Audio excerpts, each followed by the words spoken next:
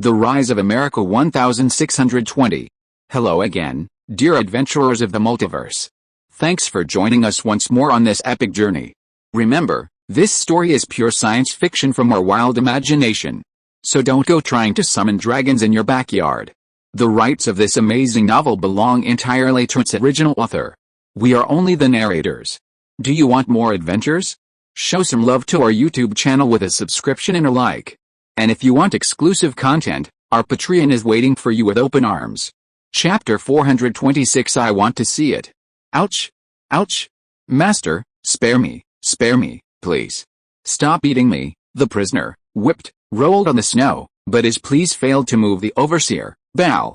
There's a strange phenomenon in history: the closer the people are to their own people, the more severe the oppression they inflict upon their own people. It's unknown why. Bao is in this situation now. His eyes were red, his teeth clenched, his face contorted with anger, as if he wanted to eat that guy. Of course, if you looked closely, you could see a hint of excitement in Bao's red eyes. The entire group of prisoners, under the influence of that guy, became unsteady and staggered. His companions, unfortunate enough to be whipped several times because of him, suffered the calamity of the malice. Therefore, the fellows in the group looked at the man being beaten, and there was a hint of resentment in their eyes. The prisoners still working around them would occasionally glance over, but their work never stopped. And they all looked on with a gloating expression, watching the spectacle unfold. Since arriving in America, these prisoners had been subjected to nothing but hard labor, with no entertainment or hope for the future. Therefore, seeing others suffering like themselves became their only joy. After all, someone was even more unfortunate than they were. Would that make them feel balanced? It must be said that humans are a strangely intelligent species. Often, even gods couldn't understand their strange thoughts. What are you looking at? Get back to work. Do you want to be whipped too? A man in a green military coat and cotton hat approached, barking incessantly. Seeing him approach, all the prisoners shuddered. It was clear that the prisoners were deeply afraid of him. He was the supervisory chief of the construction site. He managed 20 overseers, and there were 30 more like him on the construction site. Compared to the European overseers, he was seen by the prisoners as even more cold-blooded. What's going on? Why aren't you working? Do they think they were here to be the boss? Do they think we're supposed to feed them even if they don't work? The Indian manager walked over, glanced at the awkward European overseers, and spoke fluent Mandarin. If you want to make it in the empire, or achieve greater advancement, you must master Mandarin. Only by mastering Mandarin can you smoothly find a job and interact with others. Therefore, Mandarin learning has become a huge trend in the empire. This Indian manager is clearly a master of Mandarin. Otherwise, he wouldn't be so fluent. Furthermore, it was precisely because of his good Mandarin that he had no difficulty communicating with the Chinese director that he was transferred from the patrol team to become the head of the prison construction site. Compared to the patrol, being a minor steward here paid more and put him to greater efforts. Here, he even had the power of life and death over the prisoners, so his life was quite comfortable. His greatest daily pleasure was to torture those ignorant fellows, showing these white people how powerful he was. Consequently, the prisoners in his area were extremely afraid of him. The same was true for Bao. Although he was just an overseer, this Indian was his immediate superior. If he didn't do well, this Indian would punish him. In his eyes, he was no different from the other prisoners. They were all Europeans. The Indians of the empire now looked down on Europeans. In their eyes, only the Chinese were considered nobles, while the Gurkhas were merely thugs, and the blacks didn't really need to pay any attention. Master Steward, this guy doesn't want to work and wants to rest and eat. I'm afraid he'll affect the progress and workload, so I'm punishing him. When Asan reached Bao, Bao hurriedly trotted over, bowing his head and explaining to Asan with a servile look. Wow, there's actually someone so bold. I really want to see him today. He actually dared to persuade everyone to rest, and even made so many demands. It's truly rare. After listening to Bao's story, a sinister smile spread across Asan's face. Bao shuddered when he saw it. He knew the steward's smile all too well. It would appear whenever he wanted to torture someone. And every time he saw it, a blind prisoner would be tortured to death, without fail. Now it had appeared again. It looked like that guy was in trouble, but what did this have to do with me? It was his fault for not working properly and nagging. After all, my salary was tied to the workload. Their lives were worth nothing, they were just prisoners. Separate his shackles from the group and find someone else to replace him. I intend to teach this guy a lesson. He can't just do whatever he wants with the Empire. At the command of the Asan steward, several tall European warriors followed him out, approaching the prisoner with stern faces. "What are you doing, sir?" "I was wrong, steward, I was wrong. Please forgive me, I will do my best." Even an idiot knew he was headed for disaster. Unfortunately, he was firmly restrained by the European warriors. He couldn't move at all. His shackles, clanking and breaking, were torn from the group. Then, another person was added, and the group of prisoners continued to work. No one paid any attention to the unfortunate man. Of course, when other groups passed by, they would secretly glance at the unfortunate man. The European warriors who restrained the unfortunate man showed no trace of pity. They were all paid high salaries to work on the construction site. It was their duty. In their eyes, there was no such thing as compatriots, only silver coins. The Empire's salaries were high, far higher than those in Europe. Serving the Empire was a rewarding endeavor. As the saying goes, money can ward off disaster, and the Europeans were quite good at this. As long as they took your money, they would still kill even their compatriots. Therefore, the prisoner's desperate pleas had no effect on these warriors. Instead, they dealt him a few harsh blows, bringing him to his knees. These warriors knew the punishment and suffering the prisoner would face, but what did it matter to them? They were guards for the construction site manager, their job to do his bidding. Hang him up. I'll make him know he's not the one who calls the shots here. This situation was common on many construction sites. Most of these prisoners from Europe were unaware of their situation. They thought they were merely here to perform labor. Little did they know they had been sold and were already living dead. Europe was trading them for vast sums of money, and the Empire needed them for hard labor. As for their lives, no one cared. So, those who shirked their duties, or those who made demands, were dealt with severely. The Empire wouldn't tolerate their bad tempers. Did they still think they were in Europe? These damned fellows. We paid a huge price to buy them. And we only wanted them to work hard. We didn't let them be bosses here. These guys don't even have the common sense. They deserve this bad luck. Bal followed the Asan manager closely, whispering. That's not the most important thing. You have to know that this construction site was contracted by the masters. If we fail to complete the tasks and workload on time, they will suffer significant losses. Who will bear the brunt of the losses, you or me? So, we have a heavy burden to bear. Asan, the manager, was about to get into trouble, so he was in a good mood and let Bal know a rare bit of information. So that's how it is. No wonder those masters value this project so much. Bal nodded in agreement. We don't work too hard here, and the pay is high. So, to be worthy of the masters, we must do our job well. And I heard that if we do well, we might even get citizenship. I don't need it, but don't you guys need it? Asan gave Bal a deep look and told him something shocking. A citizen's ID card was something many European freemen coveted. With this ID card, they could become true citizens. Although they can only be fourth-class citizens of the Empire, there are still many benefits to be gained. Therefore, many people rack their brains in the hope of becoming citizens of the Empire. However, the Empire is very strict in managing this, so not many citizen ID cards will be issued. This has disappointed many European workers. But now that there is such an opportunity, how could Bal not be excited? After becoming a citizen, not only will the welfare benefits be greatly improved, but you can also get good land, your children can go to school, and there are other unexpected benefits. Compared with people who are not citizens, it is much better. In particular, the tax rate for citizens of the Empire is lower than that for non-citizens. To be continued. If you like this work, you are welcome to vote and vote on Kidian.com. Chapter 427, Want to live? Work. Work. Work. The prisoner was finally hung from a tree branch, his lifeless body swaying in the cold wind. His body was covered with the wounds, the marks left by the barbed whip. His death deeply shocked the other prisoners. They learned that in the Empire, it was best not to try to be clever. If they wanted to survive, they had to work hard and talk less.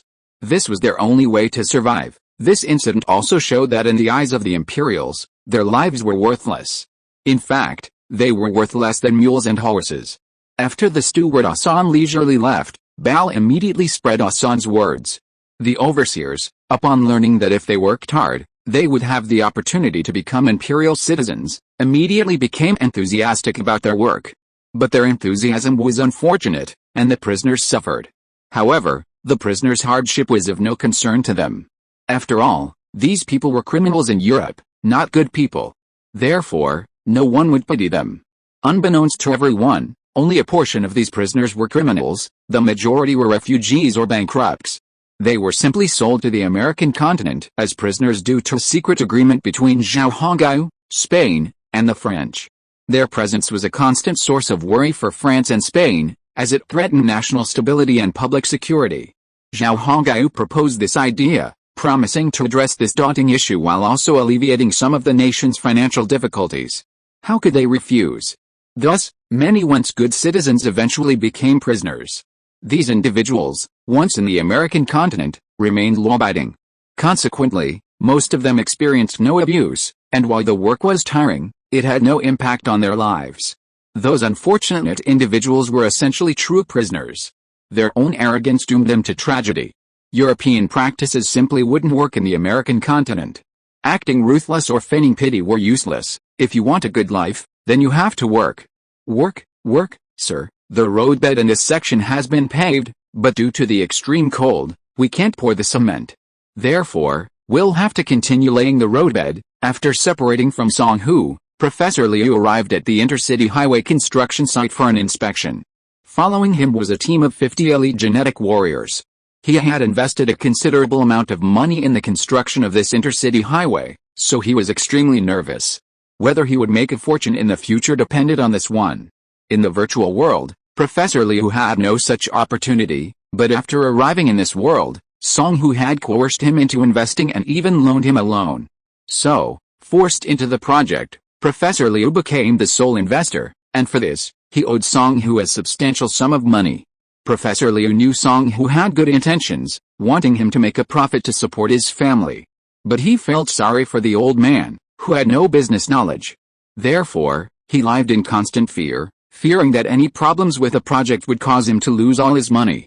Therefore, he made sure to take time out every day to inspect the construction site. Only taking a quick look could reassure him. The supervisors and managers on the construction site all knew Professor Liu as their overseer, so every time he visited, he was met with enthusiastic flattery. This gave Professor Liu, who had always been unhappy with European nations in the virtual world, a deep sense of satisfaction. Surrounding him were numerous European overseers, their faces fawning and nodding with fawning compliments, expressions never before seen in the virtual world. And even Asen, who had always been at odds with the Chinese, in the virtual world, now wore an ingratiating smile and whispered compliments in Mandarin. Damn, here I finally feel like a human being. Here I finally learned that Chinese people can be so powerful. Professor Liu was secretly pleased, but his expression remained stern. Honestly, while the population in the virtual world was different from Zhao Honggao's from the future, everything else was essentially the same. Therefore, Professor Liu, who was older, had a deep-seated dislike for Europeans. He also gnashed his teeth at those officials who, after the economic boom, continued to fawn over the Europeans. Unfortunately, his power was so limited that he could do nothing to change anything, but since arriving in this era, he's felt everything is truly wonderful. Here, Europeans are no longer superior, and the country no longer imposes extraterritoriality on them. Moreover, Chinese citizens are no longer treated as second or even third-class citizens in their own country. They have truly become aristocrats. This brings Professor Liu great joy and comfort. This is the country of his dreams. Therefore, every time he visits a construction site, the fawning Indians and European supervisors fill him with joy. Rather than coming to inspect the progress of the project and seeing his loan investment go down the drain, it's more like he's here specifically to enjoy the flattery of the Europeans and Indians. However, even Professor Liu himself doesn't understand this. The project hasn't slowed down lately, you know. The workload is intense and demanding, so you overseers must keep a close eye on it. No unexpected situations are allowed. Furthermore, these guys are prisoners, criminals back in Europe, so we must be vigilant and not let them cause unrest. Professor Liu kept a deliberately stern face, his gaze sweeping across the faces of the overseers, both large and small. They all flinched, appearing to be terrified. Seeing their reactions, Professor Liu secretly laughed heartily. Damn, This is the life of a Chinese man. I've lived this long to know what it's like to be cool. As for the roadbed issue you mentioned, I think you're right. We can't pour cement in winter, but we can't afford to delay, so let's continue paving the roadbed. Professor Liu changed the subject. Sir, the number of prisoners has increased recently, and our current manpower is insufficient. Even though those guys are shackled in groups of 20, there have been frequent disturbances lately.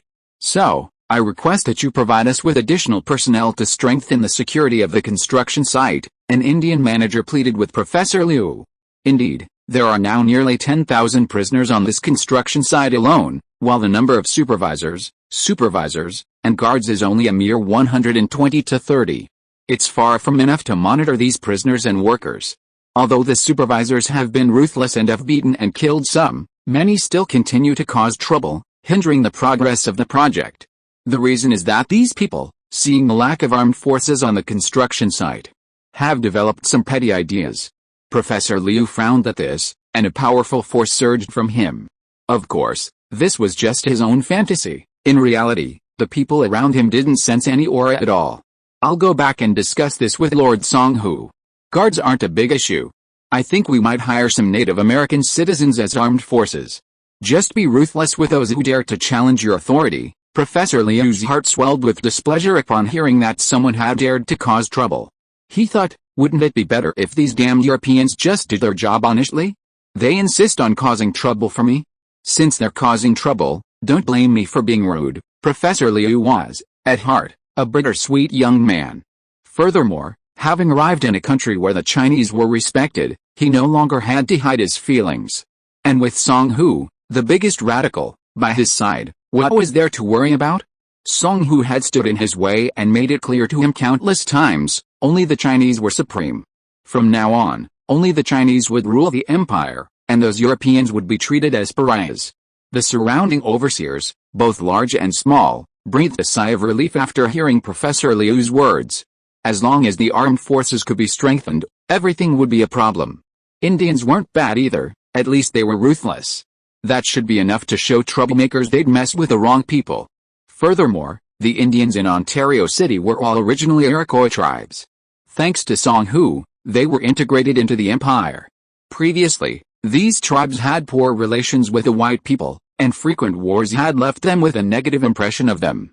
Now, with an opportunity to legitimately torture or kill white people, the Indians would undoubtedly be willing to do so.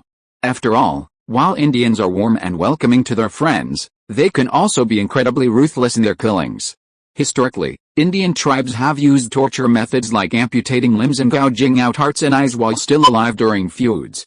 Professor Liu was well aware of these practices. The reason he considered using Indian citizens to strengthen the construction site's armed forces was because 99% of the people at the site were European. In order to guard against some unknown hidden dangers, it would be best to use those Indians who are not on good terms with the white people as armed forces.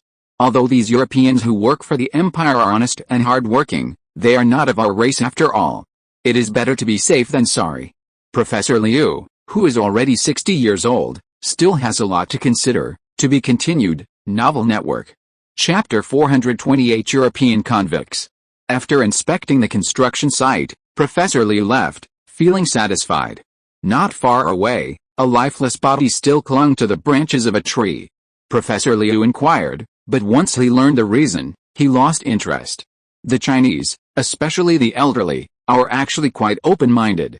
Generally speaking, unless the situation is threatening, they value human life. But Professor Liu, a bitter young man, also finds the behavior of officials in the virtual world unsatisfactory, and therefore greatly admires the empire's treatment of Europeans.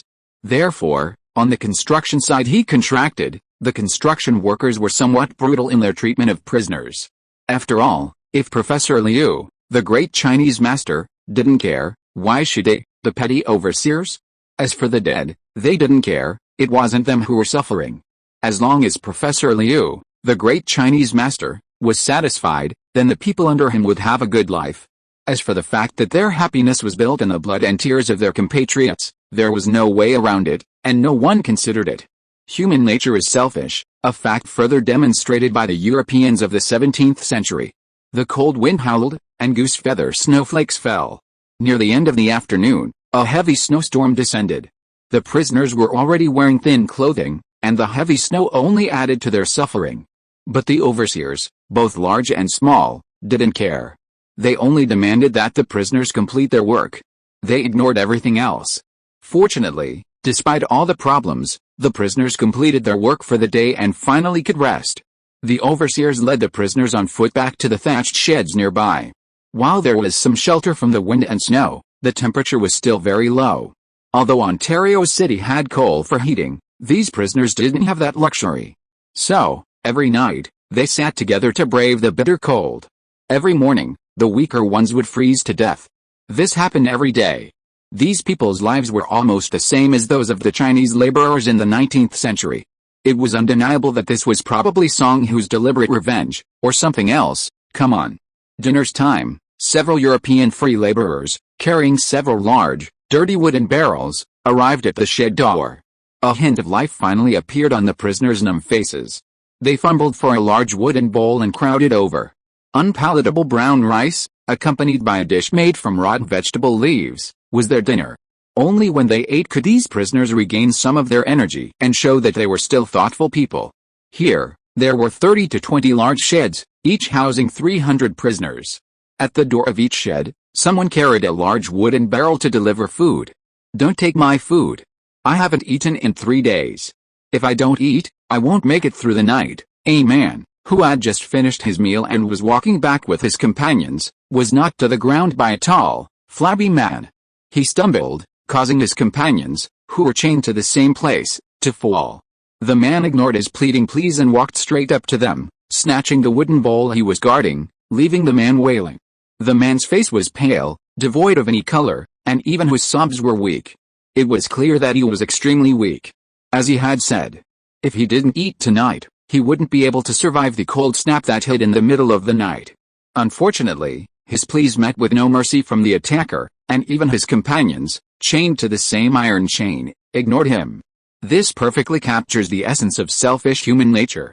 Like most prisons, there were some domineering individuals here. They relied on their strength to steal others' rations. These individuals performed the toughest jobs and wore scant clothing. Without adequate food, they simply couldn't keep up with their energy needs. This was truly terrifying. Furthermore, Professor Liu, the road construction contractor, was extremely stingy with the workers' meals in order to save money and repay his loan. This resulted in the prisoners, who endured the strenuous physical labor, not being able to eat enough. Furthermore, the lack of meat in the meals meant that the prisoners' appetites grew enormous, otherwise they wouldn't be able to eat enough. And when they weren't full, they couldn't work, creating a vicious cycle. Therefore, stealing others' rations became commonplace here. The European freelancers distributing dinner observed this without batting an eyelid, as if they hadn't seen anything at all. To them, the prisoners' beatings and bullying of their fellows were of no concern to them. They simply didn't care. Their only job was to distribute dinner, preparing breakfast, lunch, and dinner 3 times a day. No one would bother them. Besides, even if they tried, they couldn't. They had no power, and if they did, they'd be in trouble. Dinner was quickly distributed, and several men carried the large wooden barrels and left. The thatched hut's door closed, and besides the slurping sounds of everyone eating, the only sounds were the sobs of prisoners whose rations had been taken away.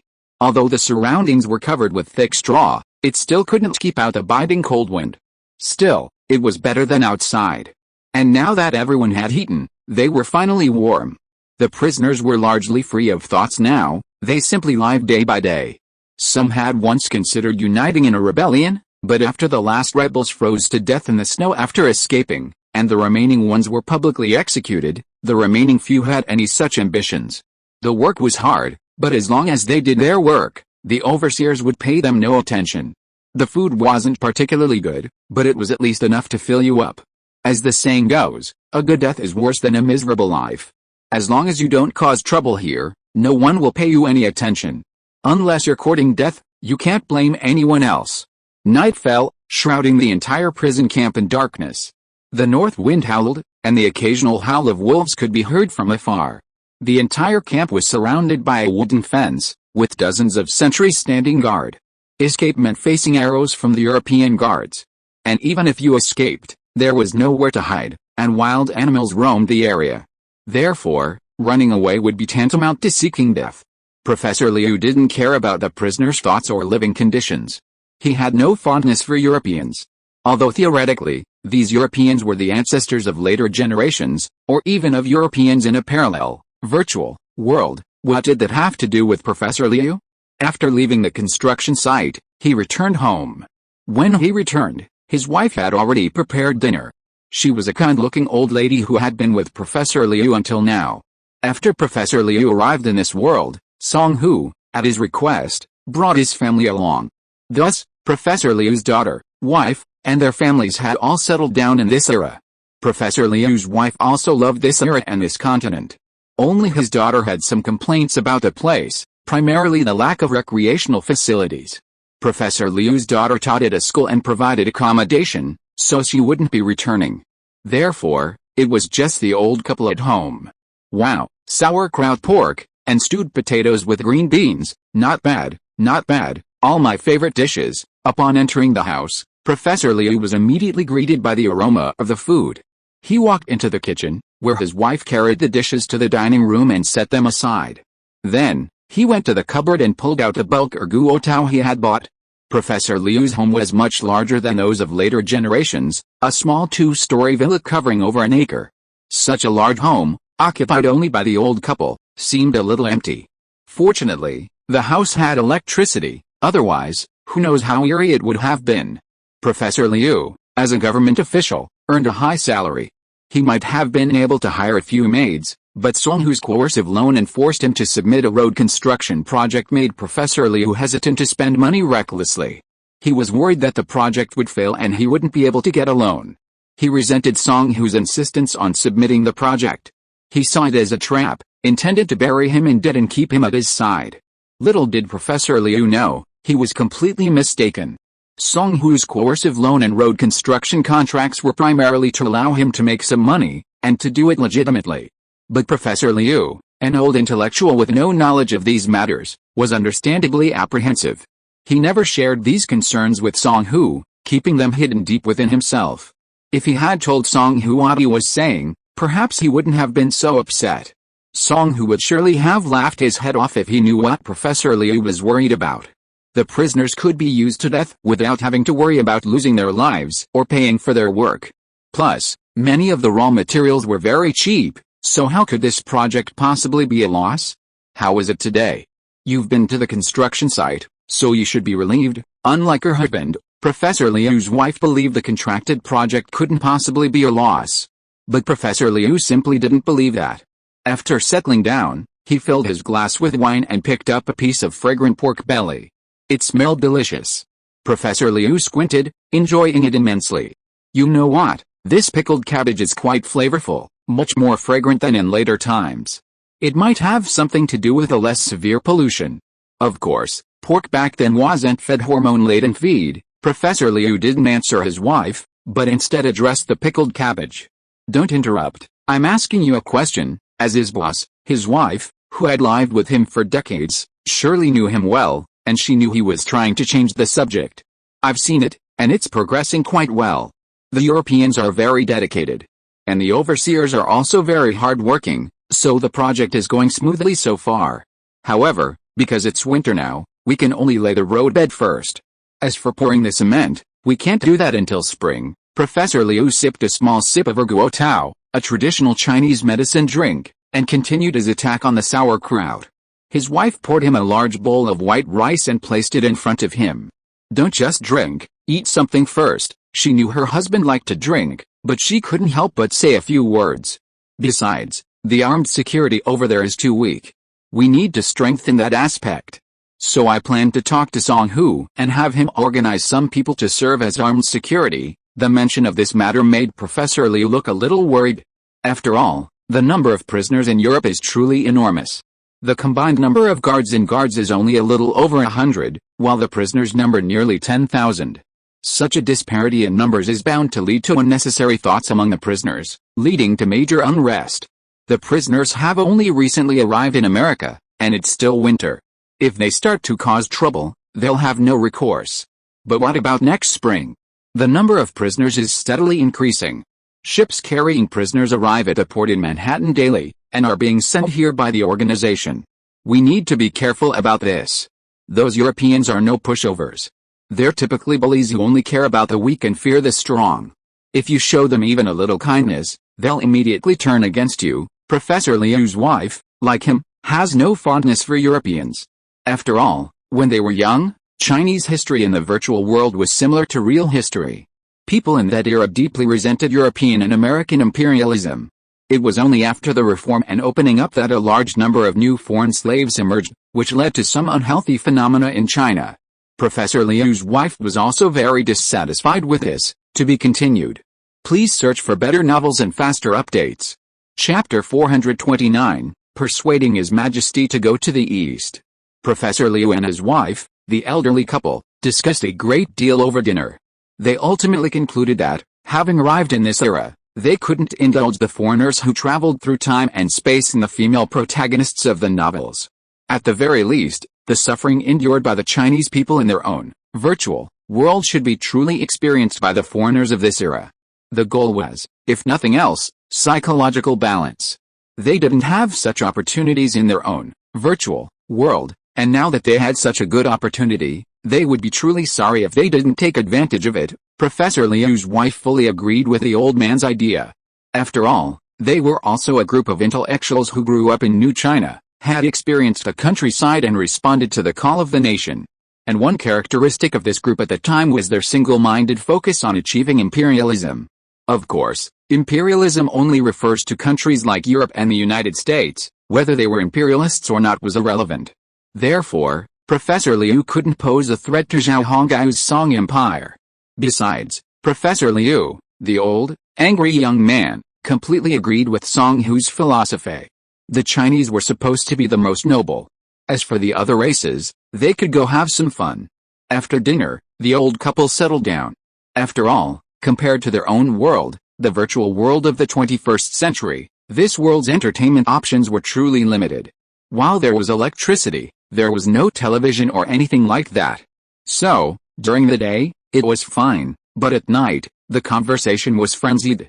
Unlike the younger generation, who could still pass the time with their young wives, Professor Liu was not young anymore. He couldn't afford to do the same. So, the old couple sat in their room, lost in thought, until around 8 o'clock, when they collapsed onto the boat. Actually, there was no other way. Outside, they could chat in the taverns and brothels, but Professor Liu couldn't go to those places. So, it was better to go to bed and get up early. It was good for your health, wasn't it? The next morning, Professor Liu got up early, washed up, and left the house. He didn't even eat the breakfast his wife had made. Seeing the old man leaving so early, his wife didn't try to stop him. She knew her husband must have something important to attend to, leaving so hastily. After leaving home, Professor Liu hailed an extended carriage and headed straight for Song Hu's residence. Song Hu's residence was located in the heart of the city, making it easy to find. Upon arriving, Professor Liu paid the fare, a mere 5 copper coins. Then, at the gate of Song Hu's residence, he informed the sentry. He then, led by the sentry, entered. "Oh, why are you here so early? Is there something you need?" When Professor Liu approached Song Hu, he was enjoying breakfast. He was enjoying a steaming, fragrant dish of sauerkraut, pork belly, and blood sausage. It was a typical northeastern pig-killing dish, accompanied by large, white steamed buns, pickled cucumbers, and sweet garlic. It was clear that Song Hu enjoyed a very good breakfast. "Yes, I did. After we separated yesterday, I went to the construction site. The manager there told me that there are more and more prisoners now, and they are a little difficult to manage. Also, the armed forces guarding the prisoners and workers are a little weak, and they hope that we can strengthen their armed forces." Professor Liu didn't hesitate and walked straight over without waiting for Song Hu to greet him. Then he sat down and naturally reached out to pick up a steamed bun, and then scooped a large bowl of sauerkraut soup and pork belly into the large bowl placed in front of him by the servant. Delicious. Professor Liu really can't get enough of the pig-killing dishes. Why is the pork here so delicious? In our old world, pork is getting less and less delicious, Professor Liu said to Song Hu as he ate.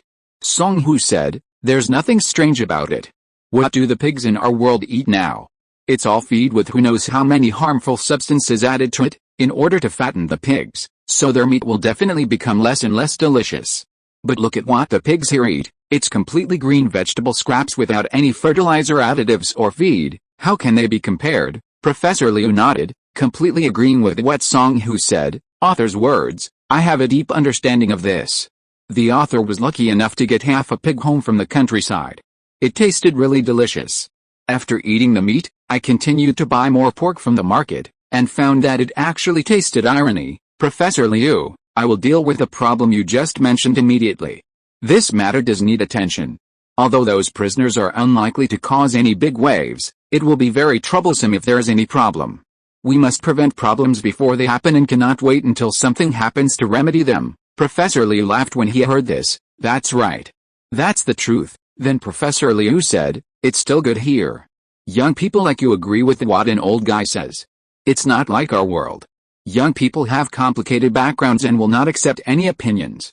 Even if they hide a wall, they don't think they are wrong. Hey, why are you talking about this? Our world is different from the previous world, Song Hu said to him after listening to Professor Liu's sigh. No matter how well we did before, it was just so-so. But in this world, things are different. We're doing this for all the Chinese people. Professor Liu gulped down his bowl of sauerkraut soup and put it down. With a warm sauerkraut soup in his stomach and the pork belly as a cushion, he felt warm and comfortable. He let out a long breath, a look of relief on his face. Professor Liu said to Song Hu, boy, let me ask you something. North America is basically free of rivals now. Although the empire currently controls only the east coast, it's clear that because you've blocked the Europeans, Central North America can also be considered part of the empire's territory. And you have 5 more cities under construction. It's not impossible for all of North America to develop given time. But haven't you considered returning to the east to recruit some people? Relying solely on genetically engineered humans is a bit troublesome, isn't it? Professor Liu pondered, trying to persuade Song Hu to advise Zhao Hongyu to take advantage of the frequent natural disasters and calamities in the Ming dynasty to bring people here. However, Song Hu and Zhao Hongyu, armed with a space-time trader, showed no interest in this matter. After all, the loyalty of the Huaxia people was much higher than that of the Ming people. Furthermore, their combat effectiveness was also guaranteed. Precisely because of this, Song Hu had been unresponsive to Professor Liu's attempt to recruit people from the Ming. Even Zhao Hongyu didn't know Professor Liu existed in Ontario City. Huzi, didn't the old man ask you, are the people of the Ming dynasty not of Huaxia descent? Do they have to be genetically engineered people? You can't think that way. Professor Liu could more or less guess at Song Hu's thoughts. For Song Hu, the Ming people were not as easy to manage as the genetic people. After all, they were more cunning. Furthermore, the Ming dynasty was still under a feudal system, and its people were also deeply feudal. It remained unknown what impact these people would have on the empire if they were to arrive. First, the generation gap in thinking between the genetic people and those in the Ming dynasty alone wouldn't be bridged quickly. Add to that the empire's vast ethnic diversity, and if any unexpected friction arose, ethnic conflict would be a major event. Therefore, Song Hu couldn't help but treat this matter with caution. After a moment's hesitation, Song Hu said to Professor Liu, I'll think about this matter again. I'm not sure whether I should raise this with your highness. After all, there are so many things to consider, and it can't be addressed in a few words. In Song Hu's view, this issue could be broad or narrow, but it needed to be taken seriously. Furthermore, he wasn't sure if His Highness was interested in acquiring Ming populations. After all, the journey from America to Ming was far longer than to Europe, and fraught with danger. Furthermore, Ming's South China Sea territories were infested with pirates. The empire couldn't even begin to develop, so why bother causing trouble there? However, Professor Liu's words resonated with Song Hu. As the old man had said, the people of Ming were of Chinese descent. While their concepts and thinking may not be as good as those of the empire's genetically modified people, they are nonetheless of genuine Chinese descent. The Ming dynasty is already crumbling, showing signs of imminent collapse. The 8 banners of the Manchu Qing dynasty have begun to wreak havoc on the ancient empire's borders, constantly provoking it with impunity. Within the Ming dynasty, the eunuch clique, the literati, and the military are fighting among themselves. The common people will suffer in the end. Seeing Song Hu's interest, though still a bit hesitant, Professor Liu continued, since we've arrived in this era, we must go and see it no matter what. I don't believe your highness wouldn't want to experience the charm of the Ming dynasty. The history books say the skinny horses of Yangzhou are quite impressive. Don't you want to see them, skinny horses? Song Hu narrowed his eyes. His Highness now has 2 wives, one Native American and one European. Emma's future child with Zhao Honggai will undoubtedly become the ruler of the empire. This was what Zhao Honggai had promised Black Bear. It was precisely for this reason that the empire enjoyed the support of the Indians, led by the Mohicans, at its founding. And only then can it achieve stable development. However, Song Hu, Zhang Tai, and Wang Shan all privately believe that His Highness should also have Chinese blood. Chapter 430, There are people in Daming. His 3 trusted subordinates had no complaints about Zhao Honggai and Emma's affairs. They simply had different views on the empire's successor. They believed that the empire should have a prince of pure Chinese descent to inherit. But after all, the empire had promised Black Bear, so there was no other way. But His Majesty still wanted a prince of pure Chinese descent. However, finding a genetically modified girl was out of the question. We all came from another world, a virtual world and the future, so we were all well aware of the strengths and weaknesses of modern girls. Genetic girls advocated monogamy, and while they complained about the empire's current polygamy, they had no choice. However, whenever they dated a genetically modified man, they had to make this clear. In other words, they would be with her until old age. There was nothing wrong with this, but it seemed a bit inappropriate in this era. Regardless, due to their shared values and common language, genetically modified girls could still find their true partners. Many genetic human males were willing to accept this premise and marry genetic human females. However, these individuals could do so, but Zhao Honggai could not. Furthermore, the girls from later generations, due to their inherent beliefs, were incompatible with the current era. They weren't particularly adept at housework, and weren't the typical good wives and mothers. Of course, such individuals were a minority, but Song Hu and his companions still hoped that their highness would avoid any involvement with genetic human girls. Fortunately, this situation hadn't arisen, so they weren't worried. However, continuing this way wouldn't be a good idea. Professor Liu's proposal had given Song Hu an idea. When it came to staying home to support their husbands and raise their children, adhering to the 3 obediences and 4 virtues, it was the women of the Ming dynasty of this era who were the ideal. Marrying a woman from that era would at least keep His Highness's household stable. After all, they were tolerant of having multiple wives and concubines, unlike the genetic human girls. Furthermore, Ming women adhered to the 3 obediences and 4 virtues, which was very much to Song Hu's liking. Most importantly, by marrying a woman from the Ming dynasty, His Highness would have descendants of Chinese descent, which would be the ultimate blessing. So, after a moment's hesitation, Song Hu said to Professor Liu, "You're right. The women of the Ming dynasty are wonderful. It would be a great thing if Your Highness could visit the Ming dynasty and take a look. If you could marry a Ming dynasty woman and have a descendant of Chinese descent, that would be perfect." Professor Liu's eyes lit up. He knew how to convince Song Hu. Yes, marrying just one woman from the Ming dynasty wouldn't be enough. There are at least 8 or 10 wealthy men there, and Your Highness is so young and promising. You should marry at least 5 or 6. And if she's not of low status, she'd have to be the daughter of an official. If you could even bring back a Ming dynasty princess, that would be a great thing. Professor Liu's words truly moved Song Hu. I think it's a good idea. Chinese New Year is almost here, and I'm planning a trip to Manhattan. So, come with me and meet our prince. You haven't even met him yet. Discuss your ideas with him. If we can convince him, that would be fantastic. Song Hu was finally persuaded, which delighted Professor Liu. While it wasn't about population, it was still a small victory. Professor Liu was confident that if the Song Empire and the Ming dynasty could reach an agreement, the population problem would be solved. After all, the Ming dynasty currently has a large population of bankrupts and refugees. The situation is even worse than in Europe. Easily accommodating 1 million people wouldn't be difficult at all. Furthermore, the Ming dynasty was deeply troubled by the problem of resettling these refugees. Caring for them would cost the Ming dynasty a fortune. If the Song Empire could solve this problem, the Ming dynasty would definitely accept it. Besides, the Ming dynasty would receive a large sum of money. They'd probably be laughing in their dreams. For the Ming dynasty, the refugees had no homes to return to, but no means of earning a living. This posed a grave danger. Unable to survive, those desperate to survive would often resort to desperate measures, leading to unrest of one kind or another, jeopardizing the dynasty's rule. However, the Ming dynasty currently faced limited revenue, and its treasury was empty, leaving it with no solution to this problem. Therefore, if the Song Empire emerged and offered to solve this problem, the Ming dynasty would likely have refused. Besides, the Song Empire had abundant funds and could have provided them. It would have solved the Ming dynasty's refugee problem and enriched the treasury. Only a fool would have refused. 5 taels of silver per person, and 1 million people would have cost 5 million taels of silver.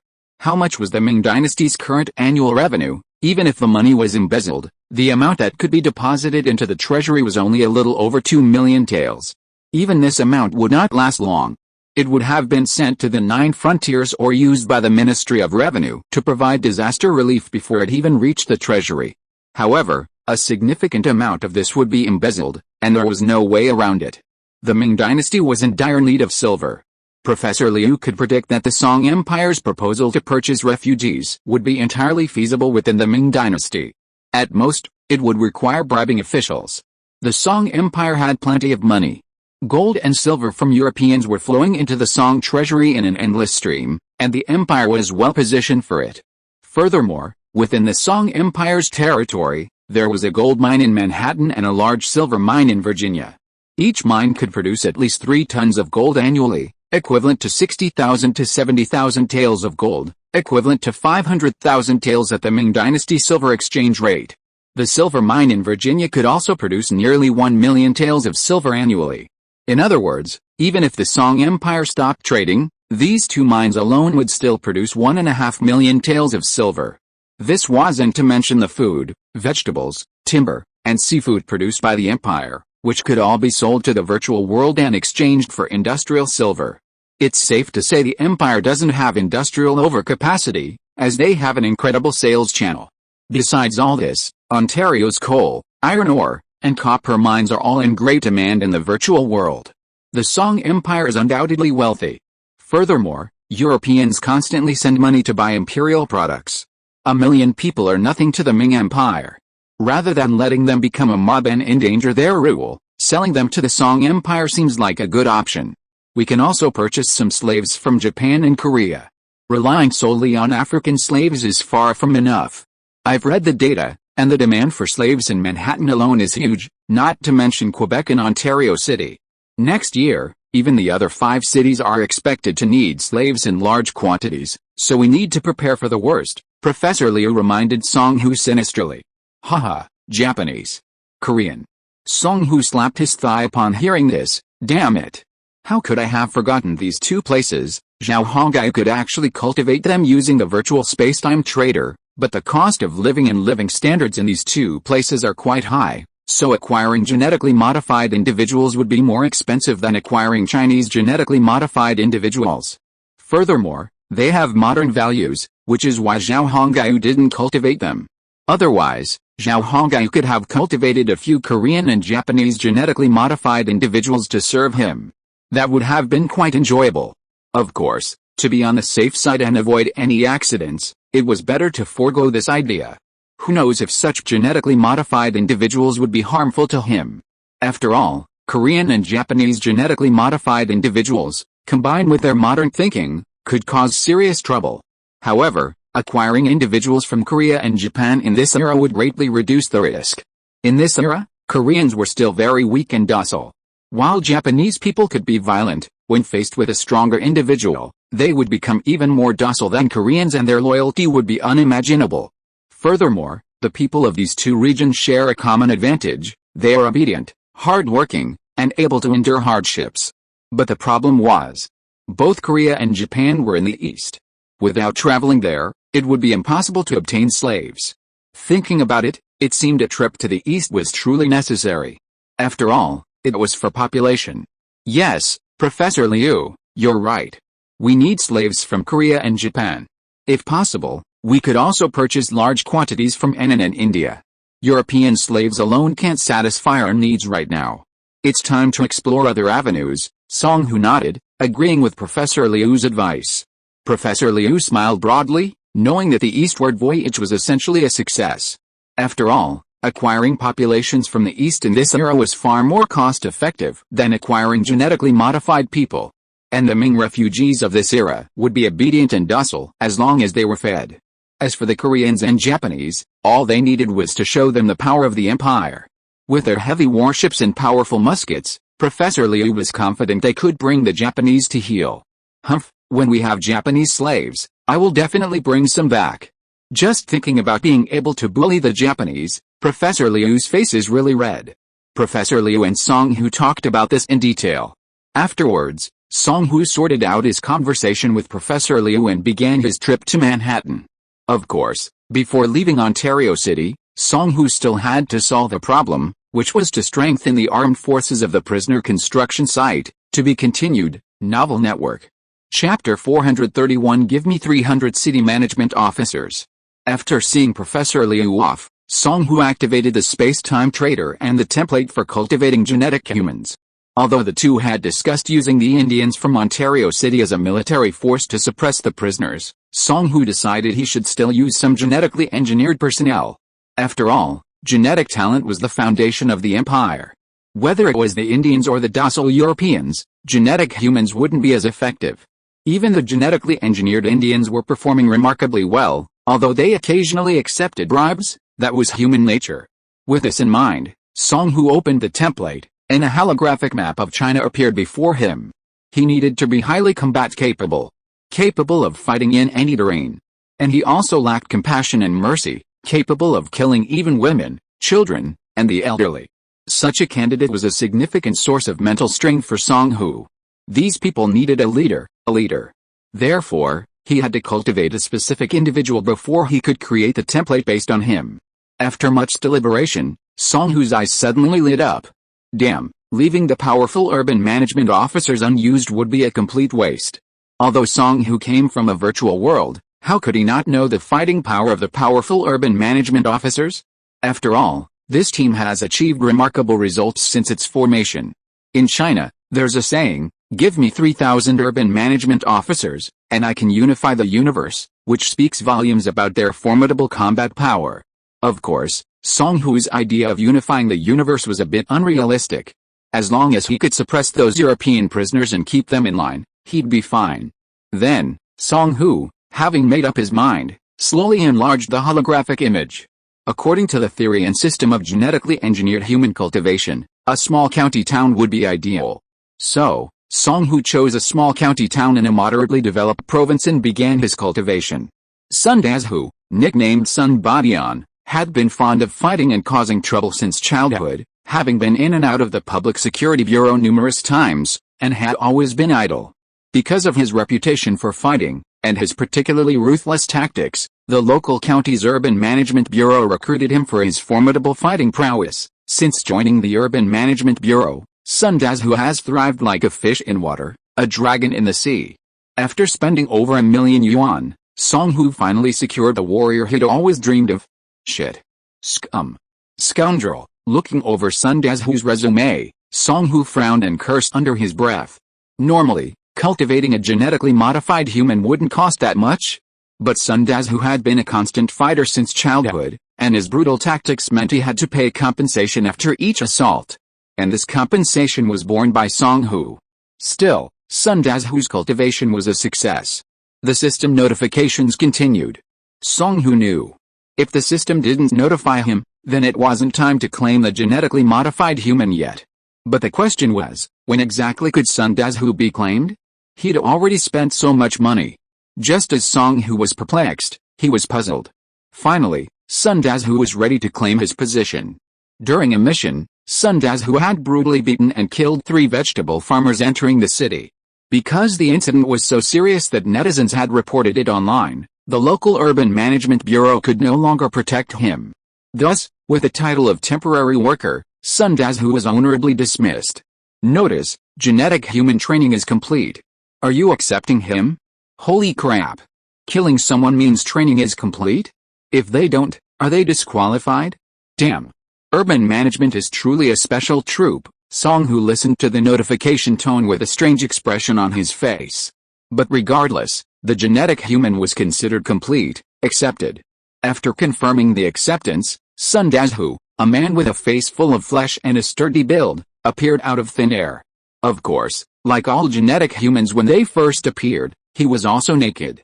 His chest and back were covered in black hair, and his arms were as thick as his calves. Combined with that face full of flesh, he looked unapproachable. Thank you, Big Brother, for saving me. Otherwise, I'd be in jail, maybe even silenced by a hide-and-seek game or something. Upon appearing, Sun Dazhu quickly knelt before Song Hu, his words unceasingly uttering. We in the underworld value loyalty.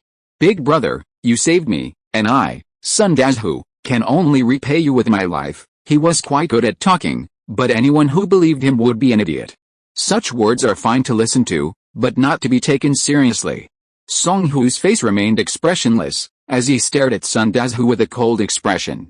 Seeing that Song Hu remained silent and stared at him, Sun Dazhu knelt on the ground, maintaining that position, not daring to move. It was unknown how much time had passed, but after Sun Dazhu's legs had gone numb, Song Hu finally spoke. Do your job well for me, and don't be afraid of getting killed. I'll take care of all the consequences, but let me be frank, you can only do what I tell you to do. If you mess around when I tell you not to, you know the consequences. Song Hu's face was expressionless, his tone icy. Sun Dazhu nodded repeatedly, indicating that he would definitely follow Song Hu's instructions. He would do whatever he said. In short, if he was allowed to pet a dog, he would definitely not steal a chicken. If he was allowed to masturbate, he would definitely not watch VL give you 300 men. You'll keep an eye on those European idiots. If they don't work or are lazy, you'll discipline them. Of course, while I allow for casualties, I believe that the highest level of skill is to make them feel afraid without causing any casualties. You know, hearing this, Sun Dazhu grinned. Big Brother, just wait and see. I can't say anything else, but I'll definitely do this. I guarantee that within 10 days, I'll have all those bastards in check. Indeed, this was a piece of cake for Sun Dazhu. Don't you see who he was? He was a veteran of the police force, a veteran of the assault and urban management teams. Europeans aren't just monsters with extra heads, they're human too. I'll definitely follow your instructions and bring those bastards to heel. Song Hu waved his hand and said, what's the point of just nice words? I need results. If the results satisfy me, I'll give you 2 big wives and a small house so you can live in peace and contentment. But if you don't do well, you should know the consequences. Sun Dazhu nodded in agreement. When he arrived in this world, the system had already instilled a lot in him. So he knew exactly what kind of world he had entered. He was also very clear about Song Hu's identity. This man had absolute control over his own life and death. This was a barbaric era, where killing was a piece of cake. If he prospered, having 3 wives and 4 concubines was a given. But if he didn't, he'd probably just die on the side of the road, with no one to bury him. Sun Dazhu might look clueless, but beneath his frail face lay a brilliant mind. He had long since resolved to cling to Song Hu's patronage. He wouldn't dare become too powerful, but the benefits would be plentiful. He was no fool. Sun Dazhu was secretly pleased, for he had never bullied a foreigner. But in this world, he could bully anyone he pleased. Of course, this meant those whom Song Hu had instructed him to bully. For Sun Dazhu, this was no problem at all. With his boss's instructions, Sun Dazhu was confident he would bring those Europeans to the brink of ecstasy, showing them his true abilities. And making the prisoners happy was essentially a test from Song Hu, a test of his own abilities. If he caught his eye, wouldn't his status rise dramatically in the future? Therefore, Sun Dazhu had already decided to impress Song Hu and strive for a better future. Go get some clothes. Then get some money and go out and explore. This world is different from the old one. You need to get used to life here. It's much more monotonous than the old one. Tomorrow I'll assign you a staff, and then you can officially start work. Song Hu waved Sun Dazhu away. Then, using the templates he had set, he began cultivating the dull-witted geneticists. Sun Dazhu, led by Song Hu's guards at the door, received a military coat, cotton shoes, and a cotton hat, along with 30 silver coins for pocket money. Afterwards, he began to wander around Ontario. The cultivation of 300 geneticists was quick, given the templates. However, these geneticists cost a lot, with the lowest costing 600,000. In short, they weren't good people. It could be said that the future urban management team would be composed entirely of small-time thugs and even lowlifes. However, they all shared a common trait, a penchant for bullying. They were also often fired from their temporary jobs in the virtual world for various reasons. They were pure scum. After cultivating this batch of genetic humans, Song Hu instructed his lieutenant to find an Ontario Indian elder and discuss matters with him. He then instructed him to organize 500 Indian warriors and assign them to him to intimidate the European prisoners. The Indian elder readily agreed to Song Hu's request. After all, Song Hu offered a good salary, and the work they would do was simple, simply guarding the Europeans. What was so difficult about that? In the elder's view, it was simply giving money to the Indians. He imagined many Indian warriors would sign up. After all, this work was easier than hunting or fishing, and the pay was higher. The Indians weren't stupid, they were also interested. So, the matter was quickly resolved without much effort. With everything settled, Song Hu finally breathed a sigh of relief and began preparing to leave for Manhattan. The day flew by, a fleeting blink of an eye. The next morning, 300 urban management officers, dressed in green military coats, cotton hats, and carrying machetes at their waists, gathered in front of Song Hu's residence. Professor Liu rushed over early. When he learned that Song Hu had summoned 300 urban management officers, his face turned pale. His first question upon meeting Song Hu was, "Why did you bring all those damn guys here?" It was clear that the old man was very opposed to Song Hu's bringing in urban management officers. But no matter how much he protested, it was useless. The matter was settled. I also wanted to test the fighting power of the urban management officers. After all, the rumors were so outrageous, I really wanted to give them a try. Song Hu told Professor Liu his plan without hiding anything. If their combat effectiveness is truly impressive, they could be used specifically to suppress riots or something. We've got to have a bomb squad, after all, Song Hu said to Professor Liu nonchalantly. Oh my goodness. If these people show up, they'll cause chaos here. Don't you know what kind of people they are? They never get good things, but they're always the ones who get the bad stuff. You dare use people like them?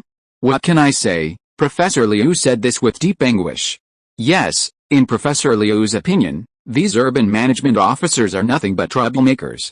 Ontario City used to be peaceful and harmonious, but with these people coming, all sorts of trouble will happen. And what kind of people are these urban management officers? They're all small-time hooligans, thugs, and the like. There's not a single good person among them. If something like bullying breaks out, and a public riot breaks out, it'll be a disaster. And Professor Liu believes this is very likely to happen. They can only bully others with my permission. If they dare to act recklessly without my permission, I don't mind making them disappear from the face of the earth. So rest assured, Song Hu said to Professor Liu with a smile. I'm allowing them to harass the prisoners in the prison camp, but they can't bully them recklessly. But there's one condition, the prisoners must work properly and not riot. If they don't meet my standards, they'll suffer a disastrous fate. Song Hu explained to Professor Liu the duties of the urban management officers and the system of their authority. I think, for their own sake, they won't act recklessly, my lord, although that's true. Are these people really capable? I think they're even worse than the Indians. We'd be better off relying on Indians for our own military strength. Professor Liu genuinely despised this urban management team. Let's wait and see. It's too early to say anything now. If it's really as you said, I will deal with these people as soon as there are signs of trouble. In the end, Song Hu had no choice but to promise Professor Liu, to be continued. If you are listening to this novel on a channel other than Fanfic World, it means it was downloaded and re-uploaded without effort. We warmly invite you to visit our channel, Fanfic World. There you will find the original version of this story and many other novels of various genres. We look forward to seeing you dive into a world of incredible novels. Chapter 432 Let You Eat Enough. Sun Dazhu and his 300 men marched into the prison camp with impressive force.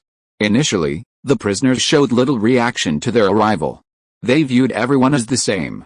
They hadn't changed much, they still had to work and were whipped if they dared. What difference could there be? Little did they know, but these new arrivals were the true beginning of their nightmare. What? Everyone gets a meal every night? That's unacceptable. Those who work well get double portions, the worst group gets no food. This is called a dual-track system of rewards and punishments. Sun Dazhu immediately proposed the new set of rules and regulations upon his arrival. The stewards praised his proposals and responded enthusiastically. After all, Sun Dazhu was of Chinese descent. In the empire, Chinese people reign supreme. So, While Sun Dazhu was merely a minor figure, his words made the foreign stewards consider him with utmost consideration. Within the empire, the status of Chinese people was incredibly high. Sun Dazhu was filled with pride. He felt this world was simply too good. Compared to his previous world, it was a world of difference. Song Hu had once told him that bullying one's own people wasn't much of a skill. If one had the guts, bullying foreigners was the real skill. Sun Dazhu felt that was true. His life had been wasted. Although this world lacked entertainment, that didn't stop him from finding his own fun. I heard you often bully others and steal their rations, right? Upon arriving, Sun Dazhu immediately identified the troublemaker and prepared to deal with him. To establish authority, one must set an example, something he knew all too well. He'd done this often back when he was working as an urban management officer in the virtual world. Urban management is a technical job, requiring intelligence. It's not just about blindly killing people. After all, there are all sorts of mysterious people out there trying to make a living. Even more are just tough nut jobs. These people are unyielding and extremely difficult to deal with. If handled improperly, these idiots will escalate into rage, leaving the local government helpless. You can't hit or scold them. If you dare, they'll just roll over on the ground and then rely on you to support them for the rest of their lives. And if you scold them, well, it seems these guys are quite good at talking, and you basically stand no chance of winning with a scolding. Sun Dazhu had dealt with them countless times, so he knew what to do. There were plenty of them in his county back then. The reason he was so famous and admired by his superiors was because he had a knack for dealing with idiots. The Spanish man Sun Dazhu had chosen was just such an idiot. He was a big, strong man, but he was incredibly vicious. He was a bully in the shed, constantly stealing rations from others, making himself radiant. But those in his shed were unlucky. They became emaciated and pale. After all, prisoners can't just die, and their deaths would be a loss for the empire. They were all bought with money, so they couldn't just die like that. At the very least, they had to be squeezed to the last vestige of their labor and value before being allowed to die. So, to establish his authority and solve the constant problem of people dying of starvation in the shed, Sun Dazhu decided to embark on his own plan. He also understood that it was his ability to win favor, and it all depended on his performance. If he performed well, he would cling to Song Hu's patronage and enjoy a fulfilling life in the empire. But if he didn't, his life would probably be over. A goal motivates people, and Sun Dazhu now had a goal. Song Hu had said it well: if he performed well, he would find him 2 wealthy wives. He even used a line from a movie as a warning: what I give you is yours, what I don't give you, you can't take. Sun Dazhu understood what Song Hu meant by this warning. There were many older European women in the prison camp, all quite attractive. But while Sun Dazhu could watch, he couldn't act recklessly, and this included his underlings, small-time thugs and local thugs. Only after they performed well, earned Song Hu's approval, and Song Hu gave them the women, could they do as they pleased. In other words, they had to keep their pants down. This was also to prevent these guys from becoming accustomed to the same behavior in society. How could the clever Sun Dazhu not understand Song Hu's intentions? But it didn't matter, he could still achieve these things through hard work. Now all he had to do was earn Song Hu's approval and prove his worth. A person must possess value to achieve status, and Sun Dazhu understood this all too well. Sir, I don't know who told you I stole someone else's rations. The Portuguese man, brought before Sun Dazhu, gave a look of astonishment when Sun Dazhu asked him this question. A British translator, wearing a green cotton coat and a cotton hat, standing beside Sun Dazhu, immediately translated the Portuguese man's words. The translator's accent truly had a Henan accent. Sun Dazhu even wondered if his teacher was from Henan. Luckily, he understood, so he didn't question it. Foreigners, after all speak Mandarin with the accent. As long as he could understand, that was all that mattered. Okay. You said you didn't eat, so I believe you. Since I misunderstood you, I'll compensate you. Sun Dazhu smiled warmly at the Portuguese man, saying kindly, Hey, this idiot, you thought he was going to do something. Just a few questions, nothing serious, the Portuguese bully thought inwardly with disdain. And hearing there was compensation, that made him secretly happy. He even thought, if the compensation was good, he'd even want to be misunderstood every day. Such idiots exist in the empire, God is merciful. Sun Dazhu smiled, but inwardly he cursed. Damn it, compensation, I'll make you cry in a moment. Sun Dazhu waved his hand, and several of the urban management officers standing behind him quickly and skillfully chug. They carried 2 large iron pots over. In one pot was a fragrant stew of pork belly and sauerkraut, and on the other side were large, steaming white flour buns. The Portuguese bully swallowed. The aroma of the sauerkraut kept filling his nose. Since arriving in America, he had eaten almost exclusively vegetarian food, never tasting even the slightest hint of meat. Now, seeing this fragrant stew of pork belly and sauerkraut, his mouth watered. Sun Dazhu's expression softened, as if he truly felt guilty, ashamed of the misunderstanding. Eat it. This is to make it up to you. How could I have misunderstood you? I'm so sorry, really, the Portuguese bully exclaimed in disbelief. Even the prisoners working nearby thought the incoming Chinese master was insane. Eat. I told you this is compensation. I'll let you eat your fill today. Sun Dazhu's words were full of meaning, but the Portuguese bully, preoccupied with a delicious pork belly stew with pickled cabbage, didn't even register the underlying meaning. After double-checking, the man's shackles were released. He cheered and rushed to the cauldron. Sun Dazhu even personally handed him a large spoon to scoop out the pickled cabbage and pork belly. The pickled cabbage and pork belly were incredibly delicious. It felt like he'd never tasted anything so delicious in his life. He wished he could eat them every day. The Portuguese bully hadn't expected Sun Dazhu to treat him so well. The translator standing beside him also thought Sun Dazhu as a bit of a fool. He couldn't understand why he would be so kind to a prisoner. Not only was there plenty of pork belly stew with pickled cabbage, but there was also a bit too much pork belly. It's such a waste to feed this kind of people. The expressions on the faces of the prisoners and translators around were very interesting. Only the urban management team members composed of second-rate people, gangsters, and ruffians behind Sun Dazhu were secretly laughing, because they knew that their boss would not be so kind. There must be something bad behind this. Where in the world can such a good thing happen to you? Don't you look at your own identity and where you are here? A person who does not have a deep understanding of his own status can't blame others for his bad luck in the end. Sun Dazhu smiled and looked at the Portuguese who was eating and drinking, and from time to time he said to eat more pork belly or something, that the meat was very fragrant and he liked it very much. Such ordinary words, coming out of Sun Dazhu's mouth, are easy to gain favor. The Portuguese ate 6 large steamed buns to the hilt, his mouth full of grease. God knows how much pork belly he had eaten. Finally, he let out a long sigh, stood up with a look of unsatisfied desire, and said to Sun Dazhu, I'm full. If there's nothing else, I'm going to go back to work. I hope you won't listen to other people's nonsense about this kind of thing in the future. I'm very satisfied with your compensation. Sun Dazhu didn't say anything, just stood there and smiled. Behind him walked out 6 burly guys with fat faces. They walked up to the Portuguese and beat him up, making him unable to move. Have you finished eating? Only then did Sun Dazhu speak. He looked at the puzzled Portuguese with amusement and said slowly, It seems that you like eating very much? I have a good point. Since you like it, I will do my best to satisfy you. Let him keep eating. He will keep eating until I tell him to stop. To be continued. Novel Network. Chapter 433 Sun Dazhu's Methods. Ugh. Eugen had already vomited countless times. He felt as if his stomach was about to burst. Yet he kept eating, unable to control himself.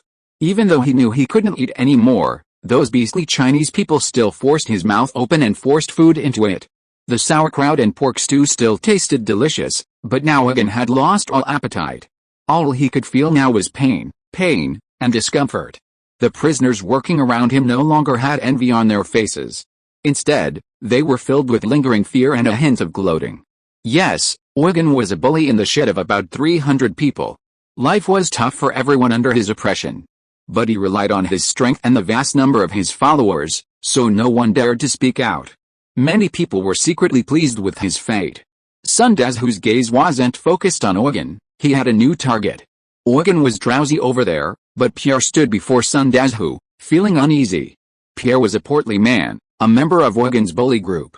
His job was to spy on the other prisoners and snitch on Eugen. Everyone hated this villain even more than Eugen himself. Pierre would often offer Eugen advice, even asking Eugen to bully anyone who offended him. If Eugen was a tiger, then Pierre was a cunning, fat fox.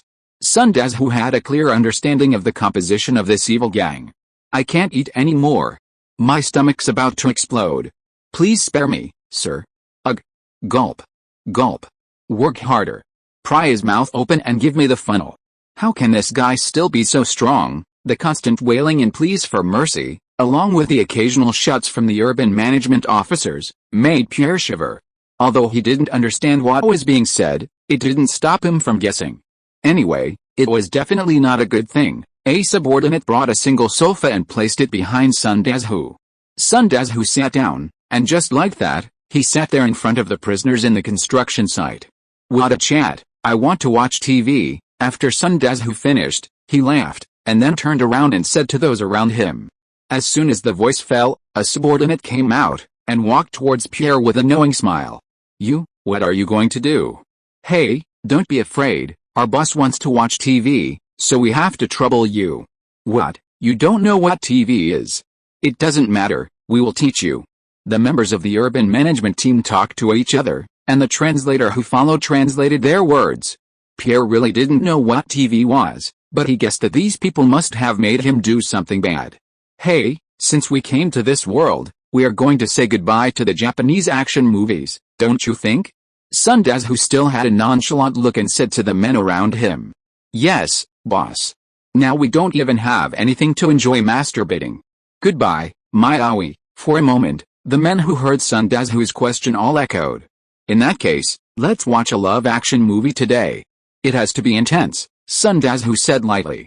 As soon as he finished speaking, the men standing behind him shouted excitedly. Boss wants to watch a love action movie, it has to be intense.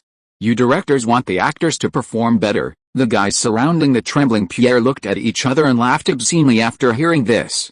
One of them turned around and said loudly, don't worry, it will definitely be exciting.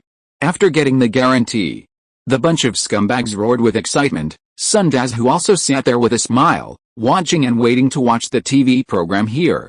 As for Eugen, this guy's mouth has been forcibly pried open, and a funnel is stuffed in, and sauerkraut and pork belly are being poured into his throat.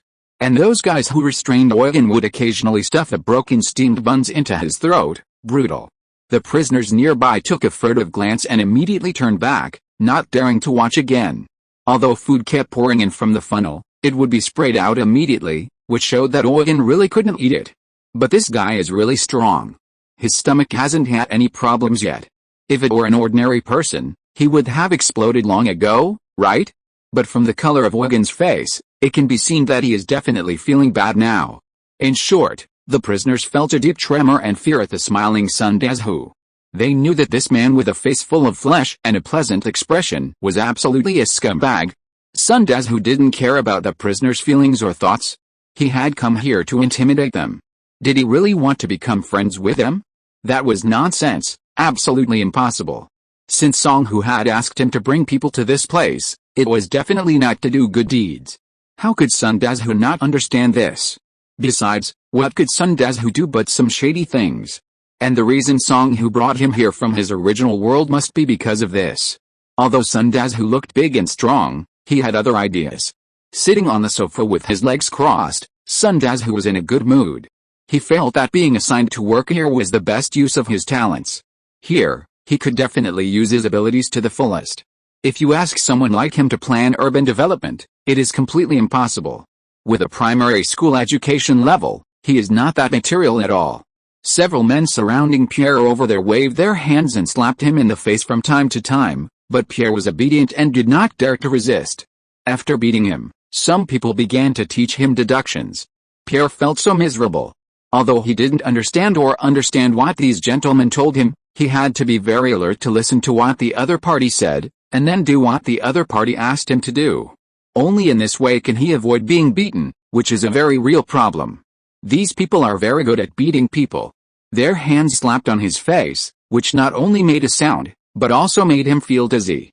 Of course, this is not the stun skill that the urban management officers have, but the experience they have gained from beating people, and they can only make people feel like this by using their big mouths as hard as they can. I have to say, this is really a model of loving one line of business and specializing in the other. In China, such talents were plentiful. Even at that time, Ming Dynasty eunuchs and other minor officials could beat someone with a stick, causing internal injuries, even severe injuries that could kill them at any time. Europeans couldn't compare in this regard. Pierre was quickly brought before Sun Dazhu and tremblingly began to act out a television show. A bearded urban management officer nearby shouted out the title, Luan Zhu. Begin. So Daisy Nai. Pierre stuttered out his newly learned lines, trying his best to look lewd. Because the director had just warned him that if he wasn't lewd enough, he'd get a beating. To avoid getting a beating, Pierre exerted every ounce of his strength. He was the only one acting throughout the series, and despite his frequent mistakes, it was still entertaining to watch. Pierre didn't understand much, but now was clearly not the time to explore the distinctions between smoking and driving. Finally, mistaking the tree for his imaginary woman, Pierre embraced it and began thrusting his hips. Damn it, one-on-one, clothes off, Sun Dazhu and his men were laughing their heads off. According to the director's instructions, Pierre couldn't pretend while hugging the tree. He had to pound his lower body into the trunk with all his might. This embodied the essence of television acting, and it also revealed Sun Dazhu's intentions. This was truly toying with people. Watched closely, Pierre dared not think twice and could only follow the instructions, pounding relentlessly. The first 2 hits were fine, but prolonged action was unbearable. Furthermore, he had to dub in the voices, screaming in a language he didn't understand. So, his voice quickly changed, and his expression became one of intense pain. But he couldn't stop. Several urban management officers surrounded him, ready to stab him in the buttocks with a sharp tip if he dared to stop. Eugen was already in a state of collapse, his eyes rolling back from eating sauerkraut as he collapsed to the ground, convulsing. Pierre, meanwhile, was hugging a tree, engaging in obscene self-torture. All of this sent a chill down the spine of the prisoners. The new master's methods of torture were far more brutal than a whip. Better do your job properly from now on, don't mess around anymore. Falling into this guy's hands means more than just death. This was the first thought that came to the prisoners' minds after witnessing what happened to Eugen and Pierre. Of course, Sun Dazhu had no intention of killing anyone. After all, the surplus labor value of these prisoners hadn't been fully exploited. Killing them would be difficult for Song Hu to explain. Furthermore, using death to suppress these people was too unsophisticated a method, and Sun Dazhu disdained it. Regardless, Sun Dazhu had achieved his desired effect, and he was quite satisfied with it. Eugen, his eyes rolling back from the strain, was carried away. The guy's vomit was all over the floor, and he looked extremely limp. Pierre was also carried away because he couldn't walk anymore. You didn't even need to take off his pants to know that his lower body must be in bad condition. Let's continue tomorrow. Eugen needs to continue eating, and Pierre's acting is good, so we have to continue watching tomorrow. Pick 2 new people by the way. We can't always have the same faces for fun. Eugen, who is in a semi-conscious state, and Pierre, who is covering his lower body, heard what Sun Dazhu said. They both rolled their eyes in tacit understanding and fainted. To be continued. Please search Xianwen. The novels are better and updated faster. Novel Network Chapter 434, Professor Liu sets sight on my great queen. It's surprising how effective Sun Dazhu is. Now, the entire European construction site is completely subdued by him, barely daring to utter a single word. That day, his subordinates reported the situation at the prisoner construction site to Song Hu. They also detailed the methods Sun Dazhu used to discipline the Europeans, giving him a general understanding. Hearing his subordinates' report, Song Hu was left both amused and amused. The man who stole other people's rations, Sun Dazhu gave him a good meal, a meal that will likely haunt him forever. And the man who played the villain and used the power of others to bully others, was subjected to unparalleled torture with just a single television. It only took 2 simple tricks, and the prisoners were completely obedient. This shows that Sun Dazhu's results are quite good. However, it also indirectly reflects the Europeans' poor tolerance for pressure. It was such a small matter, yet they submitted. Song Hu was actually preparing to suppress the riot. But now it seemed there was no need to worry about that at all. This was a good thing. The prisoners were quiet, and I had one less thing to worry about. I was happy to worry, wasn't I? The prisoner construction site was now back on track. As long as they worked diligently and honestly, Song Hu wouldn't bother with anything. As long as it didn't delay the project, Sun Dazhu could handle the rest. He was almost ready on his side. Upon hearing the news, Song Hu immediately decided to take Professor Liu with him to Manhattan. After all, Song Hu had been building a city on Lake Ontario and developing it for a year. Even in the future, a year-end work report was required. Therefore, Song Hu planned to go to Manhattan and report to Zhao Hongyu on the current development of Ontario City. He also wanted to explain the development plan for next year to His Highness, so that he wouldn't be completely clueless. Of course, there were other purposes for bringing Professor Liu along. Professor Liu planned to suggest to Zhao Hongyu that he should travel east to see if he could bring back some people. If the prince agreed, that would be great. If not, then it would depend on Professor Liu's persuasiveness. Song Hu wouldn't have dared to think about it before, but now it seems more likely. Heavy warships have been mass-produced, now equipped with propellers and engines, significantly shortening the journey to the east. Compared to the 7 or 8 months it takes Europeans to travel from the Mediterranean to the east, Imperial warships only need about a month and a half. Of course, this is just Song Hu's own prediction, and the time frame may vary. But 2 months at most should be sufficient. Furthermore, if Zhao Hongyu traveled personally, he could occasionally purchase fresh fruit and vitamin supplements from the space-time trader, so he wouldn't have to worry about developing sepsis from a long sea voyage. The only problem is that a 2-month or more sea voyage would be rather lonely, which could be a challenge. Regardless, sending His Highness to the east was imperative. Song Hu had already made up his mind. Upon reaching Manhattan, he would first communicate with Wang Shen and Zhang Tai, letting them know the situation. With their help, persuading Zhao Hongyu would be much easier. With everything ready, Song Hu and Professor Liu left Ontario and headed for Manhattan. Outside Ontario, there was a 10-mile-long asphalt road. Newly constructed that summer. This section of the road was relatively easy to navigate, and Song Hu and his companions completed it in about an hour. The next step was to embark on a wild journey. In winter, the American continent was blanketed in snow, offering little to see. Only the occasional squirrel, fox, coyote, or rabbit might stumble across the group's path. Song Hu's group numbered over 600 or 700, mostly his bodyguards, along with merchants who had joined him on his journey to Manhattan. These merchants joined Song Hu primarily for the added courage of numbers. Although this area now belonged to the Empire, it was still home to numerous wild beasts and the occasional appearance of Indian bandits. These bandits were mostly former Iroquois who had escaped capture, and they would occasionally reappear to plunder Ontario caravans. While the campaign against these bandits continued unabated, the Empire unfortunately lacked sufficient manpower, and the vastness of the American region. Think about it, the Empire's total population, including slaves, was only a little over 3 million, but all of North America and Canada comprised the Empire's territory. 3 million people in such a vast territory was nothing. More importantly, a large portion of these 3 million people lived in Quebec, Manhattan, and Ontario.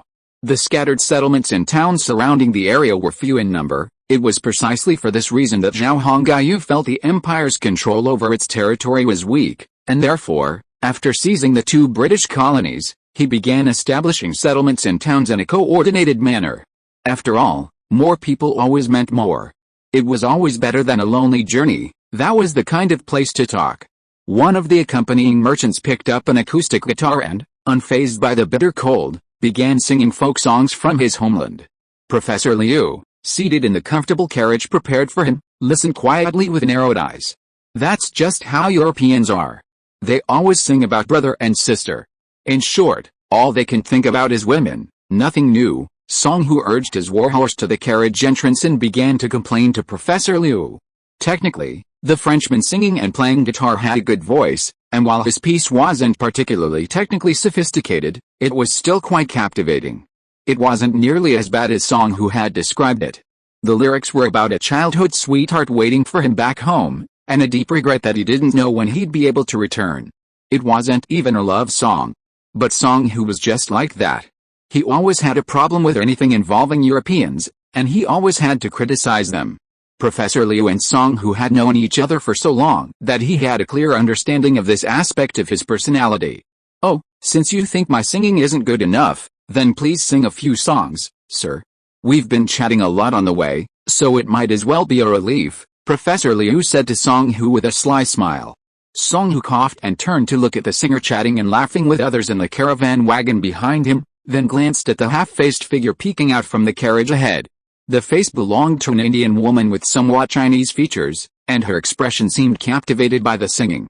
This woman was none other than the Mohawk widow with whom Song Hu was having an affair and living. Seeing his beloved woman so captivated by the European singing, Song Hu gritted his teeth. "Alright. Sing then. We Chinese gentlemen won't sing love songs. I'll sing a bit of Qingqiang." Professor Liu was delighted to hear Song Hu say this. "Alright. You can sing anything, but you have to sing it well and not embarrass us all. But I'm curious, what are you going to sing?" Song Hu coughed and cleared his throat. He didn't answer Professor Liu's question, but glanced behind him and pretended to sing for a moment. Of course, when no one else was paying attention, Song Hu glanced at his adjutant, who, understandingly, rode his horse to the center of the guards and whispered, "Your Excellency is going to sing Qingqiang. Whether it sounds good or not, everyone should just sing along, okay?" The guards nodded in response, a gesture of "don't worry, we understand," which finally put the adjutant at ease. He wore a golden helmet with a high beam, and a carved feather was inserted diagonally behind his head. His armor was tightly bound with 3 belts, and his breastplate was neither too high nor too low. The horse beneath his crotch was as fierce as a tiger or leopard, its 3-pronged fork leaning against the saddle bridge. With a loud cry, the sea surges, even hawks and hawks cannot escape. Suddenly, Song Hu began to sing. Professor Liu, seated in the carriage, listened with rapt interest, nodding his head. "Not bad, not bad, it really has some charm. I wonder what play this is about, but it seems to be about ancient events," Professor Liu thought to himself. "Excellent." The guards, alerted by their adjutant, all shouted good. The European merchants around them had never heard such a voice, nor such a singing style. Though unfamiliar, they found it quite captivating upon closer listening. Simple, desolate, yet heroic. The convoy slowly moved along the bumpy dirt road, accompanied by Song Hu's piercing roar of Qingqiang. His roar grew more and more pleasurable, though it did startle the surrounding wild animals.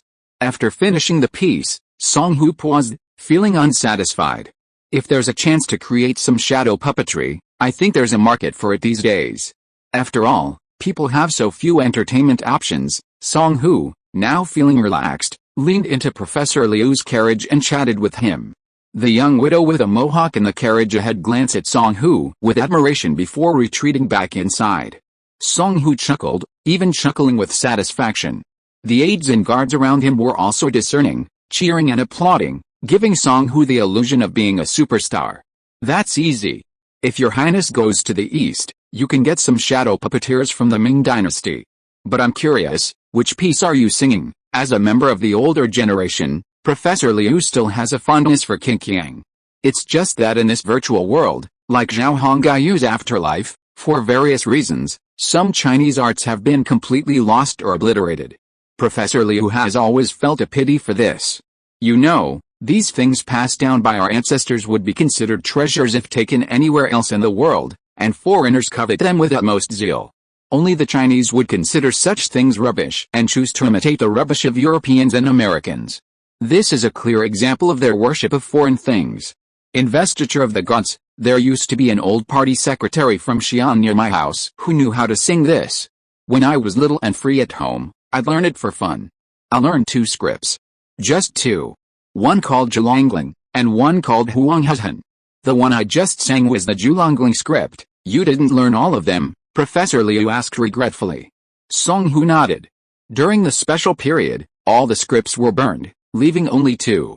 The old party secretary only learned 2 and eventually gave them all to me. There was nothing he could do about it," Song Hu said helplessly to Professor Liu. Professor Liu fell silent at this, knowing exactly what Song Hu meant. The history of the virtual world was essentially the same as that of Zhao Hongguyu's later world, nothing different. In other words, the history Zhao Hongguyu knew also happened in the virtual world. 2 books isn't bad, it's better than learning nothing at all, Professor Liu said to Song Hu, somewhat dejectedly. Seeing Professor Liu's dismay, Song Hu knew why. Professor Liu was in his 60s and had undoubtedly experienced the catastrophe.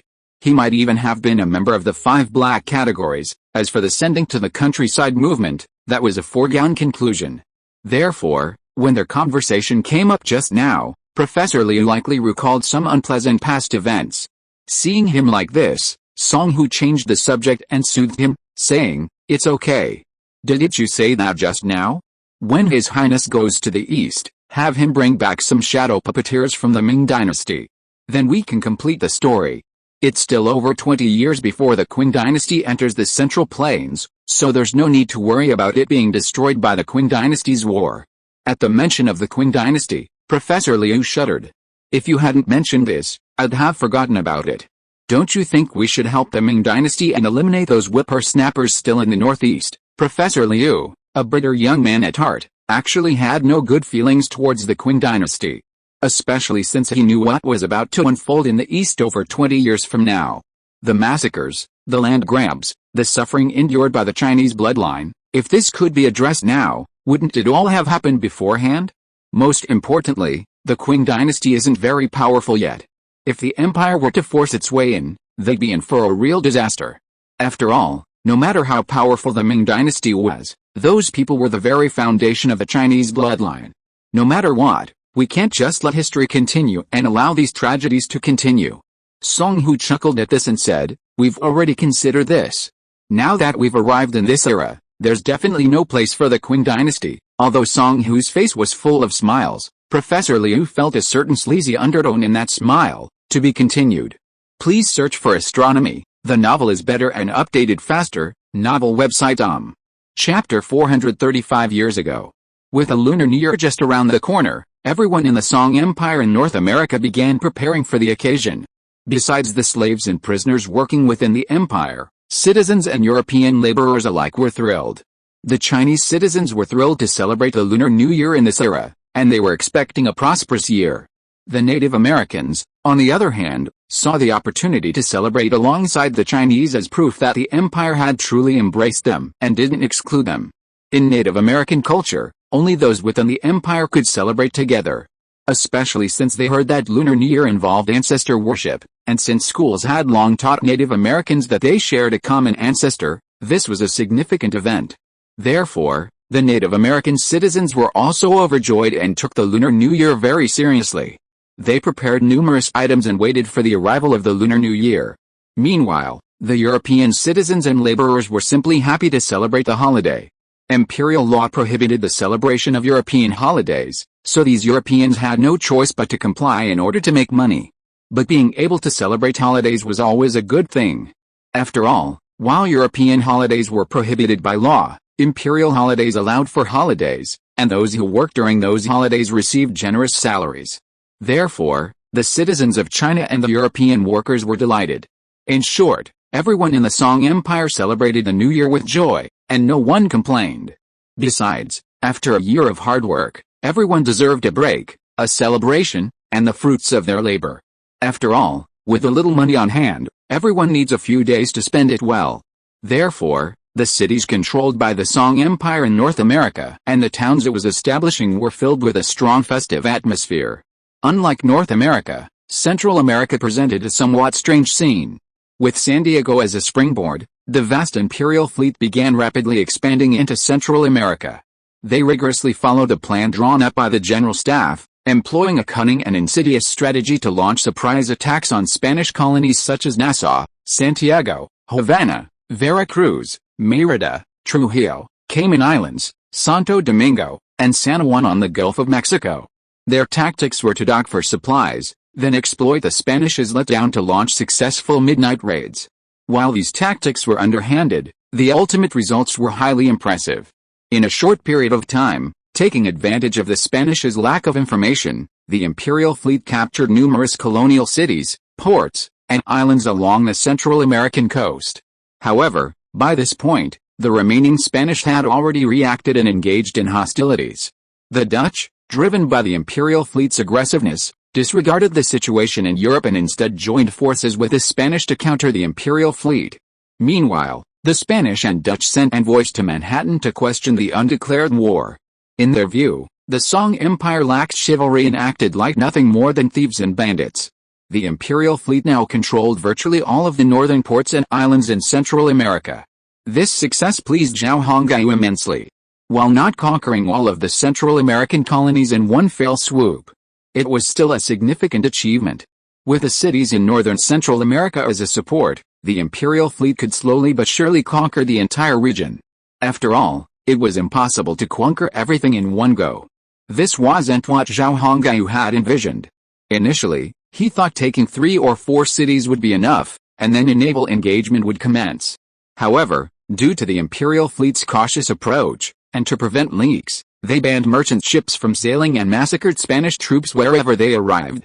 Therefore, news of the fleet's entry into Central America was suppressed for a long time. By the time the Spanish and Dutch realized what was happening, the empire had already occupied a large area.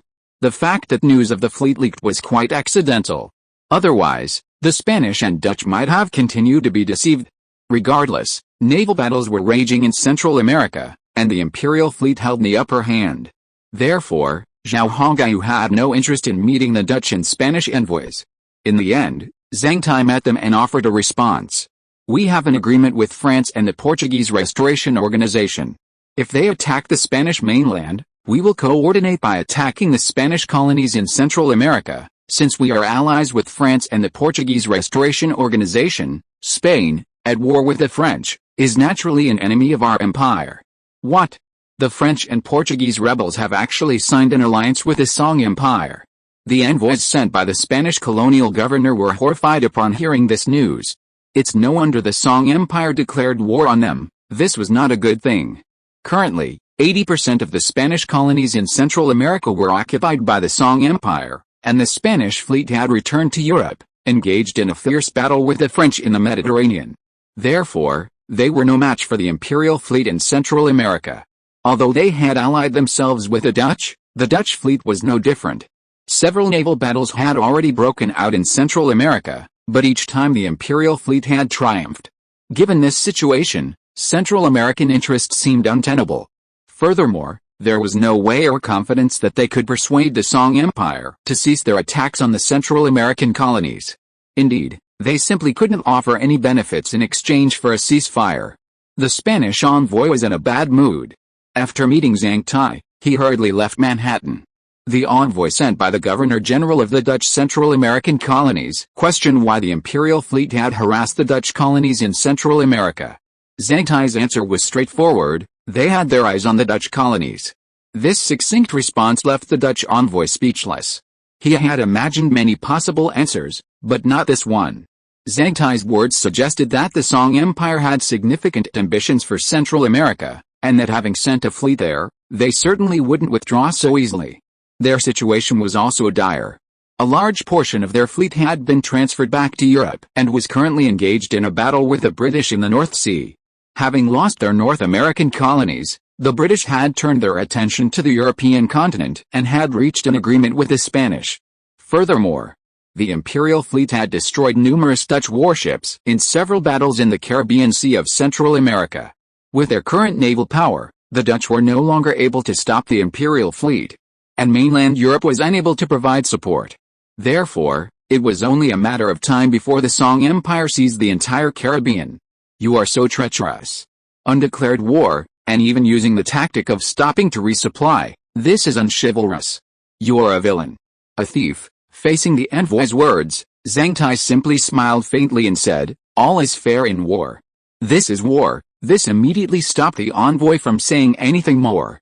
It was a fact that the Song Empire's navy was now stronger than theirs, and it was also a universal truth that the stronger the fist, the more powerful the force. Finally, the Dutch envoy angrily uttered a polite "see you on the battlefield" and, like the Spanish envoy, left Manhattan in disgrace. At the same time, Zhang Tai announced that any Spanish or Dutch ships sighted in imperial waters would be freely sunk. Suddenly, the entire empire knew of the war in the Caribbean. The Dutch and Spanish in Manhattan were in a state of panic. Fortunately, imperial civil officials appeared and told them that if they did not wish to remain within the empire, they could be sent to Caribbean colonies. Those who wished to stay would have to renounce their nationality, and the empire would issue them temporary residence permits and plan a concentration camp for them. After receiving their temporary residence permits, those who remained would undergo a period of observation and training, and if the opportunity arose, they would eventually become full citizens of the empire. The observation period was essentially brainwashing. As long as they passed the indoctrination and multiple assessments, the empire would have no problem accepting them. After all, the empire's population was currently too small. At this point, except for a few hundred people who were willing to go to the Caribbean colonies, Most people chose to stay in Manhattan and strive to obtain citizenship documents to become citizens of the empire. You know, the Song Empire is really too rich. If they had a choice, no one would want to go back. What's so good about their own country? The nobles bully the common people everywhere, causing the people to live in poverty. Only in the empire can they live like real people. For these Europeans, the Song Empire today is like the United States in later generations, with an aura that attracts the attention of people from all over the world. At this point, a sudden storm disappeared, and everything returned to its original calm. Unlike the empire in North America, the people in the Caribbean were really in panic. The imperial fleet approached and launched a series of offensives. The joint fleet of Spain and the Dutch fought several battles with it, but ultimately ended in failure. For this reason, the people in the Caribbean colonies were all very worried. They didn't know when the imperial fleet would come to their door. Chapter 436 Target, Willemstad. Chelsea led a fleet heading for the Spanish colony of Willemstad, an island city in the heart of the Caribbean. Today, the Caribbean is comprised of three forces: the Spanish, the Dutch, and the Song Empire, which suddenly and forcefully intruded. Due to their underhanded and insidious tactics, the Song Empire now controls the entire northern Caribbean, while the Spanish and Dutch control the southern part. Years ago, these three factions were engaged in a war for ultimate control of the Caribbean. Chelsea had just recently won a small naval battle, defeating the combined Spanish and Dutch fleets. Similar naval battles have occurred over a dozen times.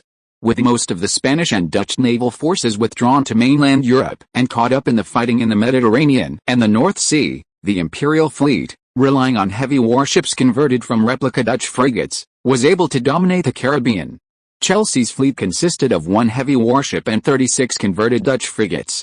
Over 30 ships were already quite large.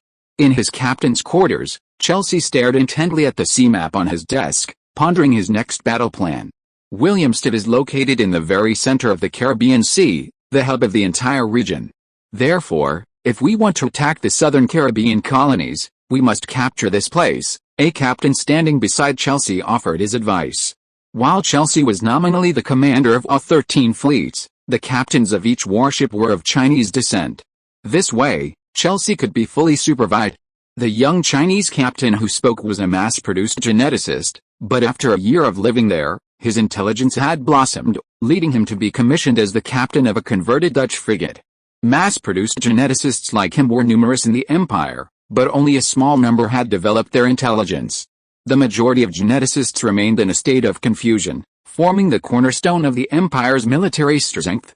After all, these geneticists obeyed orders, were able to endure hardships, and were exceptionally brave in combat, making them a rare and valuable soldier.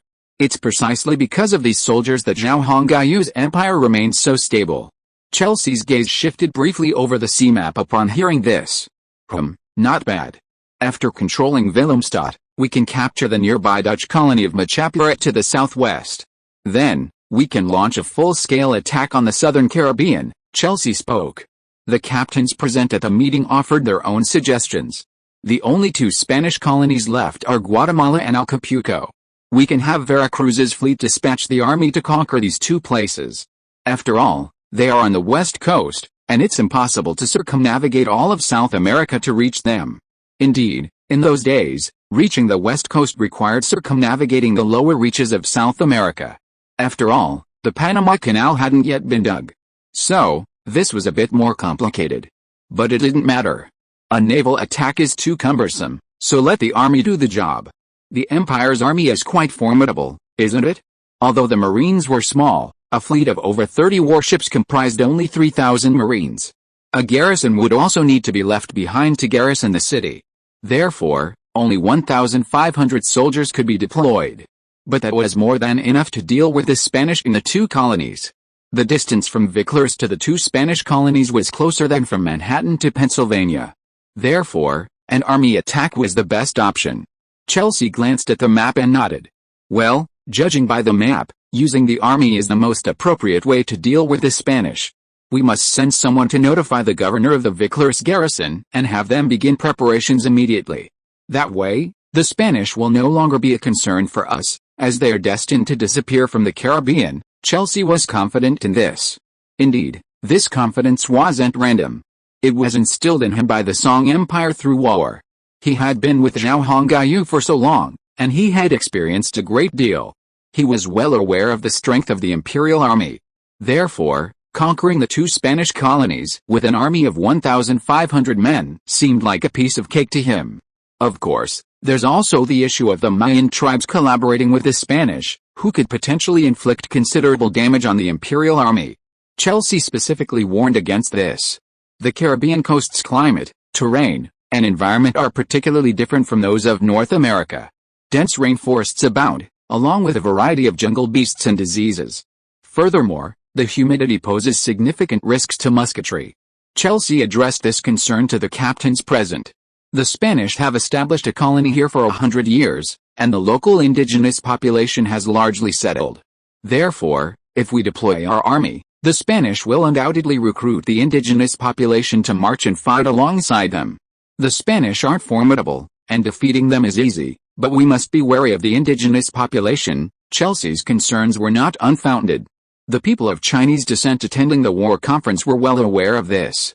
As indigenous peoples, these Incas, descended from Mayan descent, are particularly adept at fighting in the mountainous tropical rainforests.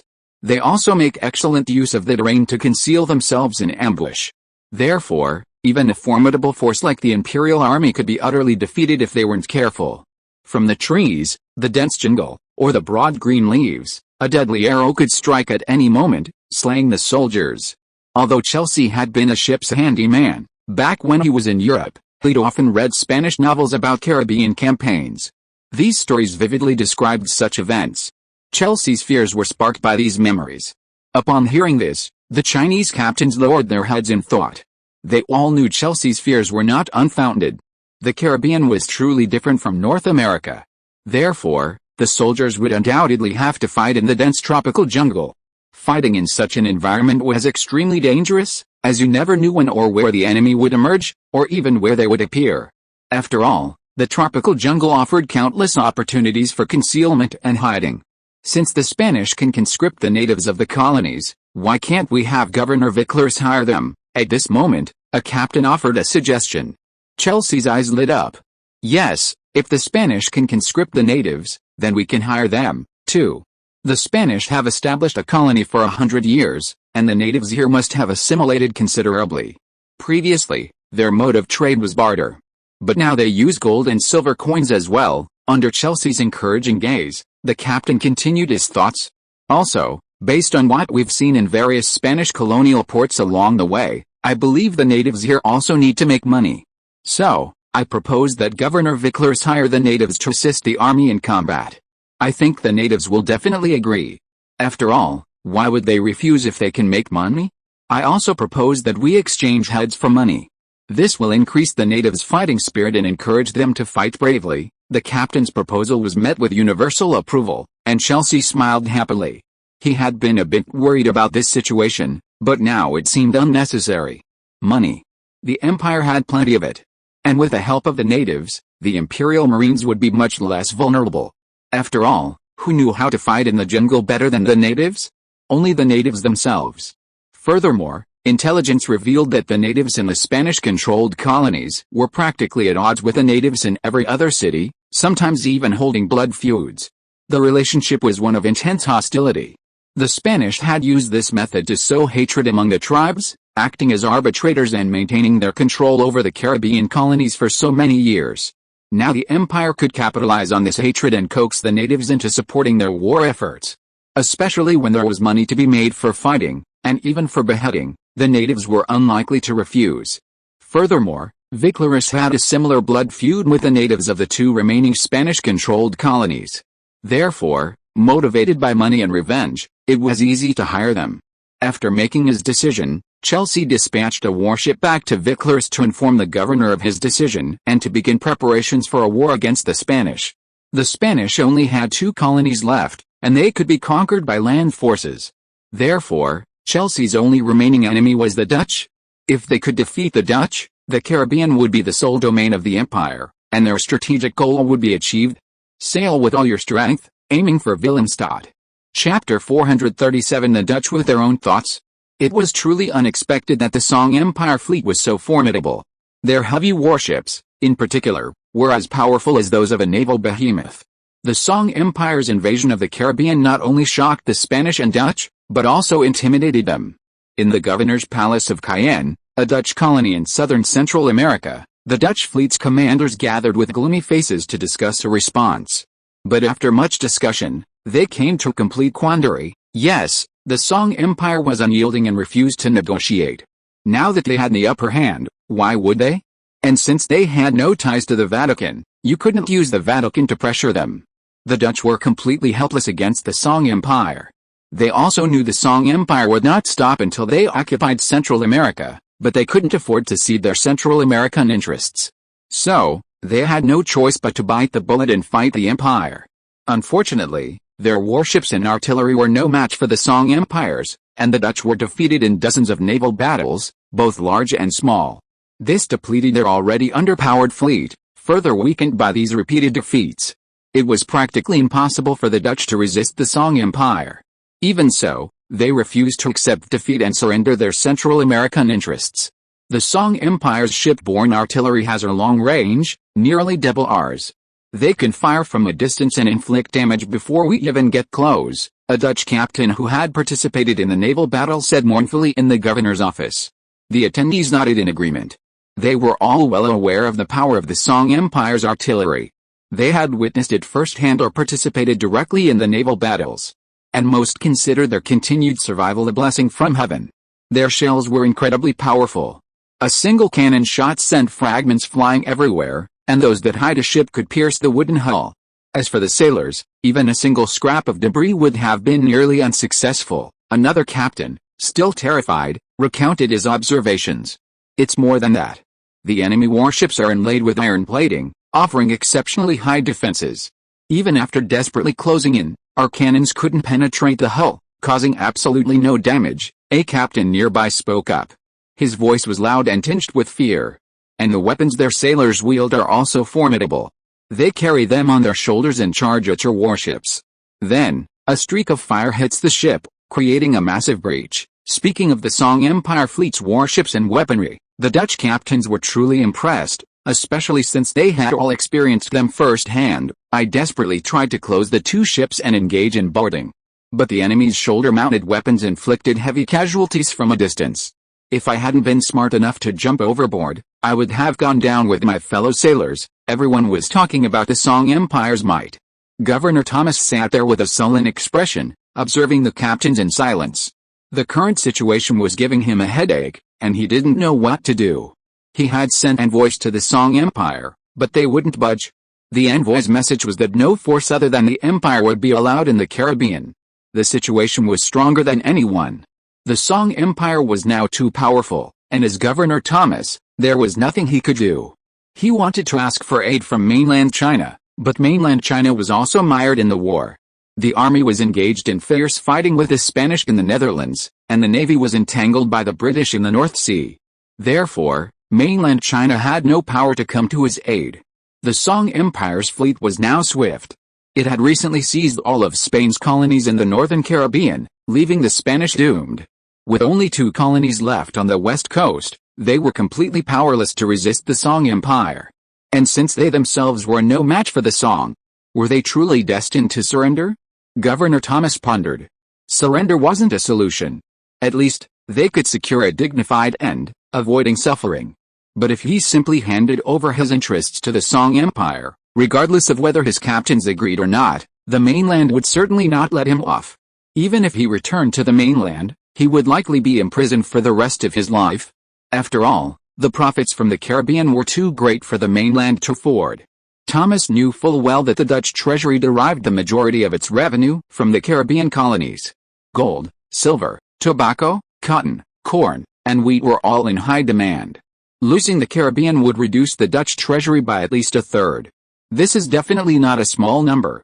Although the Dutch defeated the Spanish fleet in India and the East, supplanting the Spanish, profits from Eastern trade alone could not compensate for the losses in the Caribbean. Governor, please find a solution. We can't just sit here and wait for death. The Song Empire's fleet is advancing towards Viclaris. I think their next target will be there. The captains paused their conversation and focused their attention on him. Thomas came to his senses and looked at the captains, who were looking at him with hopeful faces. Damn it. I'm not a savior. If I had a solution, would I have let you come here today? Thomas cursed them inwardly. Honestly, I don't have any good ideas.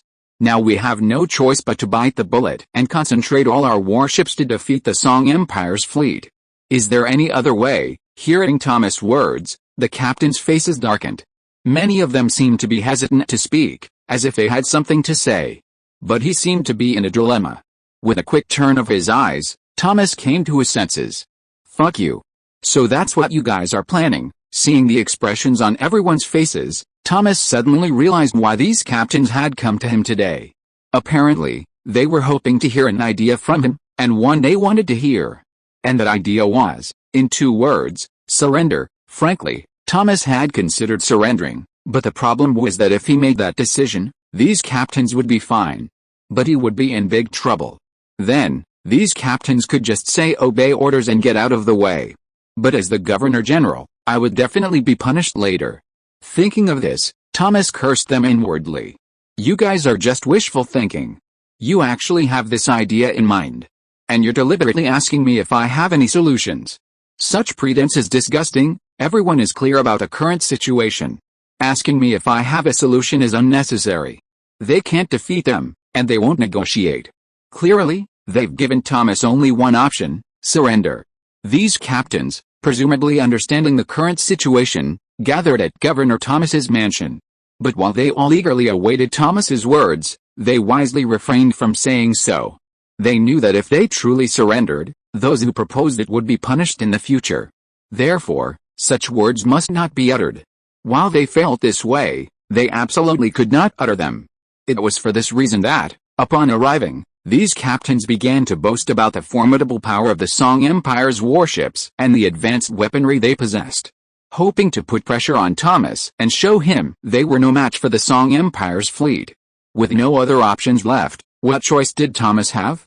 But when Thomas announced his decision, everyone was dumbfounded. They couldn't believe he would actually engage the Song Empire fleet at such a disadvantage. Wasn't that just sending them to their deaths? No wonder the captains' faces darkened after hearing Thomas' words. It would have happened to anyone. The captains were upset, and so was Thomas. He guessed their intentions and couldn't help but feel a wave of dread. Fortunately, he hadn't considered surrendering. If he had only briefly inquired, these people might have flattered him and carried out their plan. In that case, the blame for surrendering and losing territory would have been on Thomas, while these people would have gotten away with it. Thinking of this, Thomas's hatred boiled over. These guys didn't want to fight the Song Empire, and they wanted him to take the blame. They truly deserved to die. The more you don't want to, the more I'll force you to fight the Song Empire. You all want me dead anyway, so there's nothing wrong with me letting you die. Thinking of this, Thomas coughed and said, "Everyone, listen carefully. We absolutely cannot surrender. The interests of the Dutch must not be abandoned. Even if we die in battle, we will fight for the Netherlands." The captains looked at Thomas's loud voice, their interest waning, and they only echoed him perfunctorily. Thomas didn't care for the captains' dejected reactions. After all, he just had to achieve his goal. "All of you, go back and gather your warships as quickly as possible. We'll await the Song Empire fleet in the waters off Cayenne. It's either him or me." But after the captains left the governor's palace with their heads hung low, Thomas called in his trusted aides.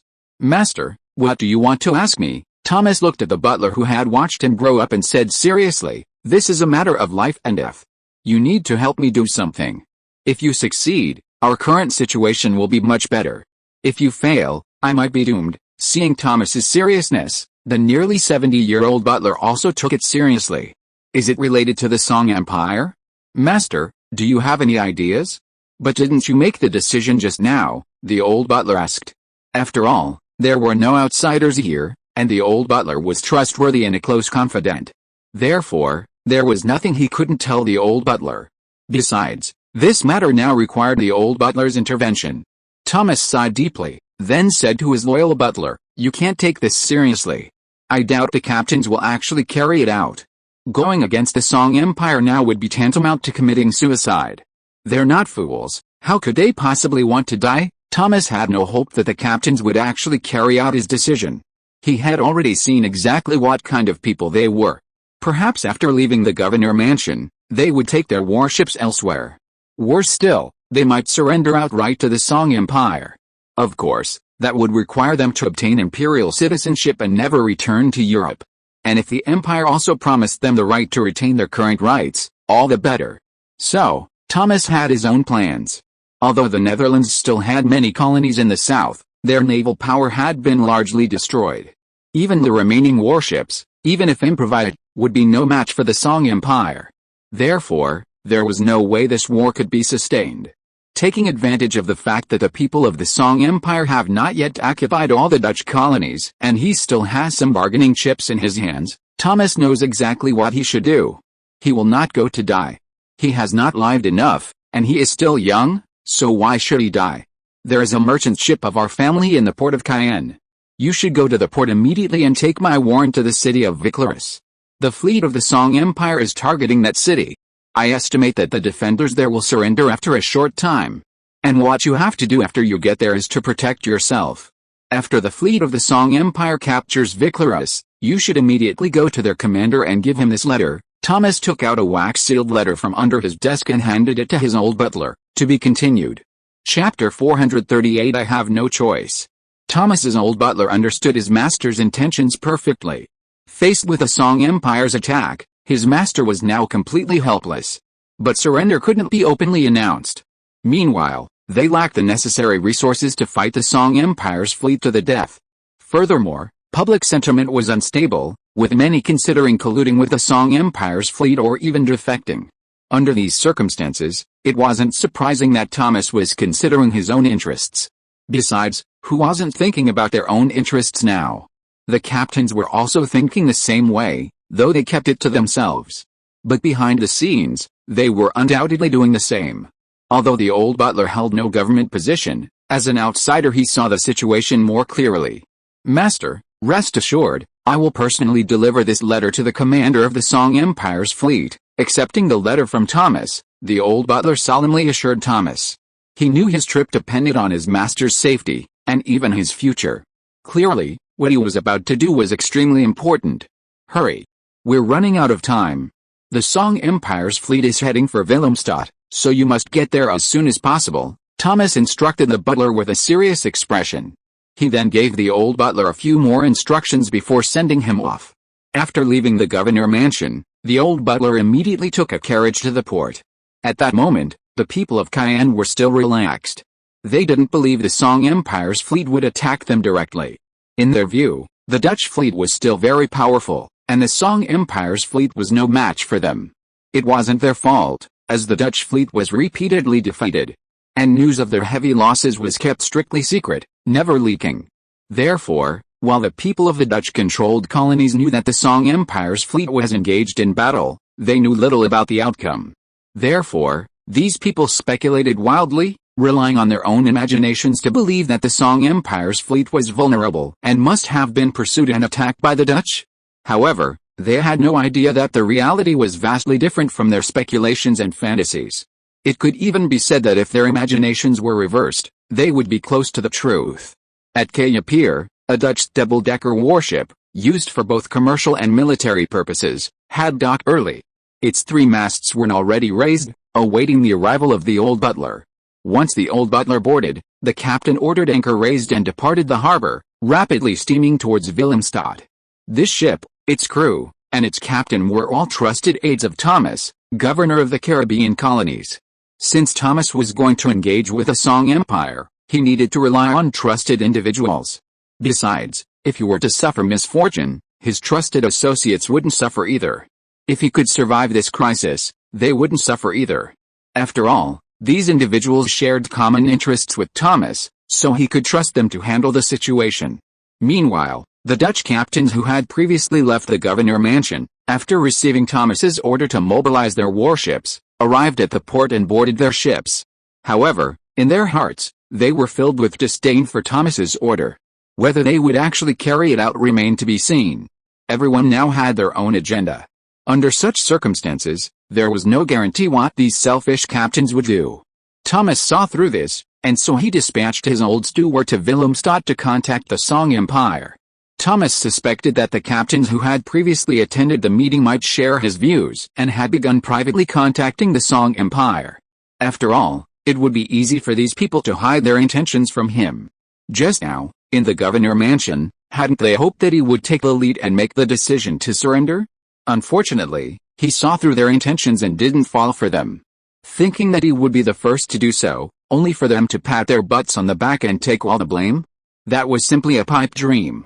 Thomas gnashed his teeth at what these people were planning. Perhaps they had already colluded before coming to him. Perhaps they had even reached some kind of agreement, and only he hadn't heard of it. Clearly, they were ready to make him the scapegoat, so that they could put all the blame on him and bring him misfortune. After sending the butler away, Thomas arrived in the governor's mansion's back garden, his face thick with worry. Seeing the governor arrive in the back garden, the maid saluted. "Honey, what's wrong with you? Why are you so gloomy?" A woman, lounging on a garden lounge chair, leisurely basking in the sun, surrounded by a variety of snacks, asked Thomas after seeing him. The woman was in her early 30s, and of ordinary appearance, but her outfit was strikingly coquettish. Her tutu skirt revealed her bust, and her face was covered in a layer of white powder that must have weighed over 3 pounds. Her lips were smeared a vibrant red, as if she'd just eaten a human. While this kind of makeup might seem like something reserved for women in the urban-rural fringe of third-tier cities, in this era it was a true trend. If Zhao Hongyu and Wang Shan were here, seeing this woman's attire, they'd definitely curl their lips and say, even a streetwalker earning 5 yuan looks better than her. She's simply a peasant. Thomas frowned as he approached the woman. A maid quickly brought a chair over. After Thomas settled himself, he addressed her. The situation outside is dire. The Song Empire's fleet is formidable. They've already defeated our remaining fleet over a dozen times, costing us a significant number of warships. We can no longer stand a chance against the Song Empire's fleet. Furthermore, it seems those captains have second thoughts. I'm deeply worried. The woman was Thomas's wife, so he had nothing to hide from her. What's up, those proud captains? Have they second thoughts? Thomas' wife turned and looked at him in shock. She had heard the underlying meaning in his words. Thomas nodded. They just came to me.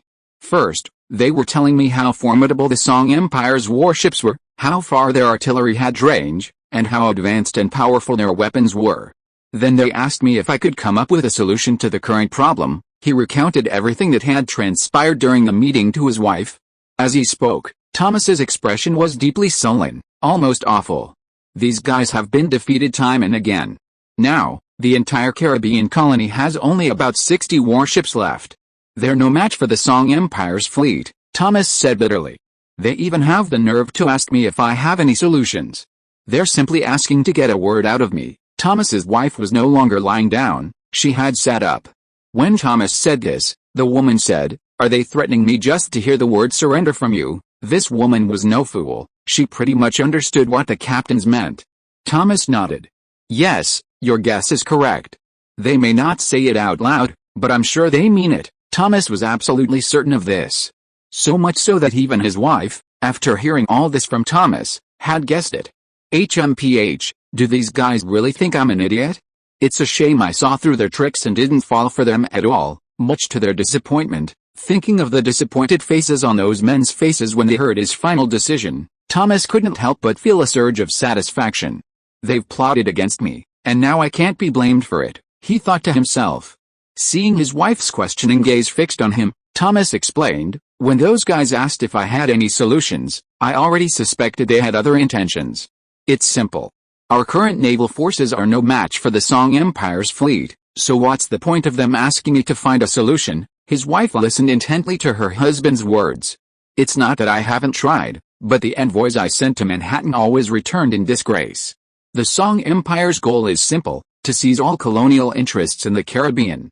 There's no way to change that. Thinking of the envoy's message, combined with his own analysis, Thomas said confidently, so, what else can I do? You can't beat them, and they won't talk to you, so there's only one way left. They're waiting for me to say that. So, did you say that? Thomas' wife asked nervously, to be continued. If you are listening to this novel on a channel other than Fanfic World, it means it was downloaded and re-uploaded without effort. We warmly invite you to visit our channel, Fanfic World. There you will find the original version of this story and many other novels of various genres. We look forward to seeing you dive into a world of incredible novels. Chapter 439 Everything Depends on God's Will. Thomas smiled smugly at his own question, then said, "Since I've guessed their intentions, I certainly won't fall into their trap and let them use my words as leverage. My order is to mobilize all warships for a decisive battle with the Song Empire's fleet." Thomas' wife breathed a sigh of relief after hearing his answer. At this point, the maids who had gathered around were dismissed by Thomas's wave. So, the couple didn't have to worry about others overhearing their conversation. "You're right. These guys are trying to trick you into saying something and using it as a talisman. That's unforgivable. If you say anything about surrender, your life will be miserable." Though Thomas' wife was a woman, she understood this point perfectly. "I'm not that stupid. It's impossible," Thomas said. His wife then frowned and said to him worriedly, "But you said it yourself.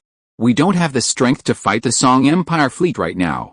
After all, most of our warships have been transferred back to the mainland and are caught up in the naval battle in the North Sea. We can't even expect reinforcements now. Given this situation, if we still want to fight the Song Empire fleet, won't that anger them?" Thomas' wife was worried about something else. After all, the situation was hopeless now, and there was no point in being tough. The only thing to do now was to find a way out and protect themselves. However, her husband's order would deeply infuriate the Song Empire fleet, and his life would be difficult. Especially now that the entire Dutch colony was completely devastated by the collapse of its naval power, it could be said that there was no power left to resist. It was like a beautiful girl standing naked before a strong man from the Song Empire. It all depended on how he would treat her. If she didn't resist, perhaps someone in her high position like her husband would receive preferential treatment after the war. But if she continued to resist, causing heavy losses to the Song Empire's fleet, she might face post-war abuse from the enemy. This was something she had to seriously consider. "My order is just an excuse. Those warships have other plans already, and it's hard to say whether they'll obey my order. They're not fools. Even if they assembled their fleet, they couldn't possibly be a match for the Song Empire's fleet. If anyone did that, it would be tantamount to seeking death." Thomas thought for a moment before expressing his opinion to his wife. "People, no one seeks death. Everyone wants to live longer. Since these captains have already decided to surrender, they probably won't obey my order. They might as well send their trusted aides to contact the Song Empire as soon as they return," Thomas said, his eyes narrowed. "Dear, you should also try to contact the people of the Song Empire. Although our fleet is no match for them, we're not without the ability to fight back. Therefore, we still have a bargaining chip. Even if the Song Empire doesn't see eye to eye, we still have a chance to negotiate with them, right? Since those captains are secretly contacting the Song Empire, then we can do the same. We can't say it publicly, but we can reach an agreement with them privately. As long as the terms are favorable, they'll face less resistance when they occupy the colony, right?" Thomas' wife suggested. Thomas nodded. "I've already thought of this. I just sent the old butler out. His mission is to secretly contact the Song Empire. I'm just not sure what terms the Song Empire will offer." Indeed, Thomas had no idea. Although he still had a bargaining chip, it didn't hold much weight. He really didn't know whether the Song Empire would look upon him. Besides, even if there was resistance, the Song Empire wouldn't be pushovers. It was a widely acknowledged fact that their army was formidable. Therefore, Thomas doubted that any resistance would cause much harm to the Song Empire. Did you know that after the Song Empire occupied the Spanish colonies, they massacred a large number of vulnerable civilians? They even killed the Spanish garrisons. They were truly ruthless. Rumors spread from the Spanish colonies occupied by the Song Empire's fleet to the Caribbean colonies. Besides causing panic among the people, these rumors also exposed the Song Empire's ruthlessness. Of course, these rumors certainly united some of the colonial military and civilians, creating considerable resistance to their occupation.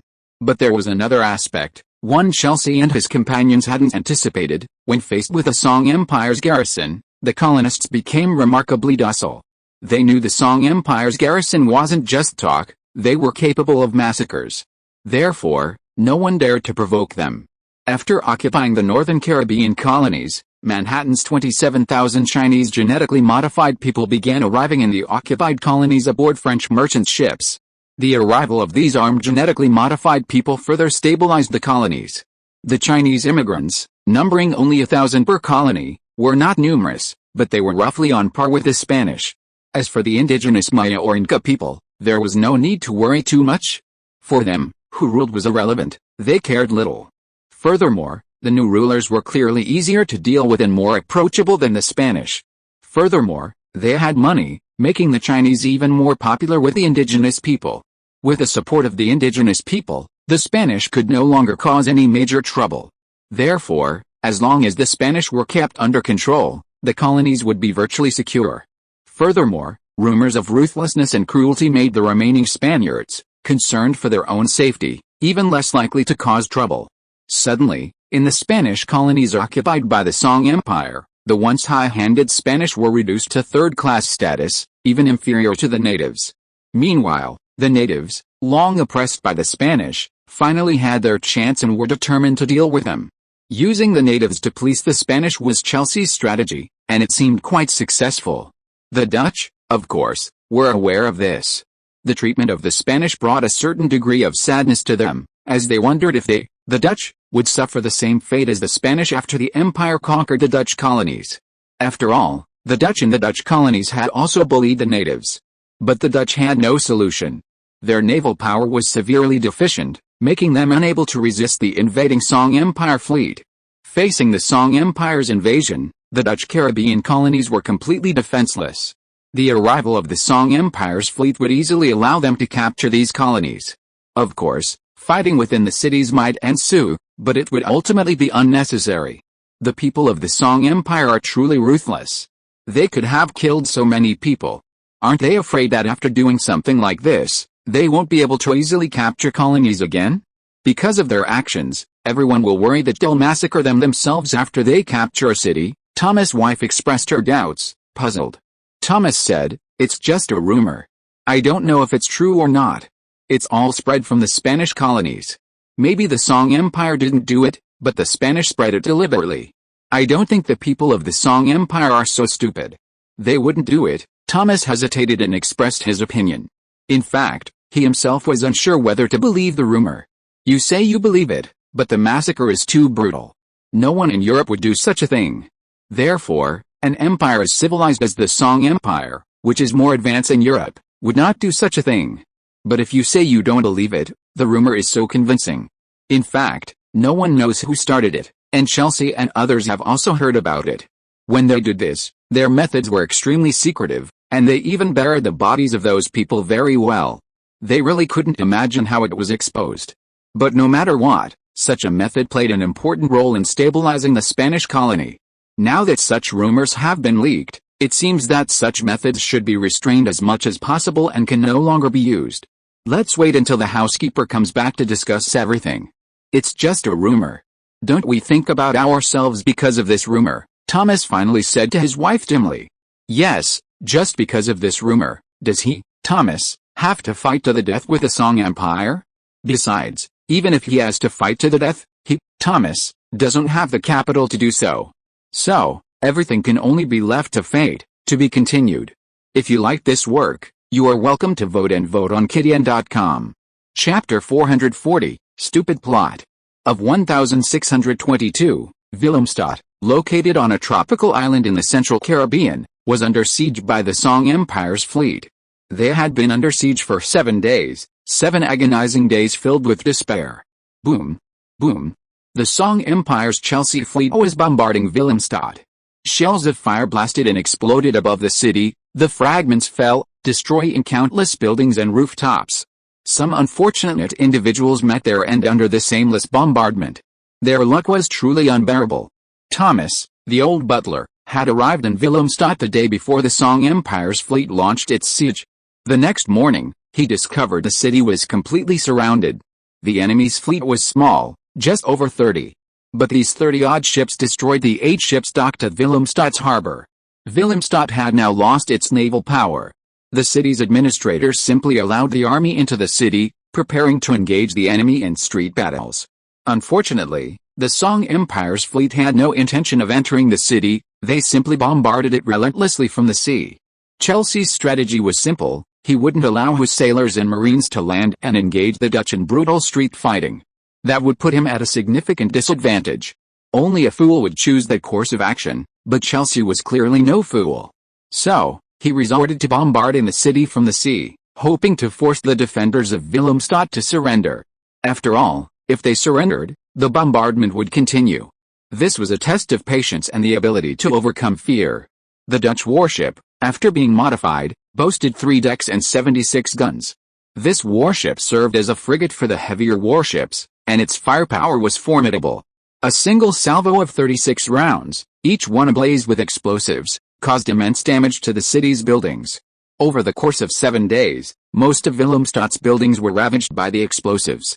This gave people a new perspective on Song Empire weaponry. The old steward found the city's administrator, but upon arriving at his residence, he discovered that he had tragically perished in the bombardment.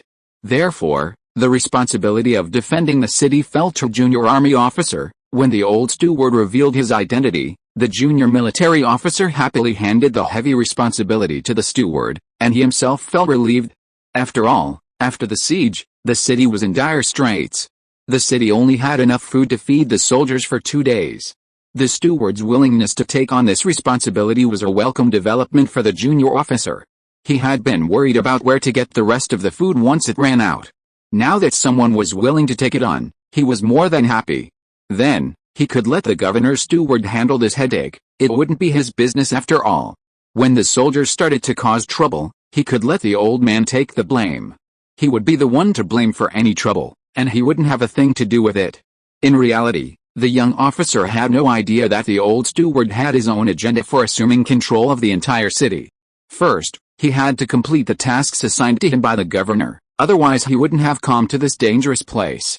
Therefore, if he wanted to make contact with the Song Empire, he now had to ensure certain things. After assuming control of the city, he first ordered his soldiers to remain calm and immediately dispatched men to the docks to erect a large wooden pole and then raise a white flag made of white cloth. The old steward's task was simple, to get the Song Empire's fleet surrounding the city to cease its bombardment. But the only way to stop the bombardment was to raise the white flag. There was really no other way. "Are you surrendering?" the young officer asked the old steward as he hoisted the white flag at the docks. The old steward shook his head and said, "No. I'm just using this method to temporarily stop the bombardment. Raising the white flag is the only way I can do this. Do you have any better ideas?" Faced with the old steward's question, the young officer paused for a moment before falling silent. Indeed, there was really no better way to stop the enemy bombardment outside than by raising the white flag. After all, once the white flag was raised, the enemy would surely interpret it as surrender, and would therefore cease their bombardment. Regardless, this method was quite effective. What are you going to do after the enemy ceases their bombardment? We currently have a garrison of 600 men in the city, but most of them are cold-blooded. The Song Empire's army is composed entirely of musketeers, making them difficult to deal with. The young officer felt that the old man must have had his own agenda by raising the white flag to stop the enemy bombardment. From his words at the time, it seemed as if the old man had no intention of surrendering. If that was the case, then what was he planning? The young officer felt a little confused. "I plan to talk to the Song Empire commander outside. They want an intact city. It would be a shame to destroy it like this," the old butler said to the young officer. "Seriously, if you want to talk to them, doesn't that mean you're still going to surrender? Otherwise, why would you go to see the enemy commander?" But the young officer didn't say this out loud. He didn't want to be so passive. Honestly, the Song Empire's fleet could attack them at any time on the sea, but their people in the city couldn't attack the Song Empire's fleet at sea. This was utterly unfair. For 7 whole days, they were passively bombarded from the sea in the city. Those 7 days were agonizing. "I'll prepare now, but you can't relax here. Organize the soldiers immediately. If the enemy thinks we're surrendering and attempts to land, you must lead your soldiers and drive them back to the sea, understand?" "Huh? What did that mean?" The young officer was stunned by the old butler's words, clearly confused. If they wanted to negotiate with the Song Empire, why attack them if they landed? Doing so would only infuriate the Song Empire. Seeing the young officer's puzzled expression, the old butler explained, "Only after we've hurt them enough do we have the right to negotiate. Raising the white flag is just a ploy, a way to see if they'll fall for it. We need to let the enemy know that capturing this city won't be easy. Only then will we be valuable in their eyes, understand?" The young officer finally understood. So, this was meant to make the people of the Song Empire understand this. Unbeknownst to the young officer, the old butler's actions were impulsive. Originally, he had come to the administrator's residence simply to get him to raise the white flag temporarily, creating a ceasefire so he could reach the harbor, find a small boat, and engage the Song Empire warships. But the administrator's death presented the old butler with an opportunity. He had unexpectedly become the city's highest official. This way, the old butler thought he could make a bigger splash, giving him more leverage in future negotiations. Then, he could secure more favorable terms for Governor Thomas. But first, you have to let the people of the Song Empire know they're not powerless to fight back. Only then will they genuinely negotiate with you. Otherwise, you'll just be begging for mercy. Of course. Once the white flag is raised, there's no telling whether the Song Empire will be fooled. In short, everything now depends on luck. Remember, stay inside the city. Don't attack once the enemy lands. You must wait until they are inside. Also, don't tell the people inside the city that we're letting the enemy in on the street fighting. To avoid any unforeseen consequences, the old officer instructed the young officer. The young officer nodded, then turned and went to prepare. The old butler sighed deeply. Governor, it's natural for you to want to surrender and receive good treatment, but if you don't have anything to offer, why would they give it to you? The old butler muttered to himself. It turned out that the old steward had arrived in the city that night and inquired with the defeated fleet members and sailors about the Song Empire. His conclusions were not good. The Song Empire's fleet was formidable, its soldiers were brave, and its weaponry was highly advanced. In every respect, the colonists could not compare. Therefore, if the Governor-General were to surrender now, he would probably only be able to avoid death. As for other conditions, forget it, they were simply impossible. But when he left, the Governor-General had repeatedly instructed him to deliver a letter to the Song Empire commander, instructing him to protect his colonial interests during negotiations. Governor Thomas held numerous Caribbean properties, sugarcane fields, silver mines, and indigenous slaves, all of which he was reluctant to give up. Therefore, he pinned his hopes on the old steward's negotiations with the Song Empire fleet. He reasoned that the Netherlands still had so many colonies, and if he, as Governor-General, could reach an agreement, it would save the Song Empire from casualties. Given this, guaranteeing his property and interests shouldn't be too difficult. Thomas's ideas were naive, the old butler commented. But he had to fulfill the governor's commission. Thomas had worked for the governor's household since his youth, and had been brought up by him since childhood. In the old butler's heart, he had unconsciously come to regard Governor Thomas as his own child. Now that his child had a request, he had to satisfy it, no matter how difficult it was.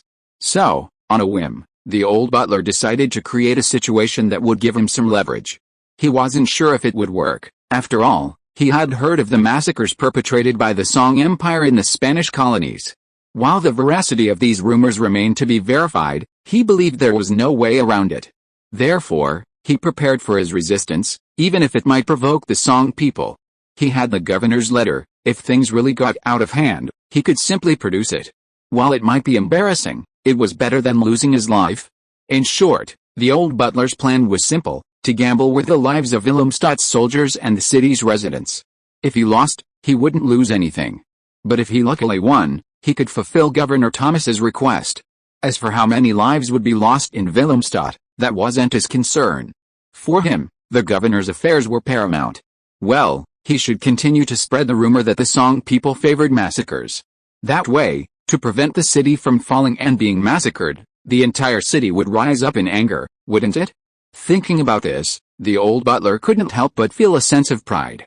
Sir, a white flag has been raised at Willemstad's dock. Are the Dutch surrendering? A genetics officer hurried into the captain's room to report to Chelsea about the strange happenings at Willemstad's dock. Upon hearing this, Chelsea hurried out of the cabin and onto the deck, taking the monocular from his lieutenant and peering over. As reported, a white flag fluttered in the wind from a newly erected wooden pole at the dock. It looks like they were truly surrendering. Raising the white flag, Chelsea said with a smile, glancing around with his telescope. Something was amiss. Suddenly, Chelsea noticed something amiss. Through his telescope, he saw some soldiers in the city hastily hiding, and many others taking shelter on rooftops. This didn't look like surrender. The city's old steward was unaware of this. He had forgotten, Despite all his calculations, that the Song Empire's warships also had telescopes, and their magnification was far superior to those of contemporary European vessels. "Sir, is there something amiss?" the non-commissioned officers and lieutenants accompanying Chelsea asked, hearing his mumbling. "See for yourselves." Chelsea didn't put down his telescope, but continued observing with a serious expression. Following Chelsea's words, the genetarians around him also picked up their telescopes and began to observe carefully. Are they trying to use surrender as a pretext to lure us into the city and ambush us?" a genetic officer observed for a moment and expressed his suspicions. His suspicions were exactly what those in the city were planning. Chelsea put down her binoculars and said calmly, "If they really want to use this method to confuse us and even set up an ambush in the city, then I can only say they are truly idiotic." To be continued. Please search for better novels and faster updates. Chapter 441, Negotiating Conditions, No Way. P.S. My wife hasn't been feeling well these past few days, so I had to accompany her to the hospital. I was gone all day, and when I got back, I rushed to finish a 10,000-word manuscript. It's truly not a good one. My apologies to all my parents. 1,000 words can only be a sigh. Governor Thomas's old butler, in fact, became the temporary commander through a series of coincidences.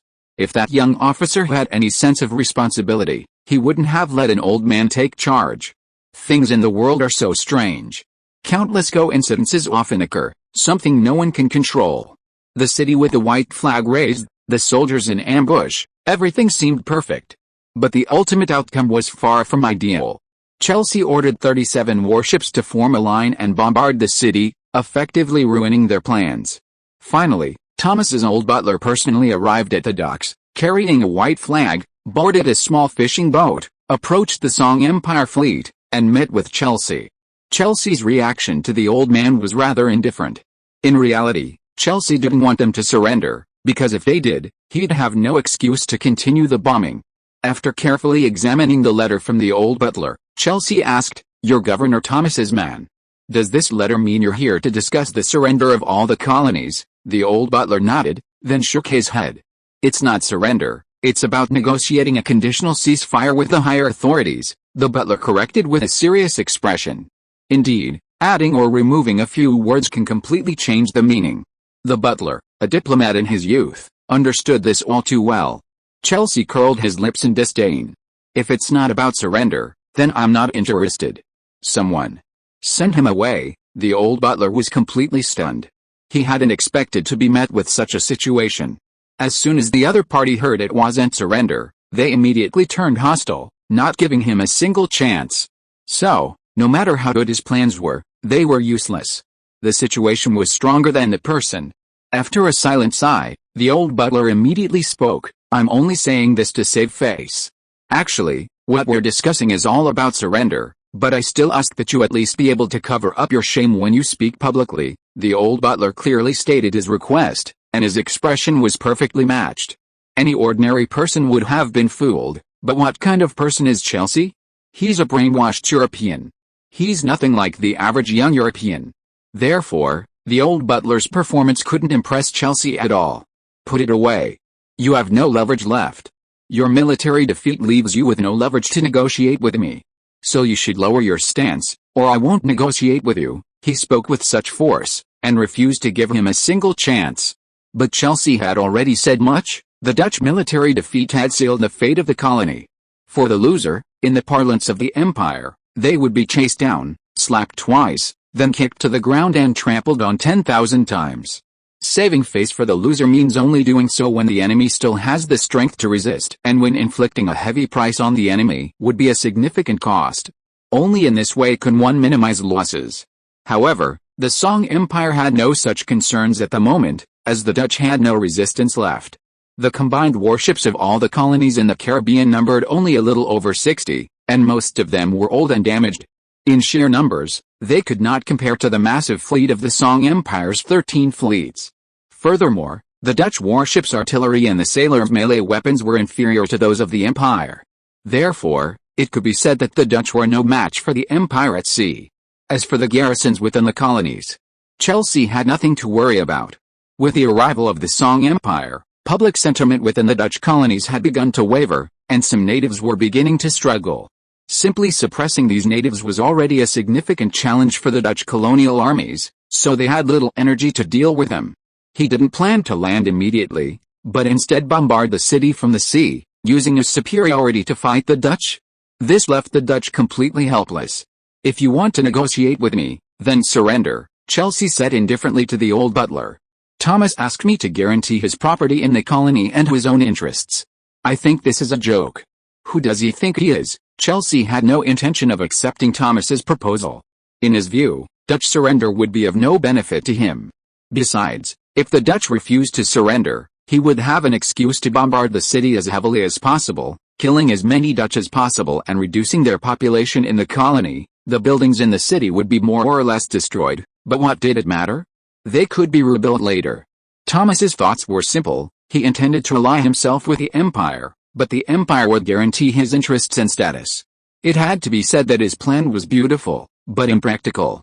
First, he was governor, yes, but at the moment, he had only one colony under his direct control, Cayenne. Aside from this colony, Thomas had no other colonial cities under his control. So even if he intended to surrender, he could only represent Cayenne. He had no say over the other colonial cities. With a situation so dire, who would listen to him? And he was still trying to guarantee his position. What was the point? Could it be that after the empire controlled the Caribbean, he still dreamed of becoming governor of the Caribbean? That was a complete joke, completely unrealistic. Chelsea felt that Thomas didn't understand the situation and was being a bit unrealistic. Facing the mighty artillery of the Imperial fleet, all fantasies were unrealistic. Consequently, Chelsea's expression turned irritated. The old butler, of course, saw Chelsea's impatience. He was also anxious. He knew he had no bargaining chips. The initiative lay entirely in the hands of the other side. The things he valued as bargaining chips were completely ignored by the other side. This put him in a difficult position. Without the initiative, there was no way to negotiate. The final outcome was just as Chelsea had said. Aside from preferential treatment in the prisoner of war camp for voluntarily surrendering the city without resistance, Thomas wouldn't receive any benefits. But if he refused to agree to this condition, even the preferential treatment in the prisoner of war camp would be lost. Chelsea's expression and tone betrayed his seriousness. The old butler was genuinely troubled. "Go back and tell your governor to stop harboring unrealistic hopes. In fact, none of what he's talking about matters to me." Chelsea immediately dismissed him, unwilling to speak with him. The old butler quickly shouted, "This way, wherever you go, you'll encounter fierce resistance from the city residents, resulting in significant losses.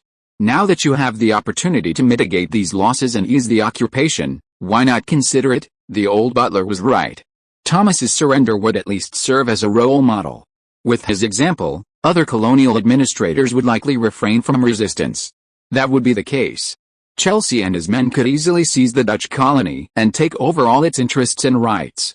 Chelsea, however, smiled upon hearing this and said to the old butler, who was being held captive by two genetic soldiers, "Actually, the Dutch have been contacting me for some time now.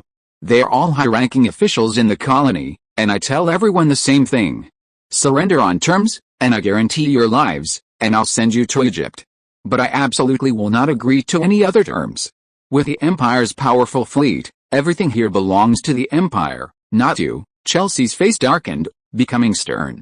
"If you're not convinced, you can continue to fight us, rather than just engage in verbal battles." Indeed, Chelsea didn't bother to negotiate. In today's world, whoever has the bigger fist has the final say. If the Dutch fleet still existed, they wouldn't have come to him, would they? Now that the Dutch knew they couldn't fight the Empire at sea, they still fantasized about using their last bit of leverage to gain some benefits. How could Chelsea possibly agree to this? Thomas's assets were vast, and Chelsea had already gained some understanding through the Spanish.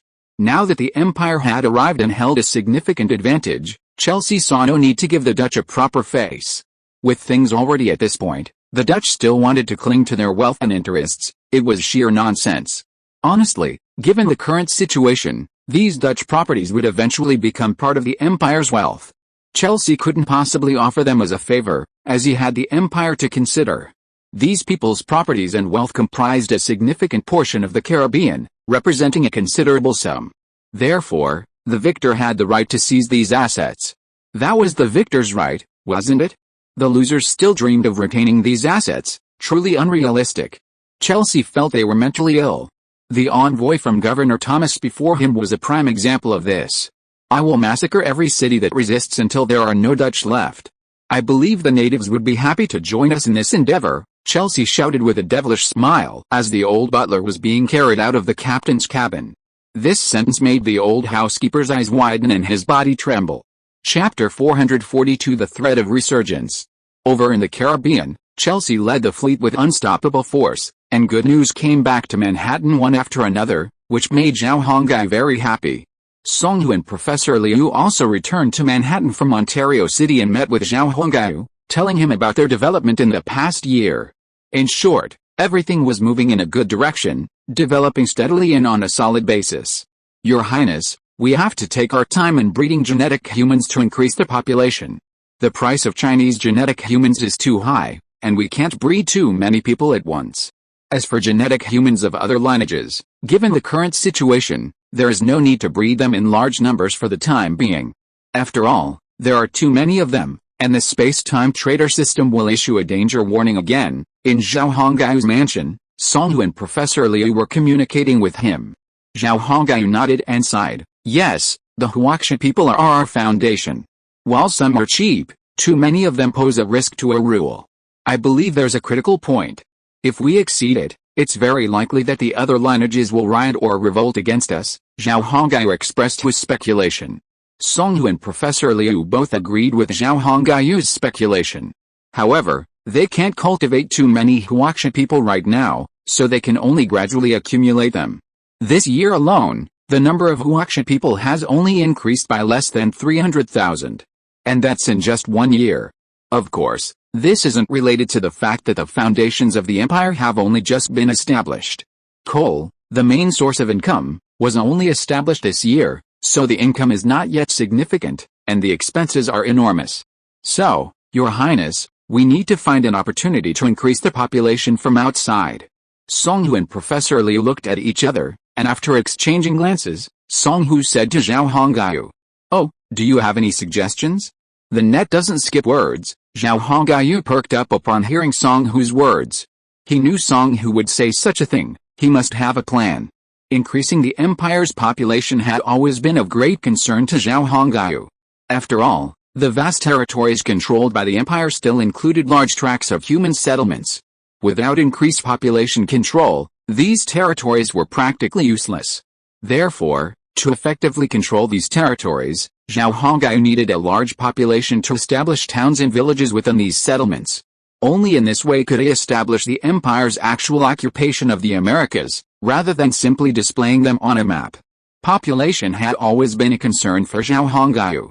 Although a small number of people from Europe had joined the empire and become citizens, these people were, after all, a minority. Zhao Hongai had always been cautious about Europeans becoming citizens, as they were not genetically modified humans. Thus, most Europeans within the empire were free laborers. Of course, nowadays, there were even more prisoners and forced laborers. Even more numerous than the Europeans were the black slaves. They were now spread across every corner of the empire, especially in the suburban estates. The landowners employed these slaves extensively for work. Even so, the empire's population demand remained significantly unsatisfied. And the land of those people couldn't just be given away to the prisoners and slaves. Zhao Hongai would have to be a fool to give the land he had been given to them. Remember, apart from some land given to the Mohicans, the rest went to people of Chinese descent. He didn't give any to the Somalis, Gurkhas, or French. The land given to the Mohicans was primarily out of respect for Emma, and because they were the first Indian tribe to join the empire needed to set an example. On the surface, Zhao Hongai had a cheat, allowing him to cultivate genetically modified humans. But cultivating genetically modified humans required a significant amount of money, and without it, it wouldn't be possible. Furthermore, for the city to develop, it also required purchasing large quantities of building materials from the space-time trader, so it was impossible to invest all of the funds in cultivating genetically modified humans.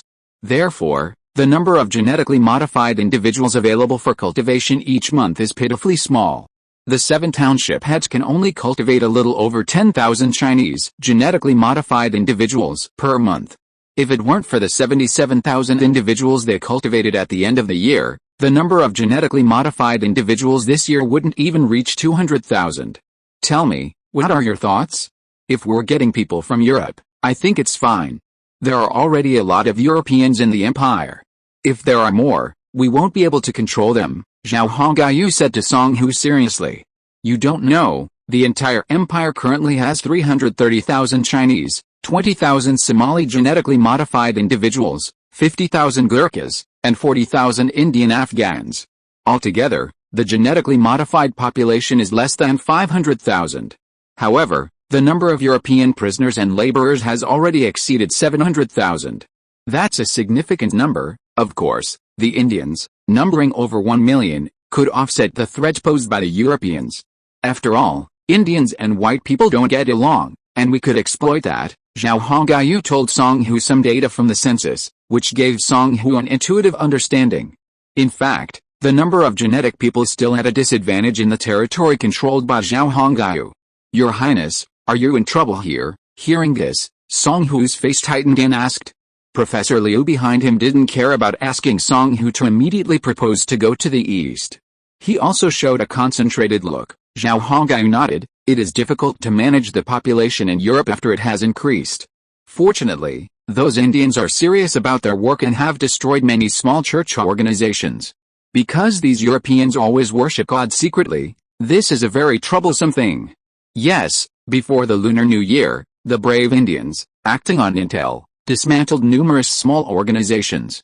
These organizations were all composed of Europeans, and they were secretly spreading the church's message within the European community. The empire, which had always maintained a strict control over the church, naturally had to destroy them. But the destruction of these organizations also served as a reminder to Zhao Hongyu. Europeans' faith in the church is definitely not something that can be wiped out overnight. After all, faith is a very magical thing. Those who are steadfast in it will never change, even in death. Manhattan currently has the largest European population. If not properly addressed, it could cause serious trouble. Zhao Hongyu was well aware of the church's shambles. Due to imperial suppression, the church is now forced to operate covertly underground, which is something to be aware of. If one day the European population becomes the majority of the empire, the church will undoubtedly revolt. Currently, the European population in the empire is primarily subject to imperial laws, so most people avoid the church. Moreover, they are unwilling to give up their high salaries there, which is why the church's current progress is not going smoothly. But regardless, these European husbands have been exposed to God in the church since childhood, so they're not inherently opposed to it.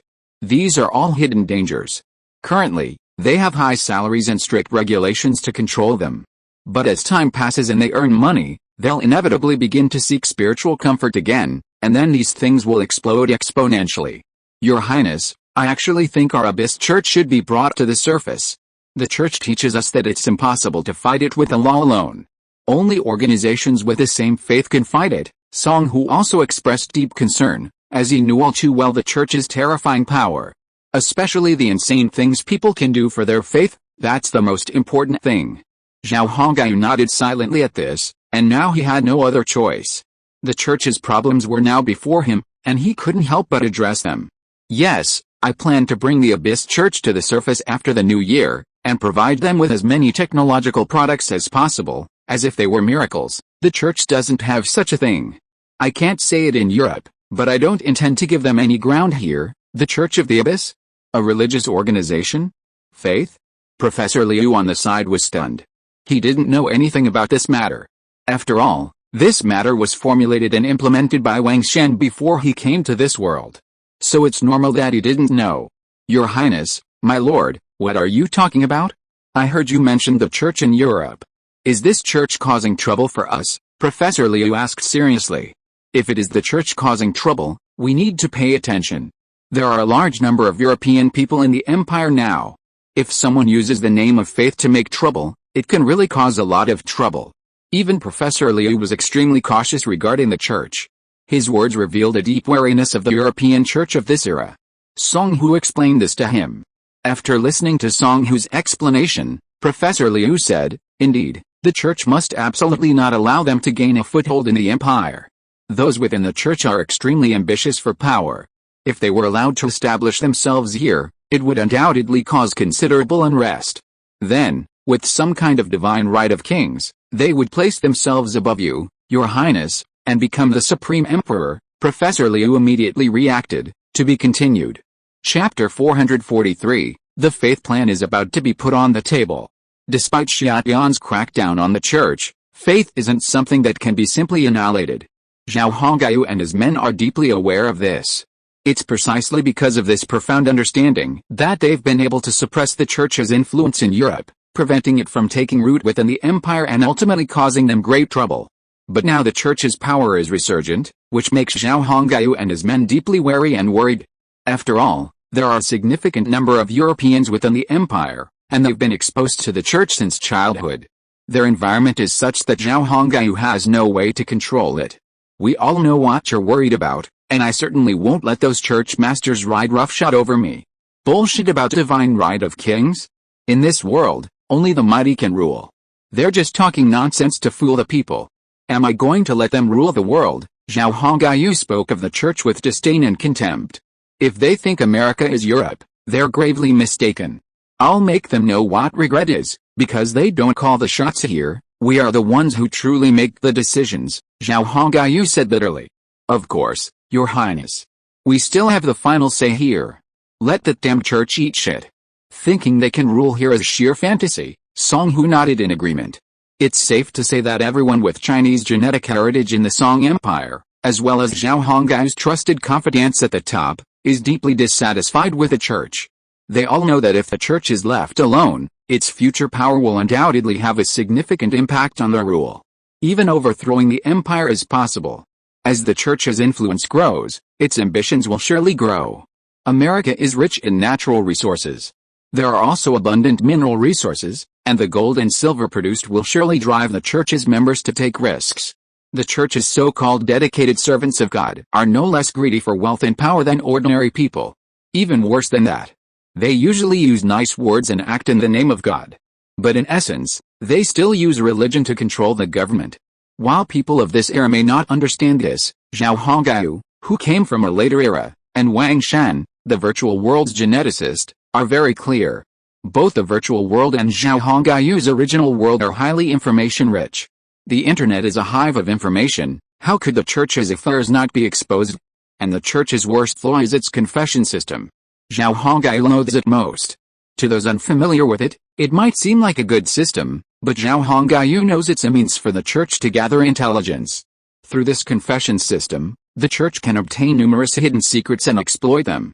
Often, those who confess will reveal hidden secrets, sometimes their own, sometimes knowledge of others' deeds.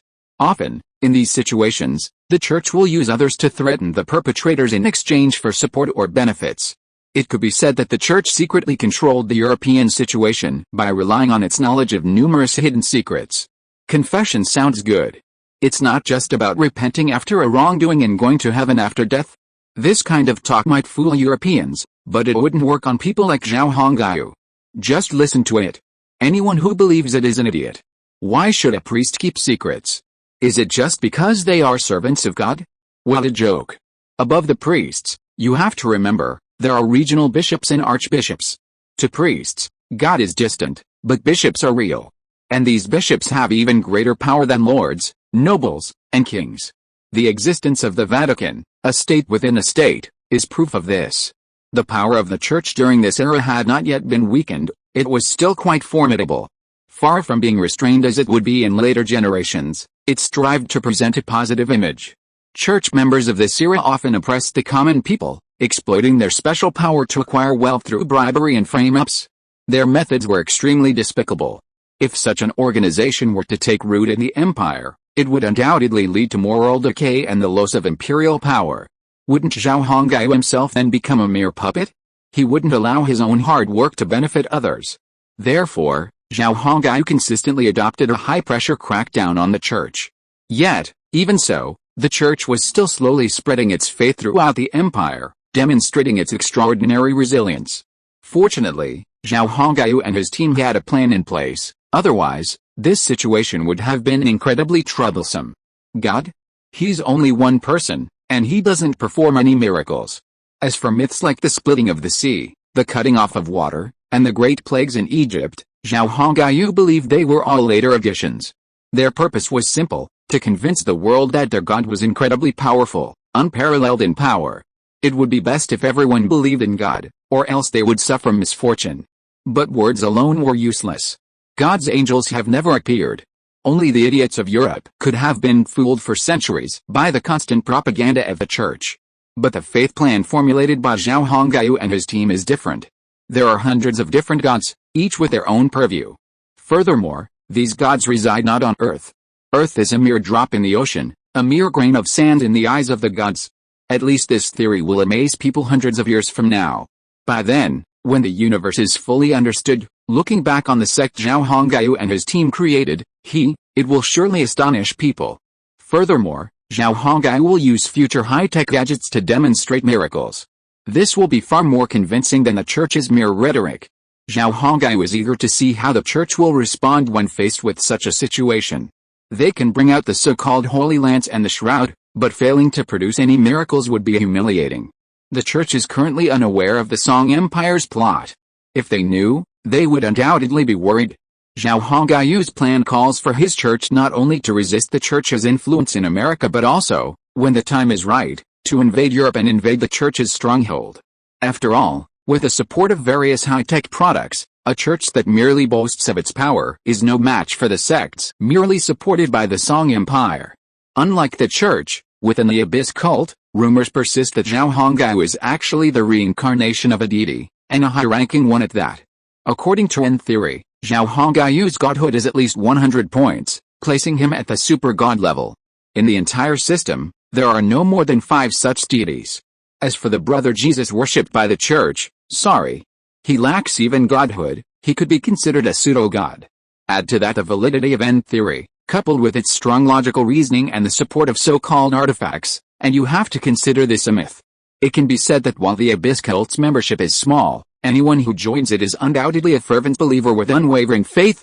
This quality is far superior to that of the followers of the European Church. After a year of experimentation, the Abyss Church has achieved remarkable results. This is just a small-scale spread of the faith, and it's yet to be publicly launched.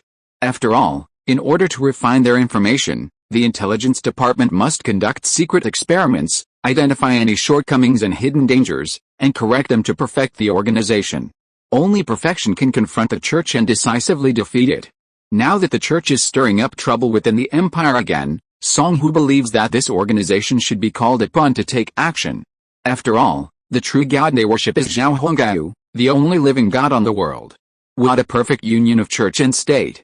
Zhao Hongyu, wielding both religious authority and secular imperial power, will have no one within the empire who can threaten his rule. After all, faith can be very formidable. This also prevents the opportunistic exploitation of foreign citizens. Because once the people of the empire believed in the Abyss cult, they would become Zhao Hongyu's vassals. Even if someone in high position wanted to rebel, they would have no chance of gaining popular support. It could be said that Wang Shan had foresightedly made this decision. It was definitely not simply a matter of opposing the church. A purely imperial state is still somewhat weaker than a state with a unified church and state. But the unity of church and state is different. While secular laws govern people's words and actions, religious beliefs control their thoughts. This is truly powerful. This was a massive plan meticulously crafted to support Zhao Hongyu's rule. If it succeeded, the benefits to Zhao Hongyu would be immense.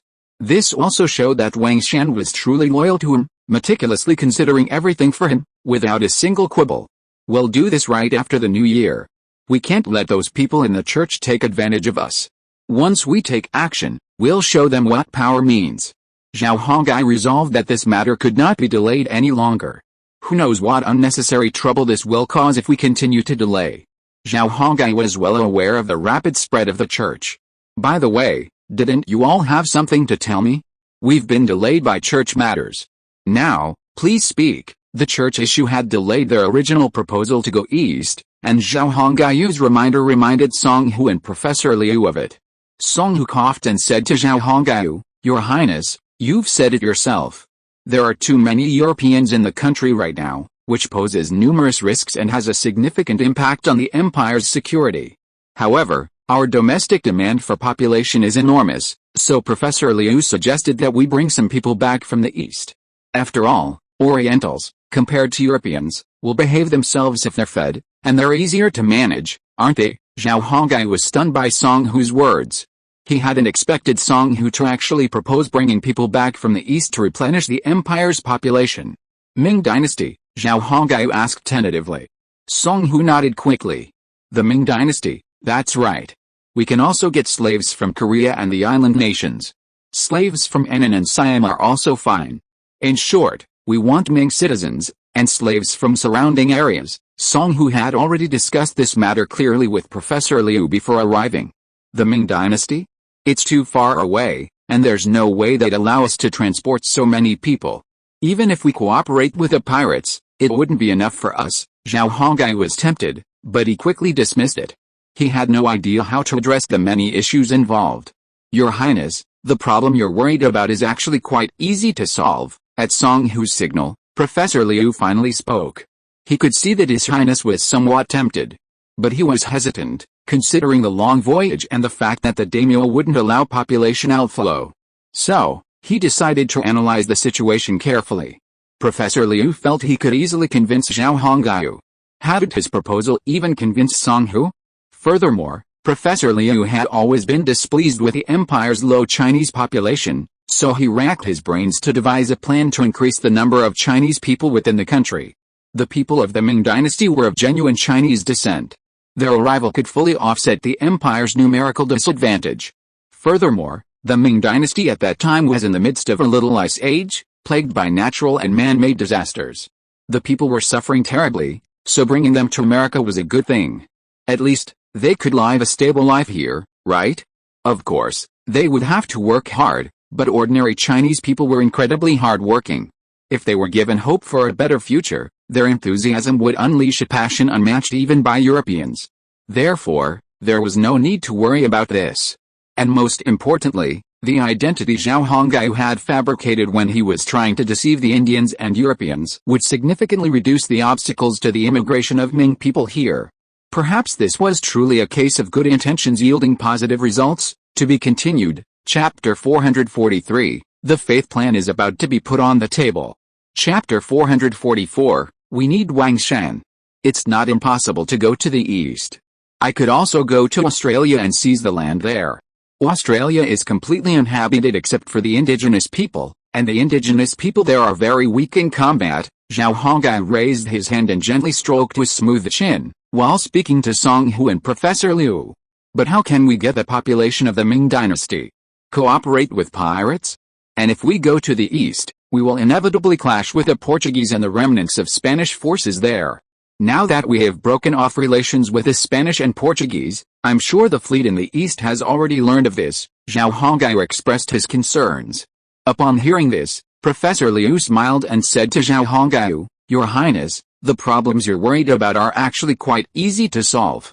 Let's start with the Portuguese and Spanish in the east.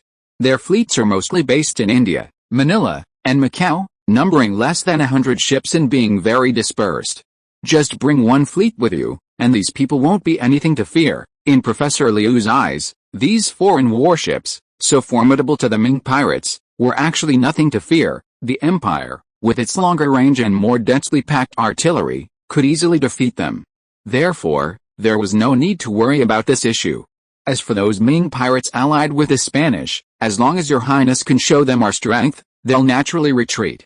They won't work for the Portuguese and Spanish. These guys only attack when there's an opportunity, and flee when there's none. If we show them we're not to be trifled with, they'll learn their lesson. Professor Liu spoke confidently to Zhao Hongai. Zhao Hongai pondered this for a moment. Yes, what Professor Liu said makes a lot of sense. Thinking about it carefully, it really does make sense. Go on, pirates, Portuguese, and Spanish are no problem, so how do we get the population from the Ming Dynasty? Pirates were a minor issue. Zhao Hongai was concerned about how to get people from the Ming Dynasty.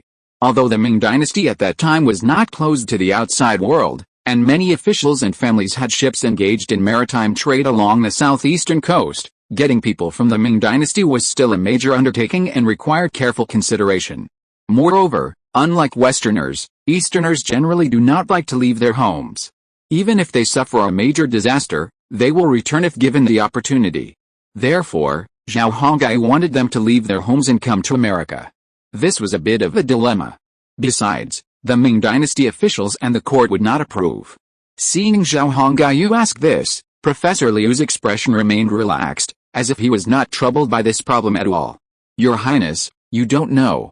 The Ming Dynasty of this era has begun to show signs of internal and external troubles. Because of the arrival of the Ice Age, natural disasters are frequent and the people are suffering. Everywhere are refugees who have gone bankrupt due to droughts and floods. The number of these refugees is huge, and has brought a heavy burden and hidden dangers of instability to the Ming Dynasty. If the problems of these refugees can be solved, I think the officials and rulers of the Ming Dynasty will be very happy. How could they refuse? Professor Liu said this with great certainty. He calculated that the Ming Dynasty would definitely agree to sell the refugees to the empire. After a pause, Professor Liu continued, furthermore, the Ming Dynasty's economy was in dire straits. The court's tax revenue often fell short of its expenditures. It simply wasn't enough. Meanwhile, the court also had to provide financial relief to the victims, ensuring they had food to eat and stopped causing unrest. This exacerbated the already difficult financial situation. Furthermore, these funds for disaster relief were subject to layer-by-layer withholding and corruption during allocation, leaving very little available for the victims. Consequently, the Ming Dynasty experienced numerous uprisings during this period, though few of these events were recorded because they were quickly suppressed. Your Highness, if you go to the east to purchase these refugees, not only will the Ming Dynasty be relieved of the potential for unrest caused by them, but it will also bring in additional revenue to its already struggling treasury. They're absolutely willing to do this. At most, you can just bribe the officials. After all, our empire has money, and what we need is population, right? Furthermore, you can use this opportunity to sell the empire's goods to the Ming Dynasty and neighboring countries like Korea, Japan, Annan, and Siam. Perhaps we can earn the money we paid for purchasing populations from the Ming Dynasty from these countries, without even having to dig into our treasury. Professor Liu's words moved Zhao Hongai. Yes, what Professor Liu is talking about is very feasible. Once the Ming court is dealt with, as well as the pirates, Portuguese, and Spanish, there won't be any more trouble. All that remains is transporting the population from the Ming Dynasty. So where do you plan to transport the entire population of the Ming Dynasty? Manhattan or Quebec? If it's either of those two places, the journey is truly too far. And who knows how many people will die during an 8-month voyage? We don't have enough warships, so we'll have to entrust merchants from other countries to transport these people. Indeed, Zhao Hongai couldn't use the Empire's warships to transport these people, as the Empire currently had very few. The 13 fleets, built with great difficulty, had all been deployed to the Caribbean. And it would take another 6 months for new warships to be launched. Since his own fleet was unavailable, he'd have to entrust merchants from other countries to transport these people from the east. But this presented a major problem. Long voyages would lead to various illnesses. Furthermore, sailing at sea in that era meant the crew had to endure all sorts of adverse weather and conditions on board, which was extremely difficult. There was a risk that the Ming Dynasty's immigrants would suffer significant casualties at sea, a fateful loss. As Zhao Hongai expressed his concerns, Professor Liu fell into deep thought. To be honest, he had considered this question. But he thought it was a trivial matter, not worth worrying about. Let's cross the Pacific directly, via Japan, and reach the west coast of America. We can temporarily establish a camp on the west coast, and from this base, slowly annex the surrounding areas. Professor Liu was silent for a moment, then looked up and said to Zhao Hongai, "This would greatly shorten the voyage, and we could also provide the immigrants with some effervescent tablets to combat the anemia and scurvy caused by the lack of food at sea." Professor Liu offered a solution. Send the Ming immigrants directly across the Pacific to the west coast. Zhao Hongai's thoughts moved. That way, the Empire would also have control of the west coast. The Empire's American territories would then be complete. However, this presented another problem. If the Ming population grew too large, would there be future problems? Don't let those Ming immigrants become ambitious and split off the Americas they had so hard to conquer. That would be a disaster. Zhao Hongai then shared this concern with Professor Liu. Hearing this, Professor Liu nodded seriously and said, "Yes, We do need to be prepared for this kind of thing. We need population, but we absolutely do not need trouble. So, Your Highness, when you establish a colony, you can appoint someone with the authority of a village chief to be stationed there. This person can use half of the funds each month to cultivate Chinese geneticists. This way, we can avoid the kind of thing you describe. As long as our geneticists make up a certain proportion of the population, we won't have to worry about any rebellion. Someone with the authority of a village chief? After hearing Professor Liu's words, Zhao Hongyu thought about it. Currently, most of the geneticists with authority have been assigned. Besides, the number of geneticists with authority is small to begin with, only a mere 8. If Professor Liu's words were true, then he only had Wang Shan to station there. He was the only geneticist with authority who had not yet been assigned.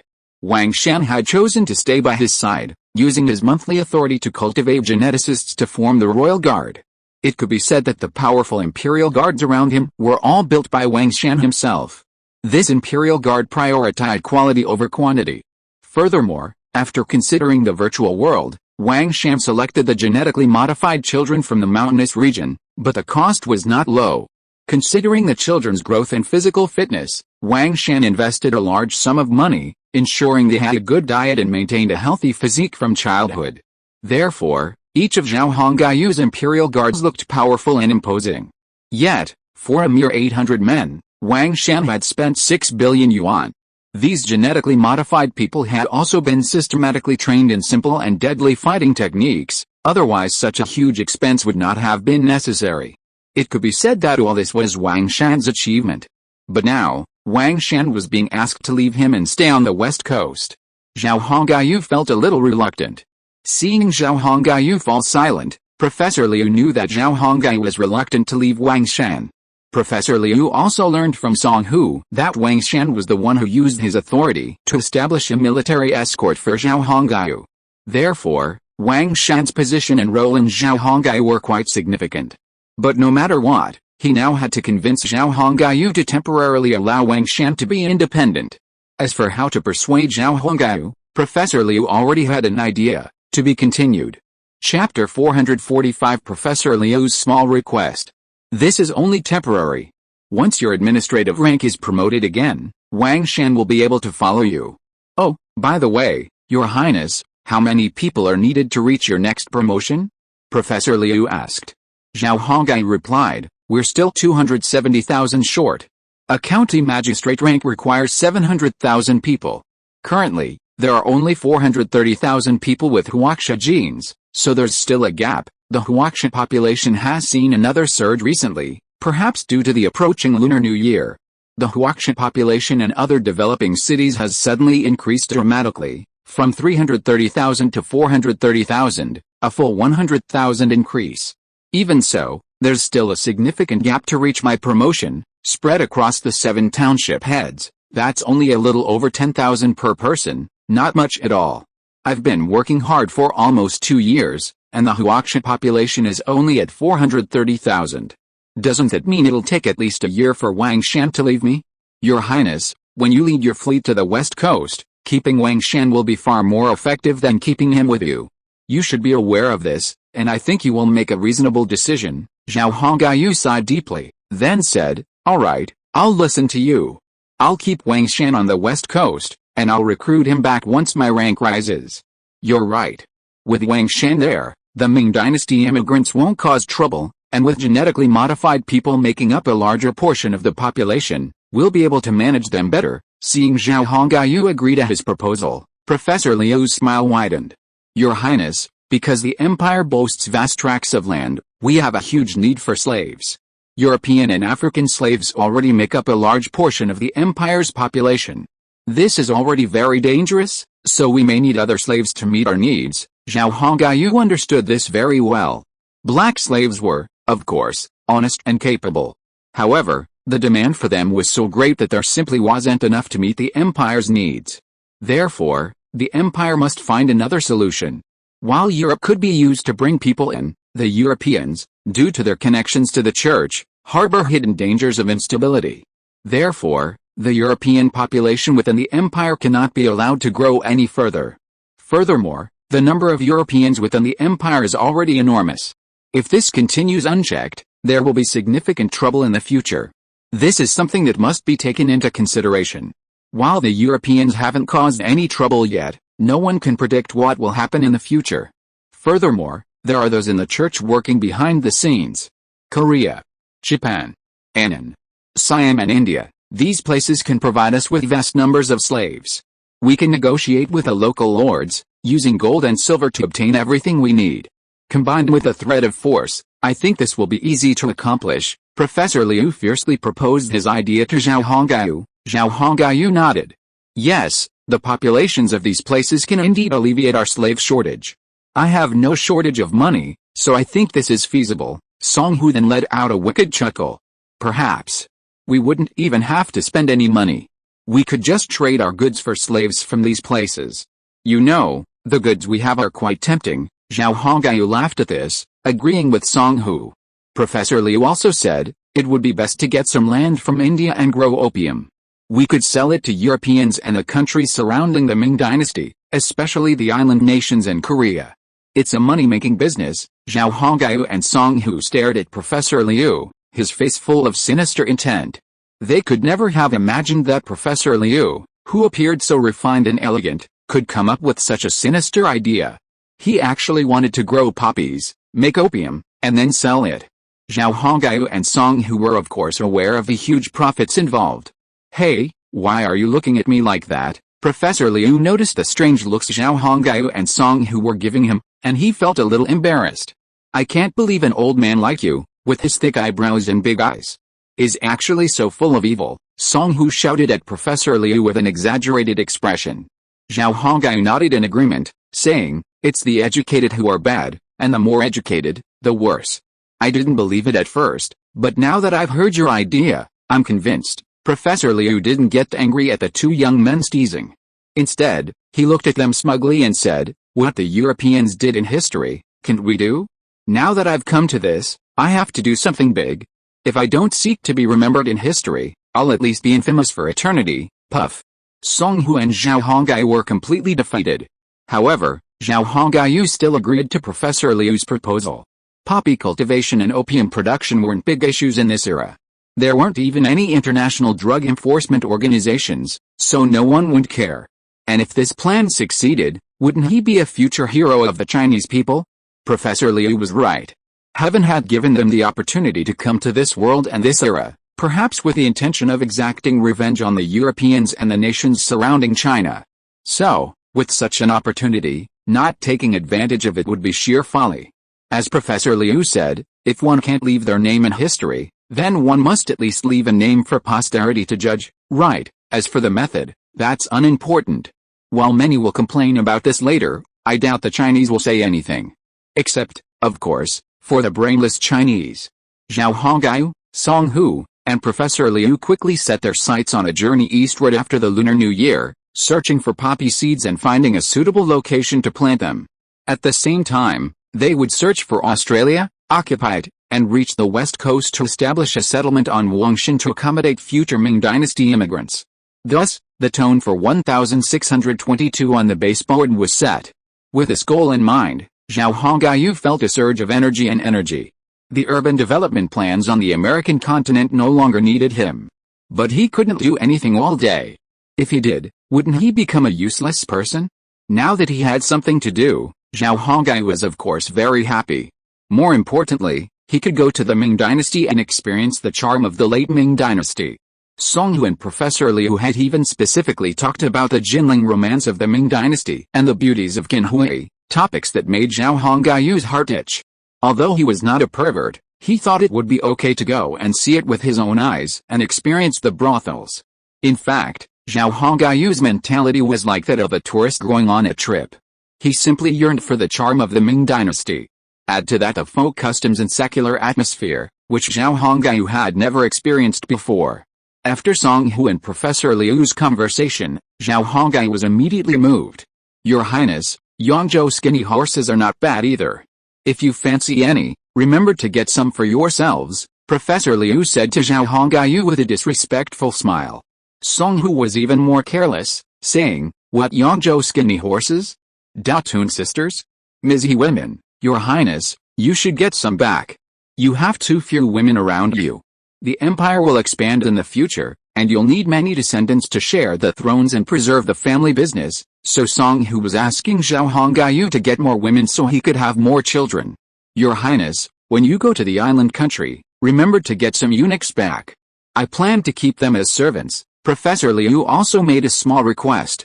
Hey, what do you want eunuchs from the island country for? Hearing this, Song Hu and Zhao Hongyu looked at him curiously and asked in unison. Professor Liu said to them with a sly grin, just to bully them. It's always been my dream to bully the islanders. Of course, if the opportunity arises, European eunuchs would also be fine. Why was eunuch necessary? After eunuchs lose their penis, their temperaments change. They generally tolerate their master's bullying, unlike normal men. Look, I'm an old man, completely powerless, so I can only find ways to bully those who are easy to bully. Professor Liu smiled and gave his explanation. How wicked. After hearing Professor Liu's explanation, Zhao Hongyu and Song Hu both mentally commented on it. But regardless, Zhao Hongyu felt he should fulfill Professor Liu's little dream.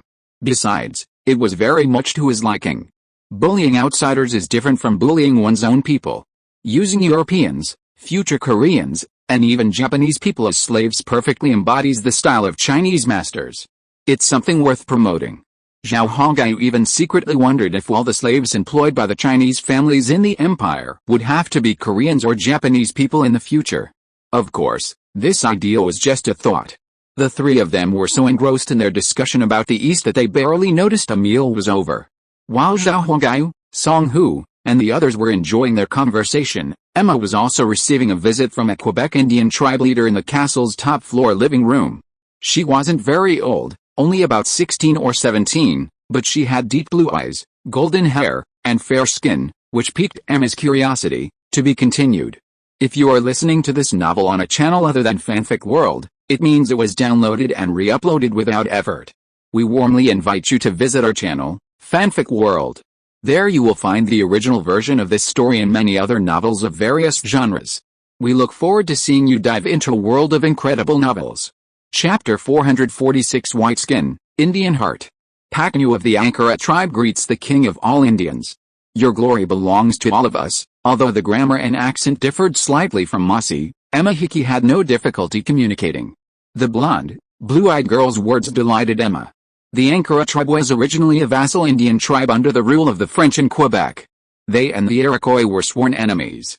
It was precisely because of this relationship that Paknu led her warriors to assist the French in the war against the Iroquois last year. Unfortunately, the Iroquois were far too powerful at the time.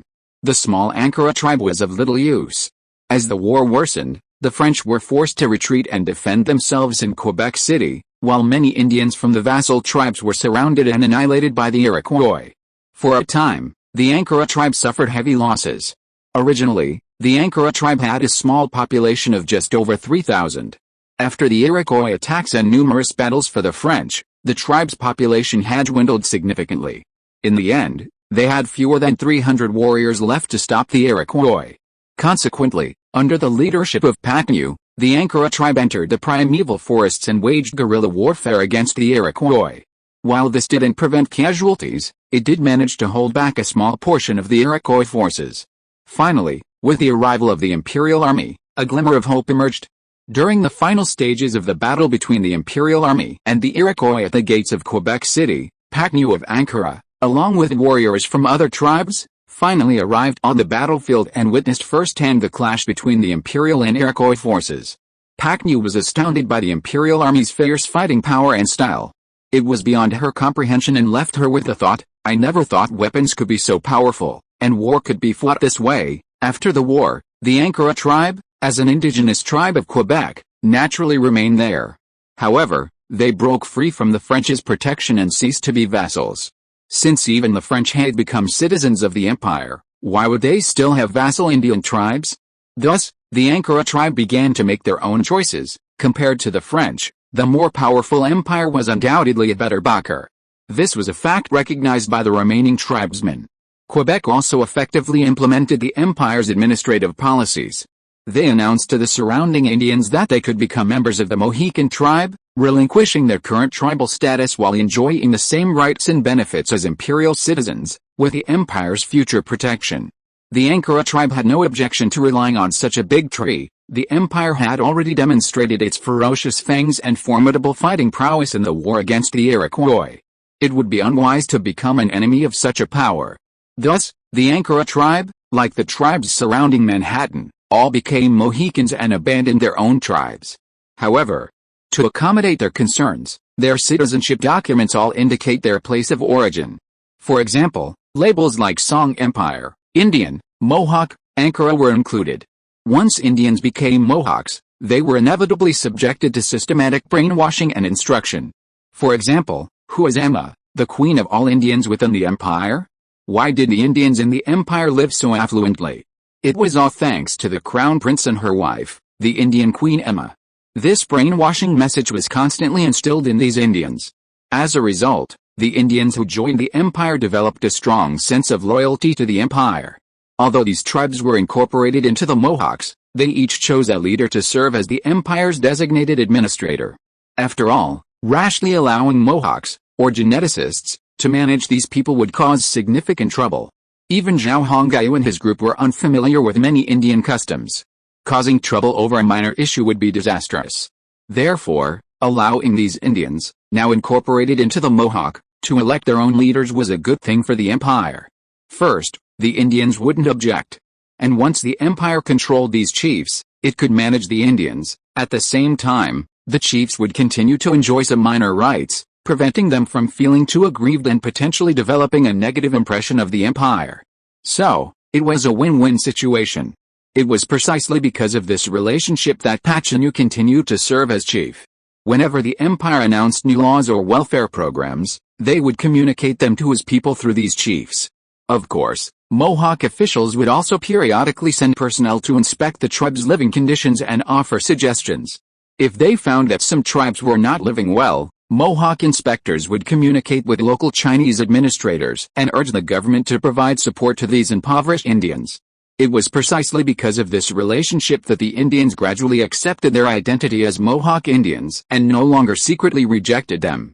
They've truly done something for them, and everyone has seen it. The Indian code of law is an eye for an eye, a tooth for a tooth, and if you treat me well, I'll treat you well. While this practice is ancient, its benefits cannot be denied. Today, Pachinu arrived in Manhattan to meet Emma and offered so many flattering words.